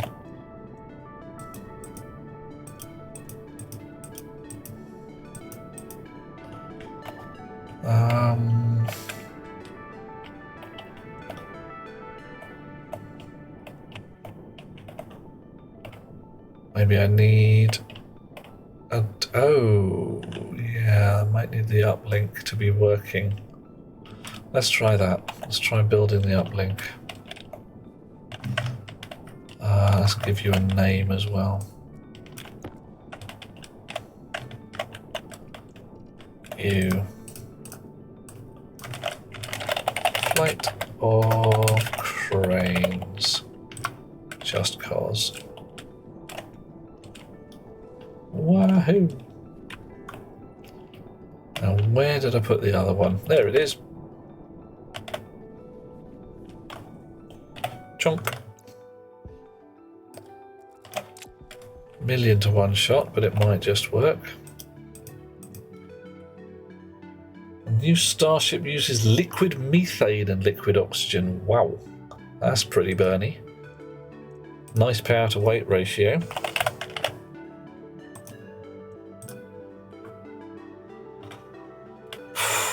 How the heck do you defend yourself with the bodies of the defenders? That's dark, man. That's proper dark. Oh, bottoms. Right, what do you need? Is it gonna be cable coils or something, isn't it?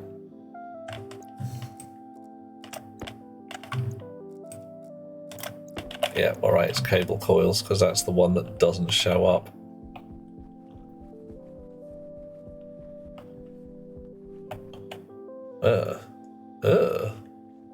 Am I out of thin cable? Did I put the thin cable in the box? The other box? No. Right. Where did I put all my thin cable then? Must have just used it.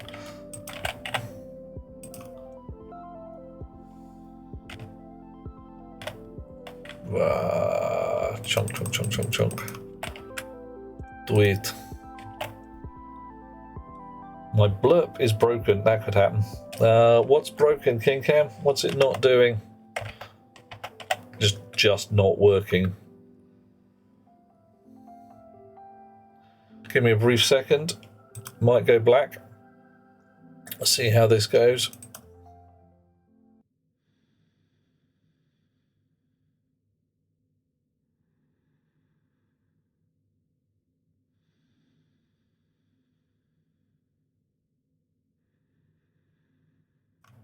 Alrighty, try that. Streamer needs to finish dashboard setup. Oh, they've changed their shizzle again.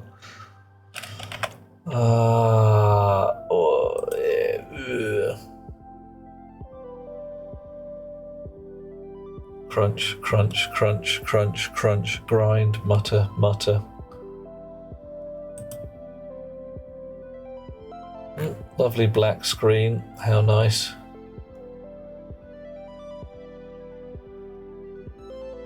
Okay.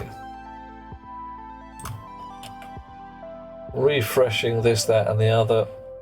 Give it a sec. It worked 10 minutes, well I say 10 minutes ago. Worked earlier today. Try it now, dear chum. Try it now. Oxygen critical. I think that worked. Oxygen is not critical, I can tell. Yeah. Basically, I just had to refresh the blurp cookie things and tell it to get its act together. Rough equivalent of scalping it around the back of the head and saying, "Oi, behave." Right, you carry on making cable. Okay, no.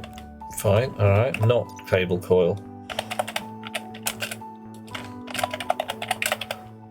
Logic uplink requires a screwdriver and some cable coils. Fine. Yeah, definitely some... Oh, cable heavy. Oh, grief. Went through all of that. Electronic parts. Have I got any electronic parts? Not in there. Not in there. Electronic parts. Parts. I don't need 50. How many do I need?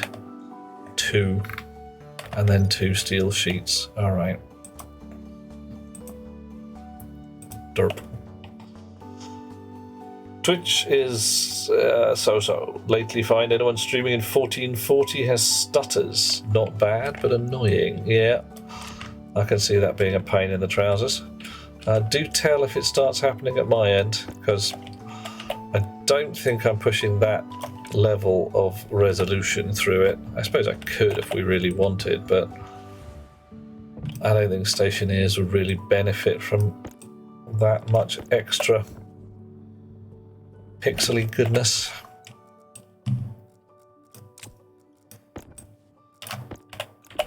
Right, you come here. 1, 2, 3, 4. Oh, 5. Look at that. Nice. Screwdriver.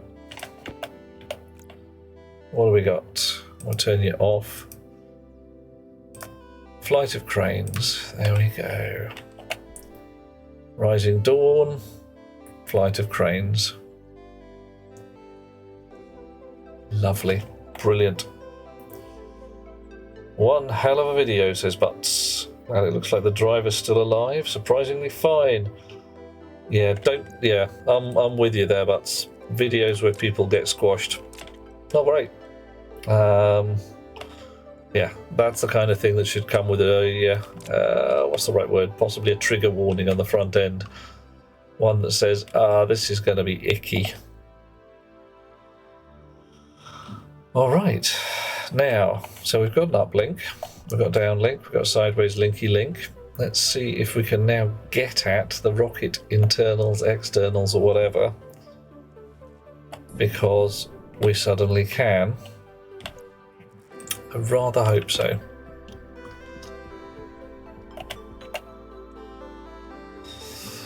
Sure. Battery, medium, cargo storage. So I can get at the cargo storage. Flight of cranes, IC, launch him at launch face, logic uplink. Mining rock, yeah, okay, fine.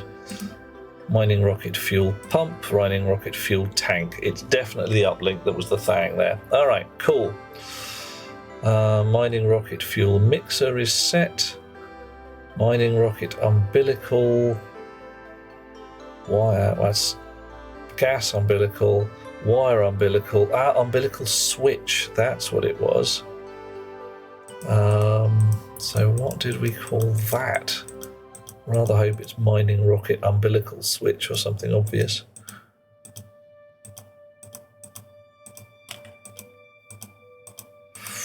Pipe analyzer, umbilical power, umbilical lever. That'll do. Right, you do the thing. Okay.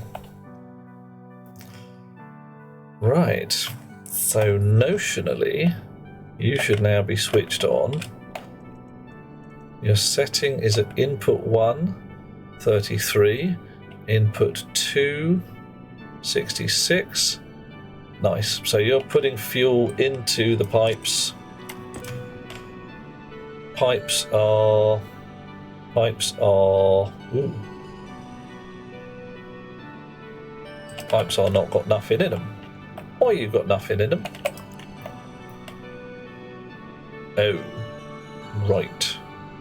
I think we got nothing in them because we've run out of pink. There's no more pink in the box. 1080p is fine. 1440 stutter problem seems to be everyone and anyone, including pro streamers. Oh my. So basically, it's nothing to do with us lot. It's entirely to do with the old twitchy fellas. And let's face it, Twitch is twitchy. Twitch always has been twitchy. Okay, one more tower on the top. Ice mining heads on the ice miners. On the ice miners. There we go. 1, 2. Oh, blimey. 3. Can't do the 3. There we go. Right. Shoot umbilical, which I left on the floor over here. I need some more fat cable, which I didn't bring with me. Whoops.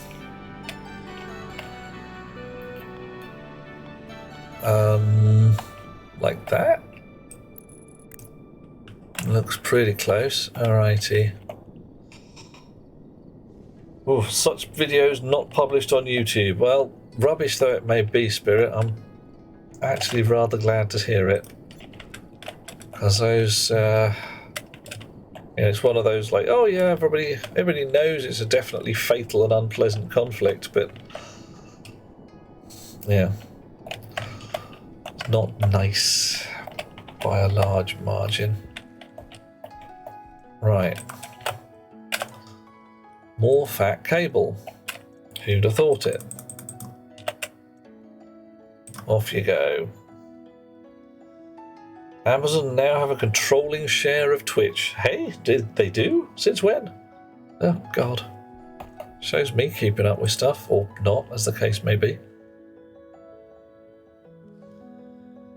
Oh, running low on water. Got to have some slurpy water. Slurp, slurp. Thank you very much. And I'm going to check my supplies of pink. Nothing. Tank's empty. Alright, I need to go and mine some pink ice. They bought Twitch 3 years ago. That sounds about right. I mean, it's certainly the kind of thing I was thinking of. Oh, hang on. Do we actually have nothing in the tank because we've blown a pipe somewhere? Oh, I hope not. Okay. And we've got almost 7 megapascals of hydrogen in there, but that's all right. Plenty of oxygen, plenty of nitrogen.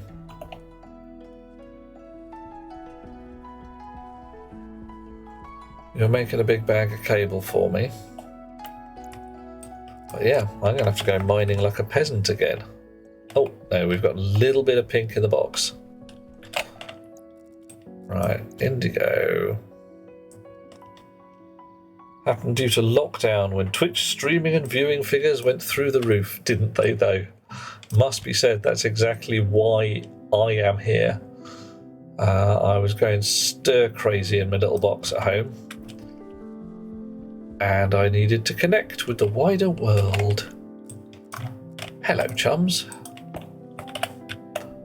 So I started playing silly bloody games and met up with a bunch of nice people on the interwebs. And I played Sea of Thieves, and I was a naughty thief on the Sea of Thieves. I still may be again at some point soon. It's top fun if you like that kind of thing, but you do need a crew. Oh, hang on, someone's doing us a join. Who's doing us a join? It's Captain True. You've not been one of us already, dear fellow. Terrible idea. And now, you know what you got to do, don't you? Got to do your own work. Got to answer us these questions. Questions. Actually, let's just check my battery level in there. That's fine. There you go. Where do you come from, Captain? What part of the globe do you call home? And if you tell me that the world is flat, we're going to have a long discussion, and it'll be very, very entertaining. Right. Magic glasses! Yay! I'll take you out, you out, you out. And we're going to dig up a lot of pink ice. Using the magic glasses to find out where it is. Alright. I'm loving these magic glasses. They are top fun. Chunk, chunk, chunk, chunk, chunk, chunk, chunk. Alrighty, so Captain True comes from Portishead. Hang on, isn't there a song about that? Or at least a band about that? You make your own cider and occasionally mead. Ooh, okay. What general style of mead are you making there, Captain? Are we talking a pure honey, grape juice base? Are we talking light and flowery or dark and syrupy? Moniac or Lindisfarne, basically. I know a little bit about mead, and that I know what I like. The world is a cube. Okay. Are you aware of the time cube conspiracy, King Cam? You might enjoy it. It's barking mad. Absolutely insane. Right. Okay, I am lost on the moon, so we are going to put the miner back in the pocket and pull out the tracker chip. Tracker chip. Let's go that way. Oh, well, that was easy. Fruit and citrus mead. Ooh, nice. Possibly daft question. You're not a LARPer, are you, dear chum? Bit of the old LARPy goodness going on in the background. Because, you know, makes one's own mead. There's a certain... Oh, sweet and sour. Oh, my. Well, I know a small boy of my acquaintance who'd be well in for that. He's definitely a fan of the old sweet and sour business. Right, what are we at? 207 kilopascals, so not much at all. Now, hopefully, the filters will turn on when this hits about 500. It's not just a boulder, it's a stone. Ah, ha, ha, you worked at Treasure Trap. Okay. So that's a blast from the past, isn't it? Never actually managed to get to Treasure Trap. I did a bit of, what was it, the caves at Chiselthirst for a while. But I got better. Now running around in a field with a bad Welsh accent and a rubber sword every so often, but, you know, these things happen. See, I don't know why, really no sensible idea as to why I thought I should go there, but it just twinged my radar for some reason. So what are we talking about with boulders and stones here, Bobby? Or is it just you're just leaping in with a boulder and a stone? Right, yeah, King Cam, take a look on the interwebs for Time Cube Conspiracy. And then possibly go and have a bit of a lie down. Because it's really quite out to lunch. Alright, so filters have not switched on yet. I was expecting them to have switched on at 500, but whatever. We'll go up to 1 megapascal and see how it goes. Either that or I'll just go and switch the damn things on myself. Work out what's wrong with the filtration software in a bit.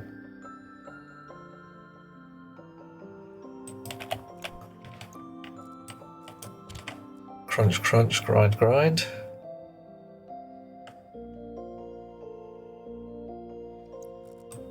Nearly done with a pocket full of stuff. See, I don't even know whether this is going to be enough to launch my rocket, because that would be pretty unpleasant.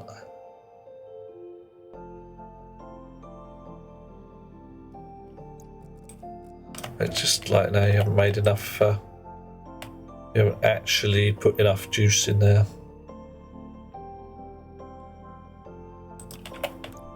Is the plan to have both oxygen and hydrogen in the tank when hot furnace gas can also go?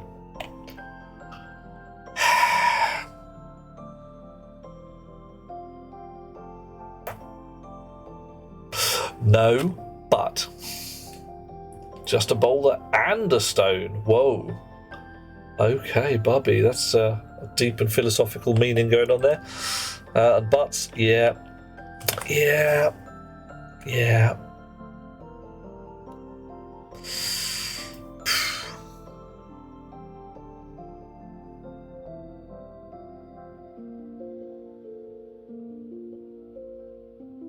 Right.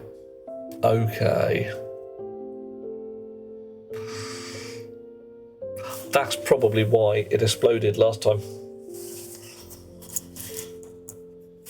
Captain True's building heritage railways in the spare time. Rails and sleepers. Keeping you half fit, and it's a fun game. One man's boulder is another man's pebble. Hang on a second.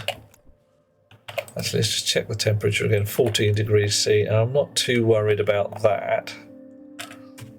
If I switch you lot on, yeah, that should start dropping fairly swiftly. It does. Yeah. Right, but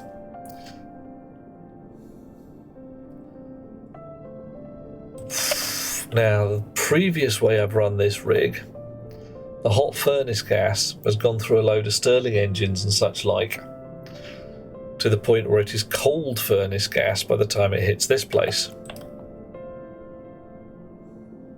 That's what it's supposed to be at any rate. And again. So I need to do something sensible with that. You're quite right. That is not a way of doing things. Right, 5 kilopascals. And holding steady, mainly because I suspect the rockets are sucking the gas out as fast as it gets put in. Definitely going to have to come up with a new plan, because that, you're quite right, if that's an oxygen-hydrogen mix and the tiniest hot gas turns up in there, that's basically just a whole bunch of burnt volatiles and an explosion. Right.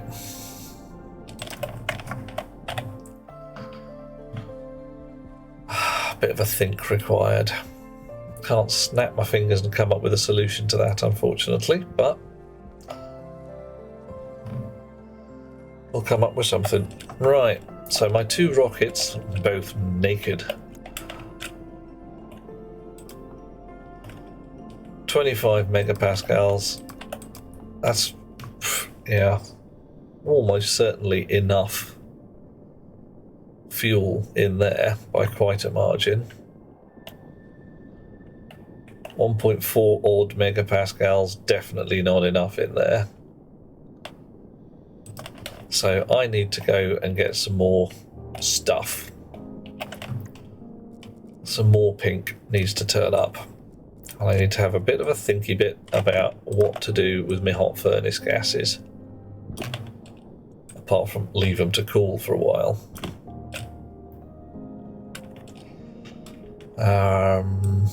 Or separate out my volatiles.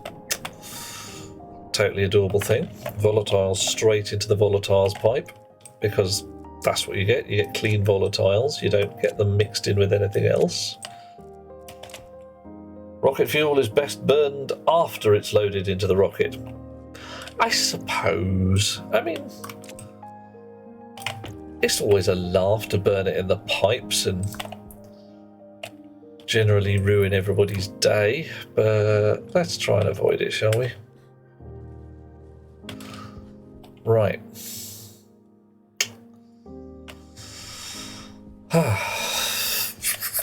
You shut down.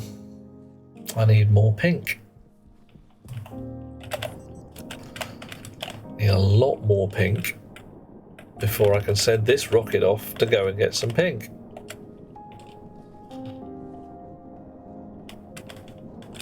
There's some pink. There's a dot of it on the horizon.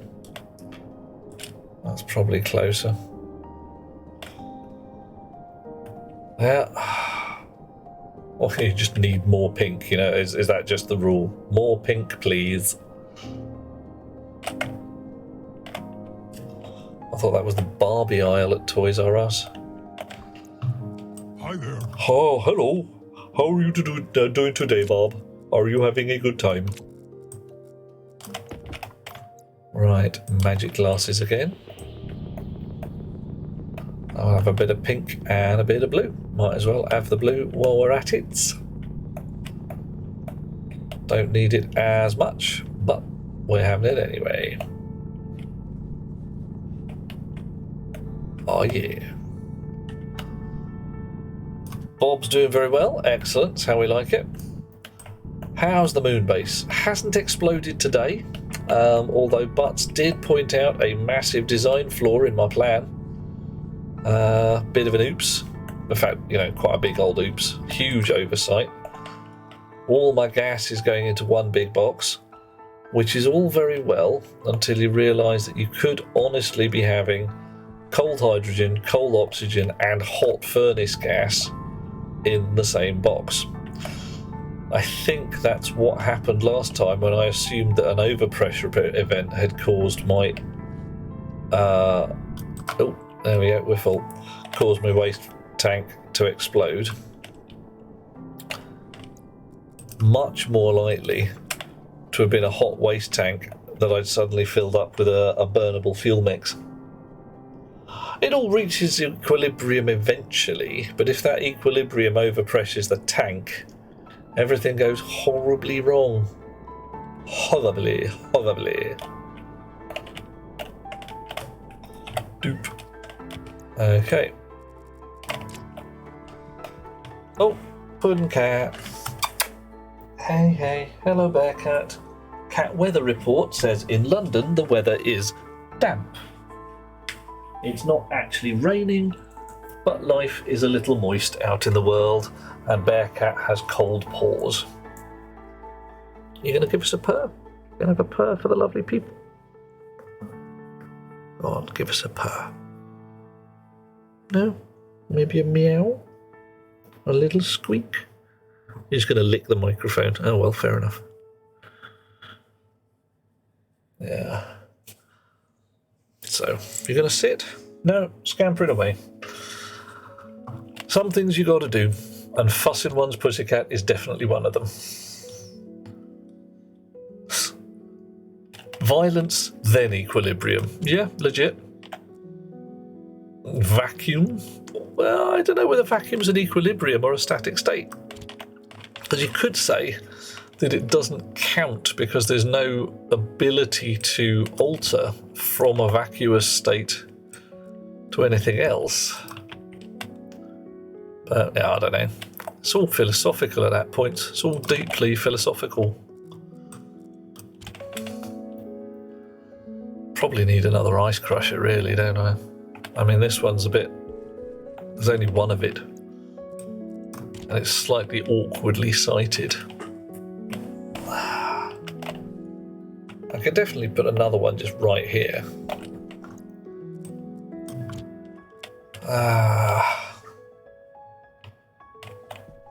Yeah.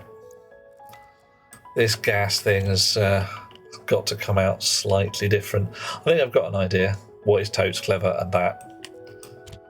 If I get my rocket mining volatiles and either have multiple ice crushers or a bit of valve work downstairs. Multiple ice crushers is safer, isn't it?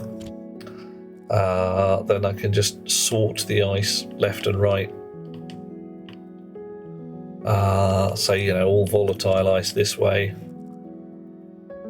Or does space ice come back as some kind of dirty gubbins that you have to clean? Oh, I don't know yet. I'll never really properly mind any space ice. Gotta find out. Okay, I've lost a tool. Because I have a slot free there. It's in my pocket. That's okay. That's fine. I still need it out of my pocket. There we go. Right, how much have we got there? 23,000 moles of volatiles. 1.3 megapascals. We're not really filtering it very fast. Why not?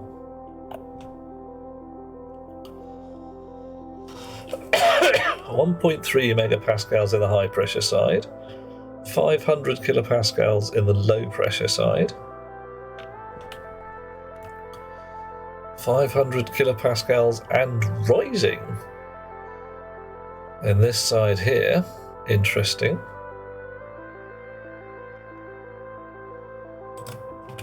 Okay. So is the gas mixer downstairs just not keeping up? That's cool. Oh, very nearly nailed it.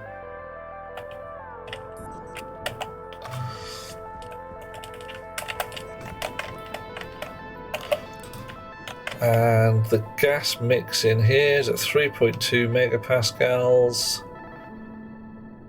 and climbing gently.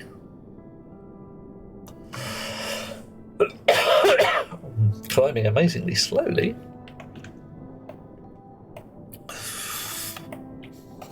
What's it in here? 26 megapascals.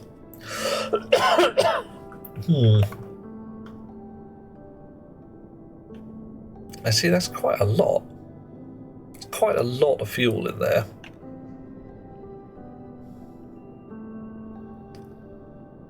The temperature's going up gently.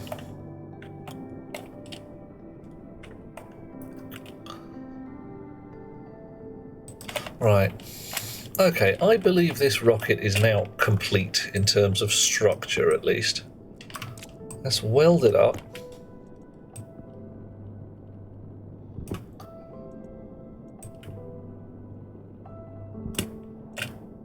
And see what we can make it do.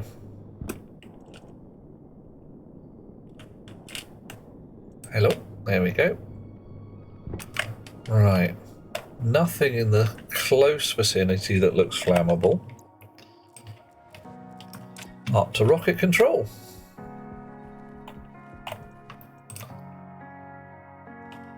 Bob, I'm listening to you, mate. What's up?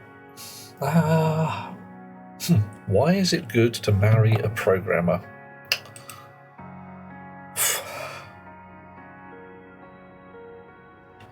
Okay. First off, they are going to do their level best to communicate clearly. The kind of things that they want done. When they say things like, you know, go and make me a cake, whatever, they're going to say what kind of cake, and quite possibly what mass of cake, and possibly even by what means. What else? You're definitely going to have some jokes available, because the old I want you to go to the shop and get me some bread, and if they have eggs, get 6. And the fella will come back with 6 loaves of bread if they have eggs. Either that, or you're about to tell us a terrible joke, Bob. They aren't afraid to commit. Oh, you know what?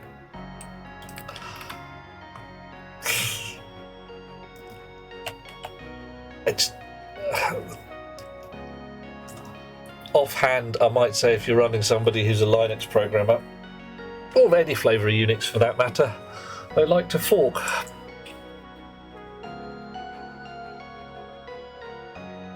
Uncommitted code that's 4 years old. Oh God, yeah, tell me about it. Yeah. They could definitely hold on to a thread. Sometimes more than one. Okay, so a rocket. Let the feast. Oh no, I've run out of feast. Actually, I really have. Give me a second there, Spirit. I'm going to go and get myself a snack. Just going to check. We've got Rising Dawn here. And we have Flight of Cranes there. Mining rocket fuel tank is filling up. You're no help at all.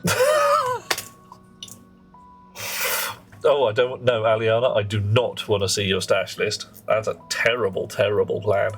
Back in a sec. Oh.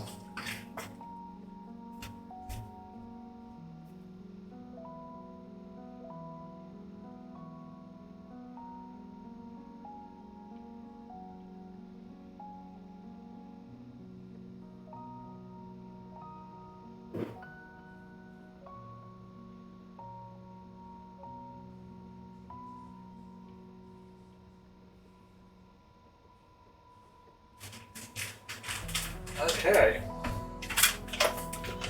A feast. Or at least some snacks. Right. So today's feast, I've got some balls. Look at that. There we go. Protein Ball Company. Coffee oat muffin flavour protein balls. Let's see how these go, shall we? Right.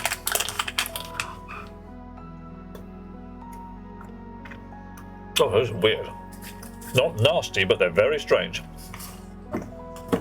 Definitely coffee.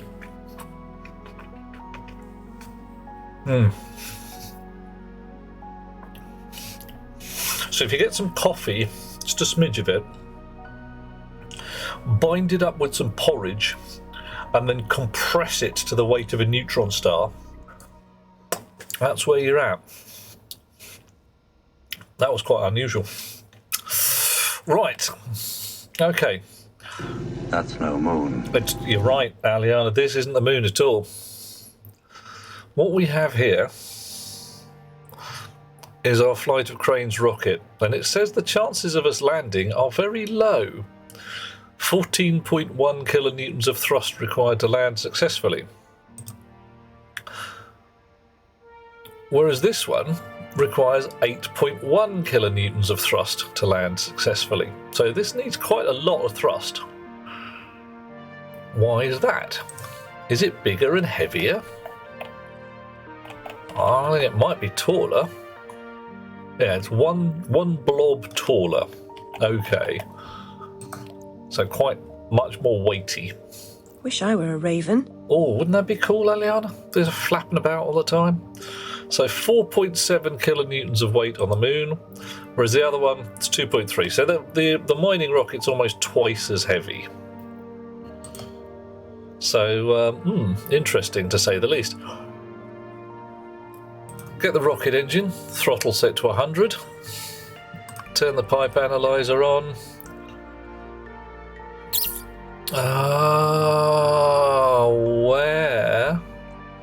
Where is the circuit housing? There it is.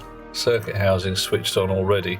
So the circuit housing should be controlling the fuel pump to set it to the required fuelage. If I turn the engine on without a destination, I'll be able to get a thrust test. So let's give that a go. 15.2 kilonewtons. Right, which is a bit odd, to say the least. Uh-oh. Oh dear. Oh, hang on. Aliana, I see you. With my eyes. So it's 15 kilonewtons out of that one. Let's just check I don't have a destination set on this one. Avionics, where are you? Rising Dawn, Rocket Avionics. Destination code 0. Alright. So if I turn the engine on this one. Pressure critical. Yeah, a bit twitchy as well. I get 16 kilonewtons. Now that's got to be down to the pressure in the tank. Okay. So this basically doesn't have a lot of juice in it.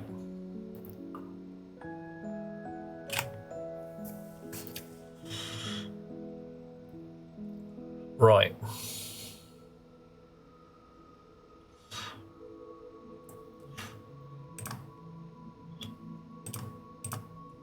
So offhand,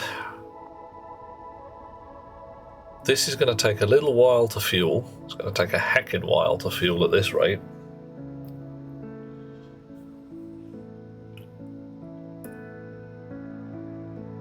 And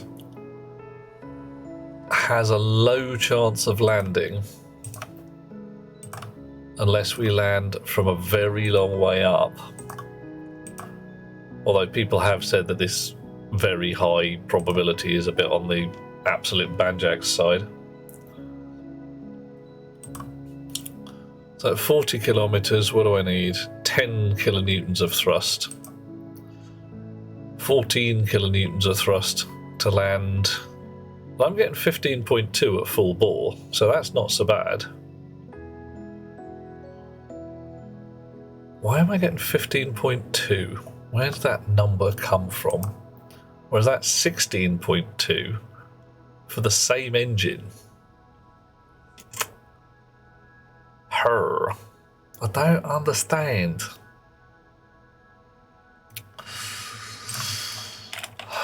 Right.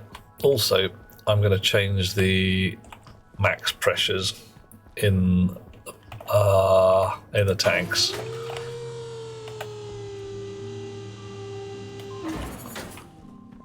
The survey rocket doesn't need much more than 25 megapascals worth of fuel. Oxygen low. So I'm going to shut that. Warning. Yeah. CO2 levels detected. Yeah. It's okay. Right. So rocket fuel mixer IC. Let's give you names. Survey rocket. Mining rocket fuel mix IC. Alright. You switch off, come here, pop in there, import, edit. 25. Confirm, export, grab, drop, switch. Off we go. So, fuel mix should now be switched off, which it is. Nice. You are switched on, also nice. And gently getting more fuel in the box. Cool.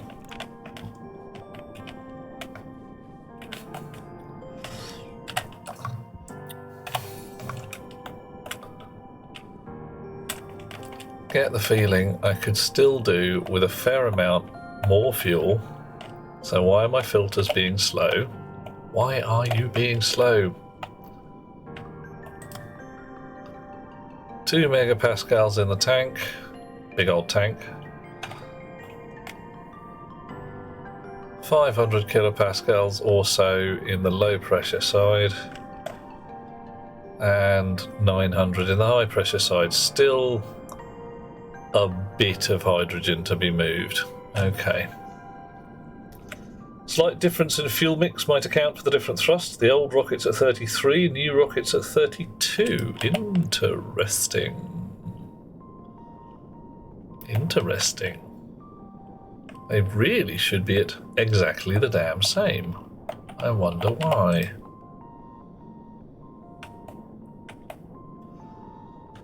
2.15, 8.9, I mean, yeah, right? Wah. Chunk.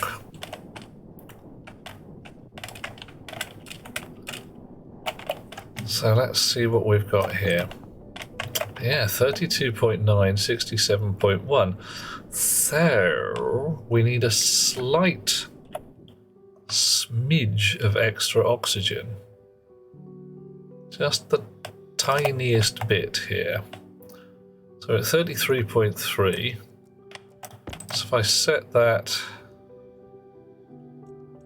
hang on, let me get myself right here. Yeah, we want to be at 33.3, so we want a little more oxygen than we've got at the moment. So if I set that to 40 for just a second, 33.1, you stop that. Is that making a difference? Not a lot. Slight difference in temperatures prior to mixing. It's possible, although there is a heat exchanger welding these two pipes together. So notionally, that should be dealing with it, but you know, something ain't quite right.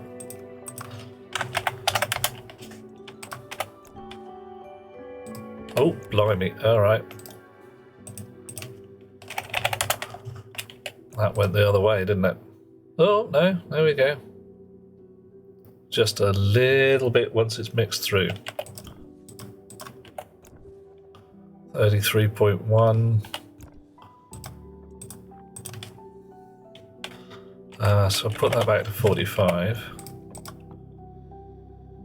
Right. Let that go for a little while. And then 33.3. That was a bad idea. That was a bad idea. Yeah, I got it wrong now. Oh, it's dropping back. Okay, see how it ends up. 34 and 66. 34.1, so I dare now I need it the other way. Shouldn't have bothered.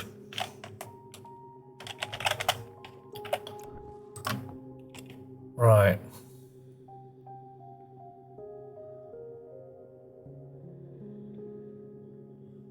$34.6. What have I got this set to? 25. So it should be dropping. Should be dropping.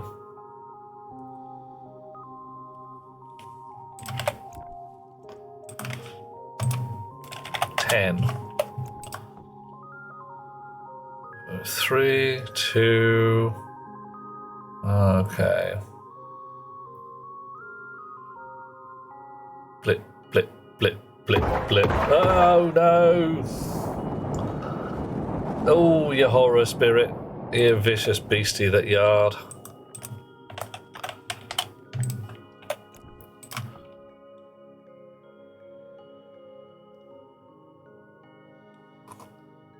Oh, so evil. 33.9.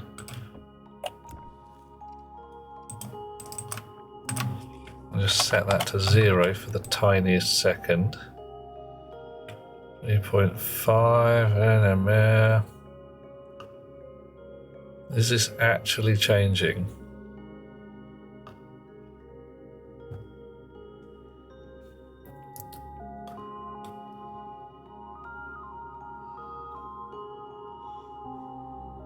Trying to set this by hand. I mean, I really should not bother doing the fuel mixer thing.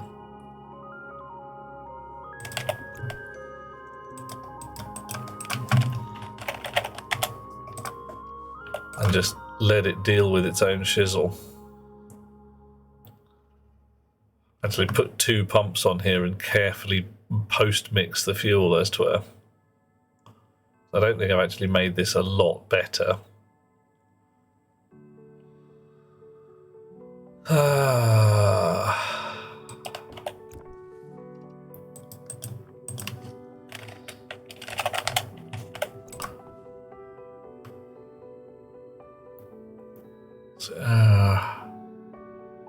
Are we going to run out of hydrogen is the thing again, because it's not got a hell of a lot in the pipes and the pumps.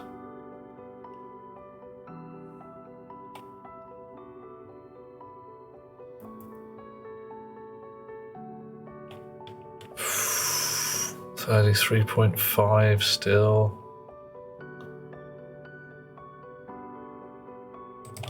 All right.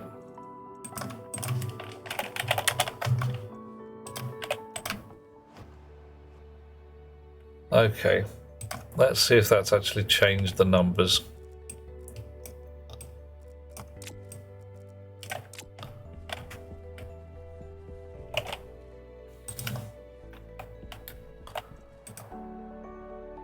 Cancel the pressurization as soon as the doors are closed. Can't be bothered to wait.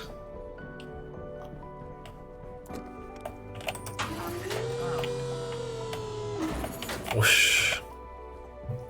Running through the corridors. And alrighty, Rising Dawn reckons 16.2. Still 15.2.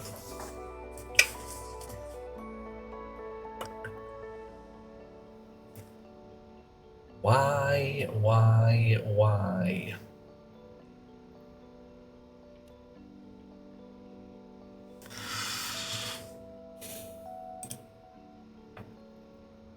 Okay, we've got 3,000 moles on that particular rocket and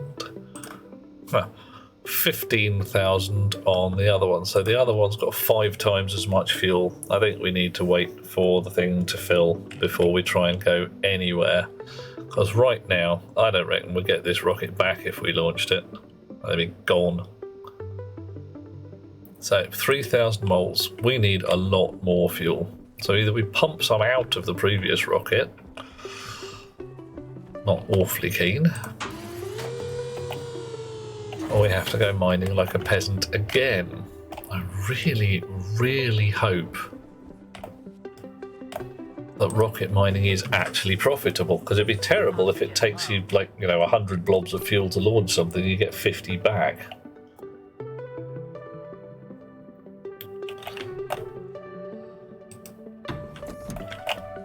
Okay. Yeah. Right. Pockets to be emptied. Random crap in random boxes. I should probably sort out my boxes a little more, but right now, not important at the moment.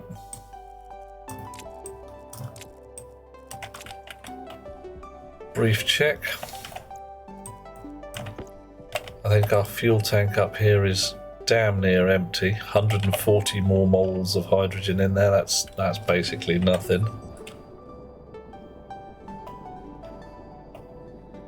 And we're looking for pink and blue, as usual. There's a little bit of pink that's fairly close by.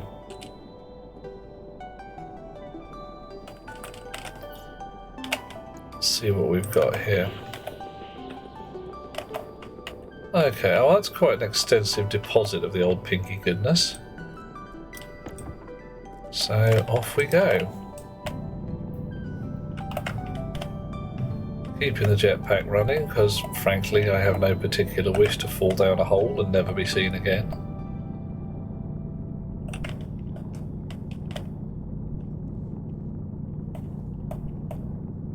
There we are, tunnelling a worm-like hole through the ground, proper Chthonian style.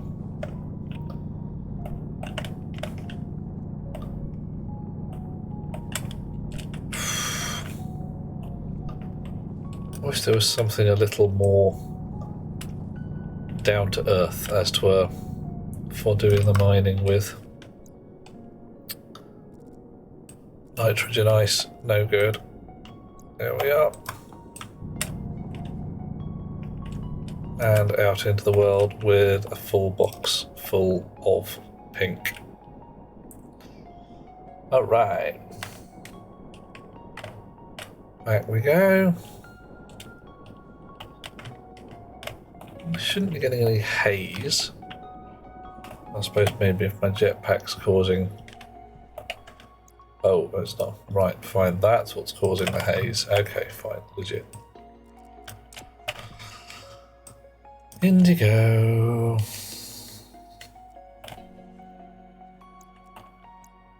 And again.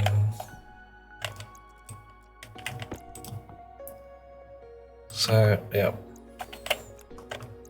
Still, actually, let's check the oxygen line. Still got 8 megapascals of oxygen and 3 of hydrogen. So basically, we need a lot more pink than we do blue. Must have been collecting blue for a while. Plus, of course, your plants turn the carbon dioxide into oxygen again, keeping the carbon. Butts is going to go and take a nap. Sweet dreams all. It is indeed almost 2 in the morning. I should probably stop doing this at some point, but I really want to launch me a rocket. I should probably come up with a faster fuel mixing method as well, because right now the fuel mixers, I mean, they work, but frankly, I mean, oof. Sweet dreams, Butts. Blow a kiss to snow for us, or whatever seems appropriate. Okay, so what do you got? You've got 23,000 moles of hydrogen. And climbing, 24,000 moles of hydrogen. More moles of hydrogen. How many moles of hydrogen in this tank? 8.95. Right, so that's being filtered through quite happily.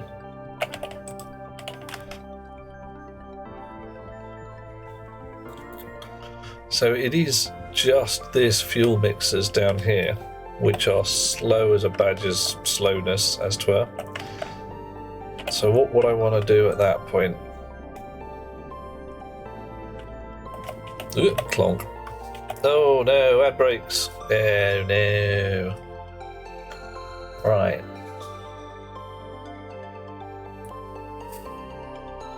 Six megapascals. That's just the pipe work though.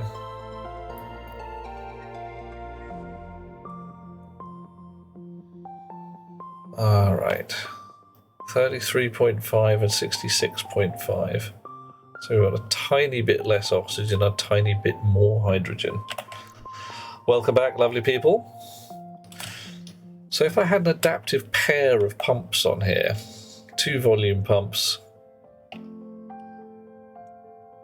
1 red, 1 white, and heck, I could even go 2 red and 1 white.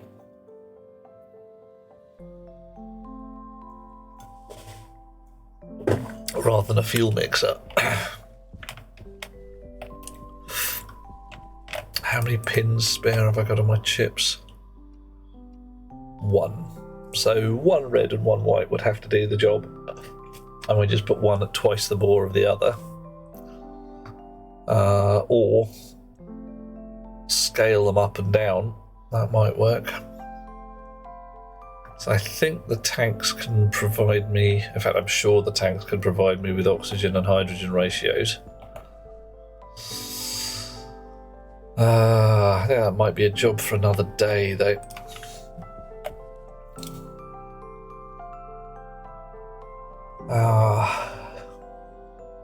Okay, crawling back up to Rocket Central.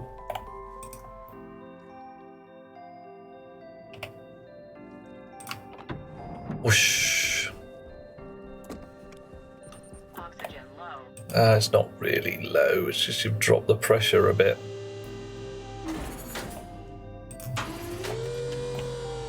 Ooh, okay. So how are we doing now? Still not doing so well. 4,000 moles, rising little over 1 a second.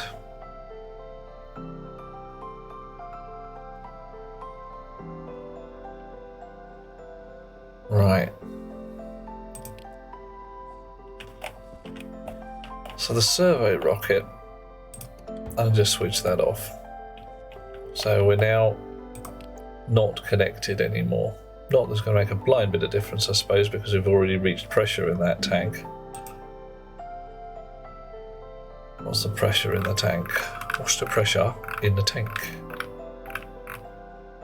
27 out of 25, so yeah, definitely full.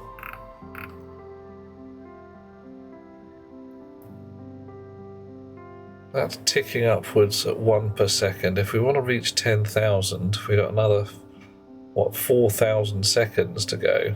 That's an hour. Oh, we can't be doing that. Oh, blimey, no.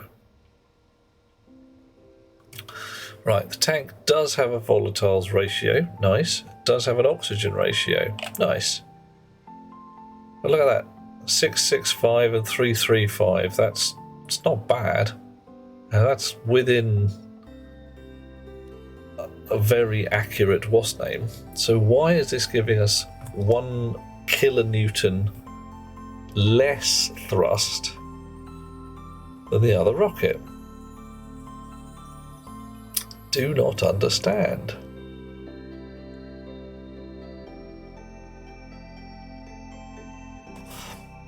Got none.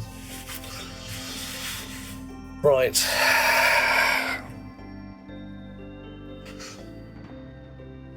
So, at 100% bore,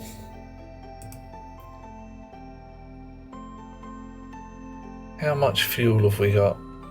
I'm hesitant to launch. I really am.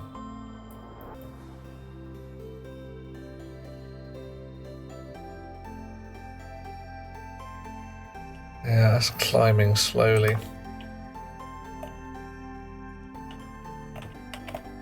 See, this one's got one rocket fuel pressure graph. I need to add another one, don't I?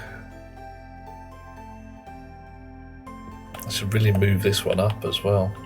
It's kind of next door. Oh dear. Oh dear, oh dear, oh dear. Right, I get the feeling that I shouldn't do this tonight. Because if I do, I suspect I'm going to make a mistake and there's going to be a horrible kaboom. Not just an ordinary kaboom, a horrible kaboom. So, I'm going to pick me some tomatoes. I'm going to make some tomato soup. And I'm going to go to bed. Who do you think we should raid into tonight? Because that... Come here. I want tomato seed. I don't want tomato seed at the moment. Maybe I do.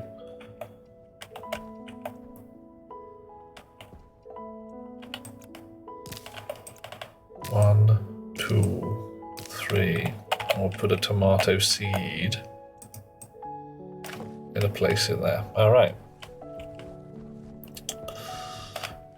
You lot in there. Recipe cooked tomato. We got 16 of them. That's lots. That's a lot of tomatoes. We got one empty can. And we need, I believe, oh, how much soy do we need for tomato soup? Soup. Tomato. 1 drop of soy oil. Drop. There we go. 1, 2, 3, 4, 5, so loads. Alright, enough already. 1, 2, 3, 4, 5. Pull the handle. Make the thing run. Hamana. It's finished. Magic tomato soup occurs. Yay! Well, I suppose I should eat some. Tasty soup. Soup rack. Things on the rack. I didn't build a shelf, so my belt's just going on the floor. Right, let's find out who is still awake and is worth a raid. We've got Psycho Bob playing Farming Simulator. Bunbury playing The Ghost Dogs of Moon Lake. Ooh my. Mr. Beard playing Helldivers. Bottletop Hornet playing Minecraft. Ah. DARPA Chief playing War Thunder. And I'm named AJ playing Showdown. Hunt Showdown. Anybody got any particular thoughts for people they'd want to see? Or we could try even just searching for Stationeer players. Who out there is playing Stationeers? Yeah, there's this dodgy British chap. And a VTuber called Ezra Kazumi. A new chum. Oh, well. Let's see what we can do with Ezra Kazumi, shall we? Shall we make a new friend, everybody? Unless anyone's got a recommendation. Nope, we're going to go this way. Trying to copy some text. That's not working out at all. That's better. Okay, hold on to your elbows. We're doing a raid. Lovely people, thank you so much for hanging with me. I'm getting into my bed. Oh, no, hang on. I'm turning the light out and then I'm getting into my bed. Bob, you're 100% welcome, dear chap, and I am going to head to bed for myself real soon now. Special thanks tonight for Call Me Eve, who does a raid, for Sangol, Tagar TV, Nika Lim, and Captain True, who have done us a follow. It's been a wonderful evening in various ways, and we are now going to see if we're going to meet a new and interesting chum. Hitting the button. Rated out, intended for mature audiences, as so many are, so please behave maturely. 1, 2, 3, and we are raiding. Good night, all. If you've got some lovely equations, emoticons to put in the list, now's the time. Actually, if I press some for myself, that'll be fun. There we go. Wizard raid! Like that. Do it. You know you want to. Oof.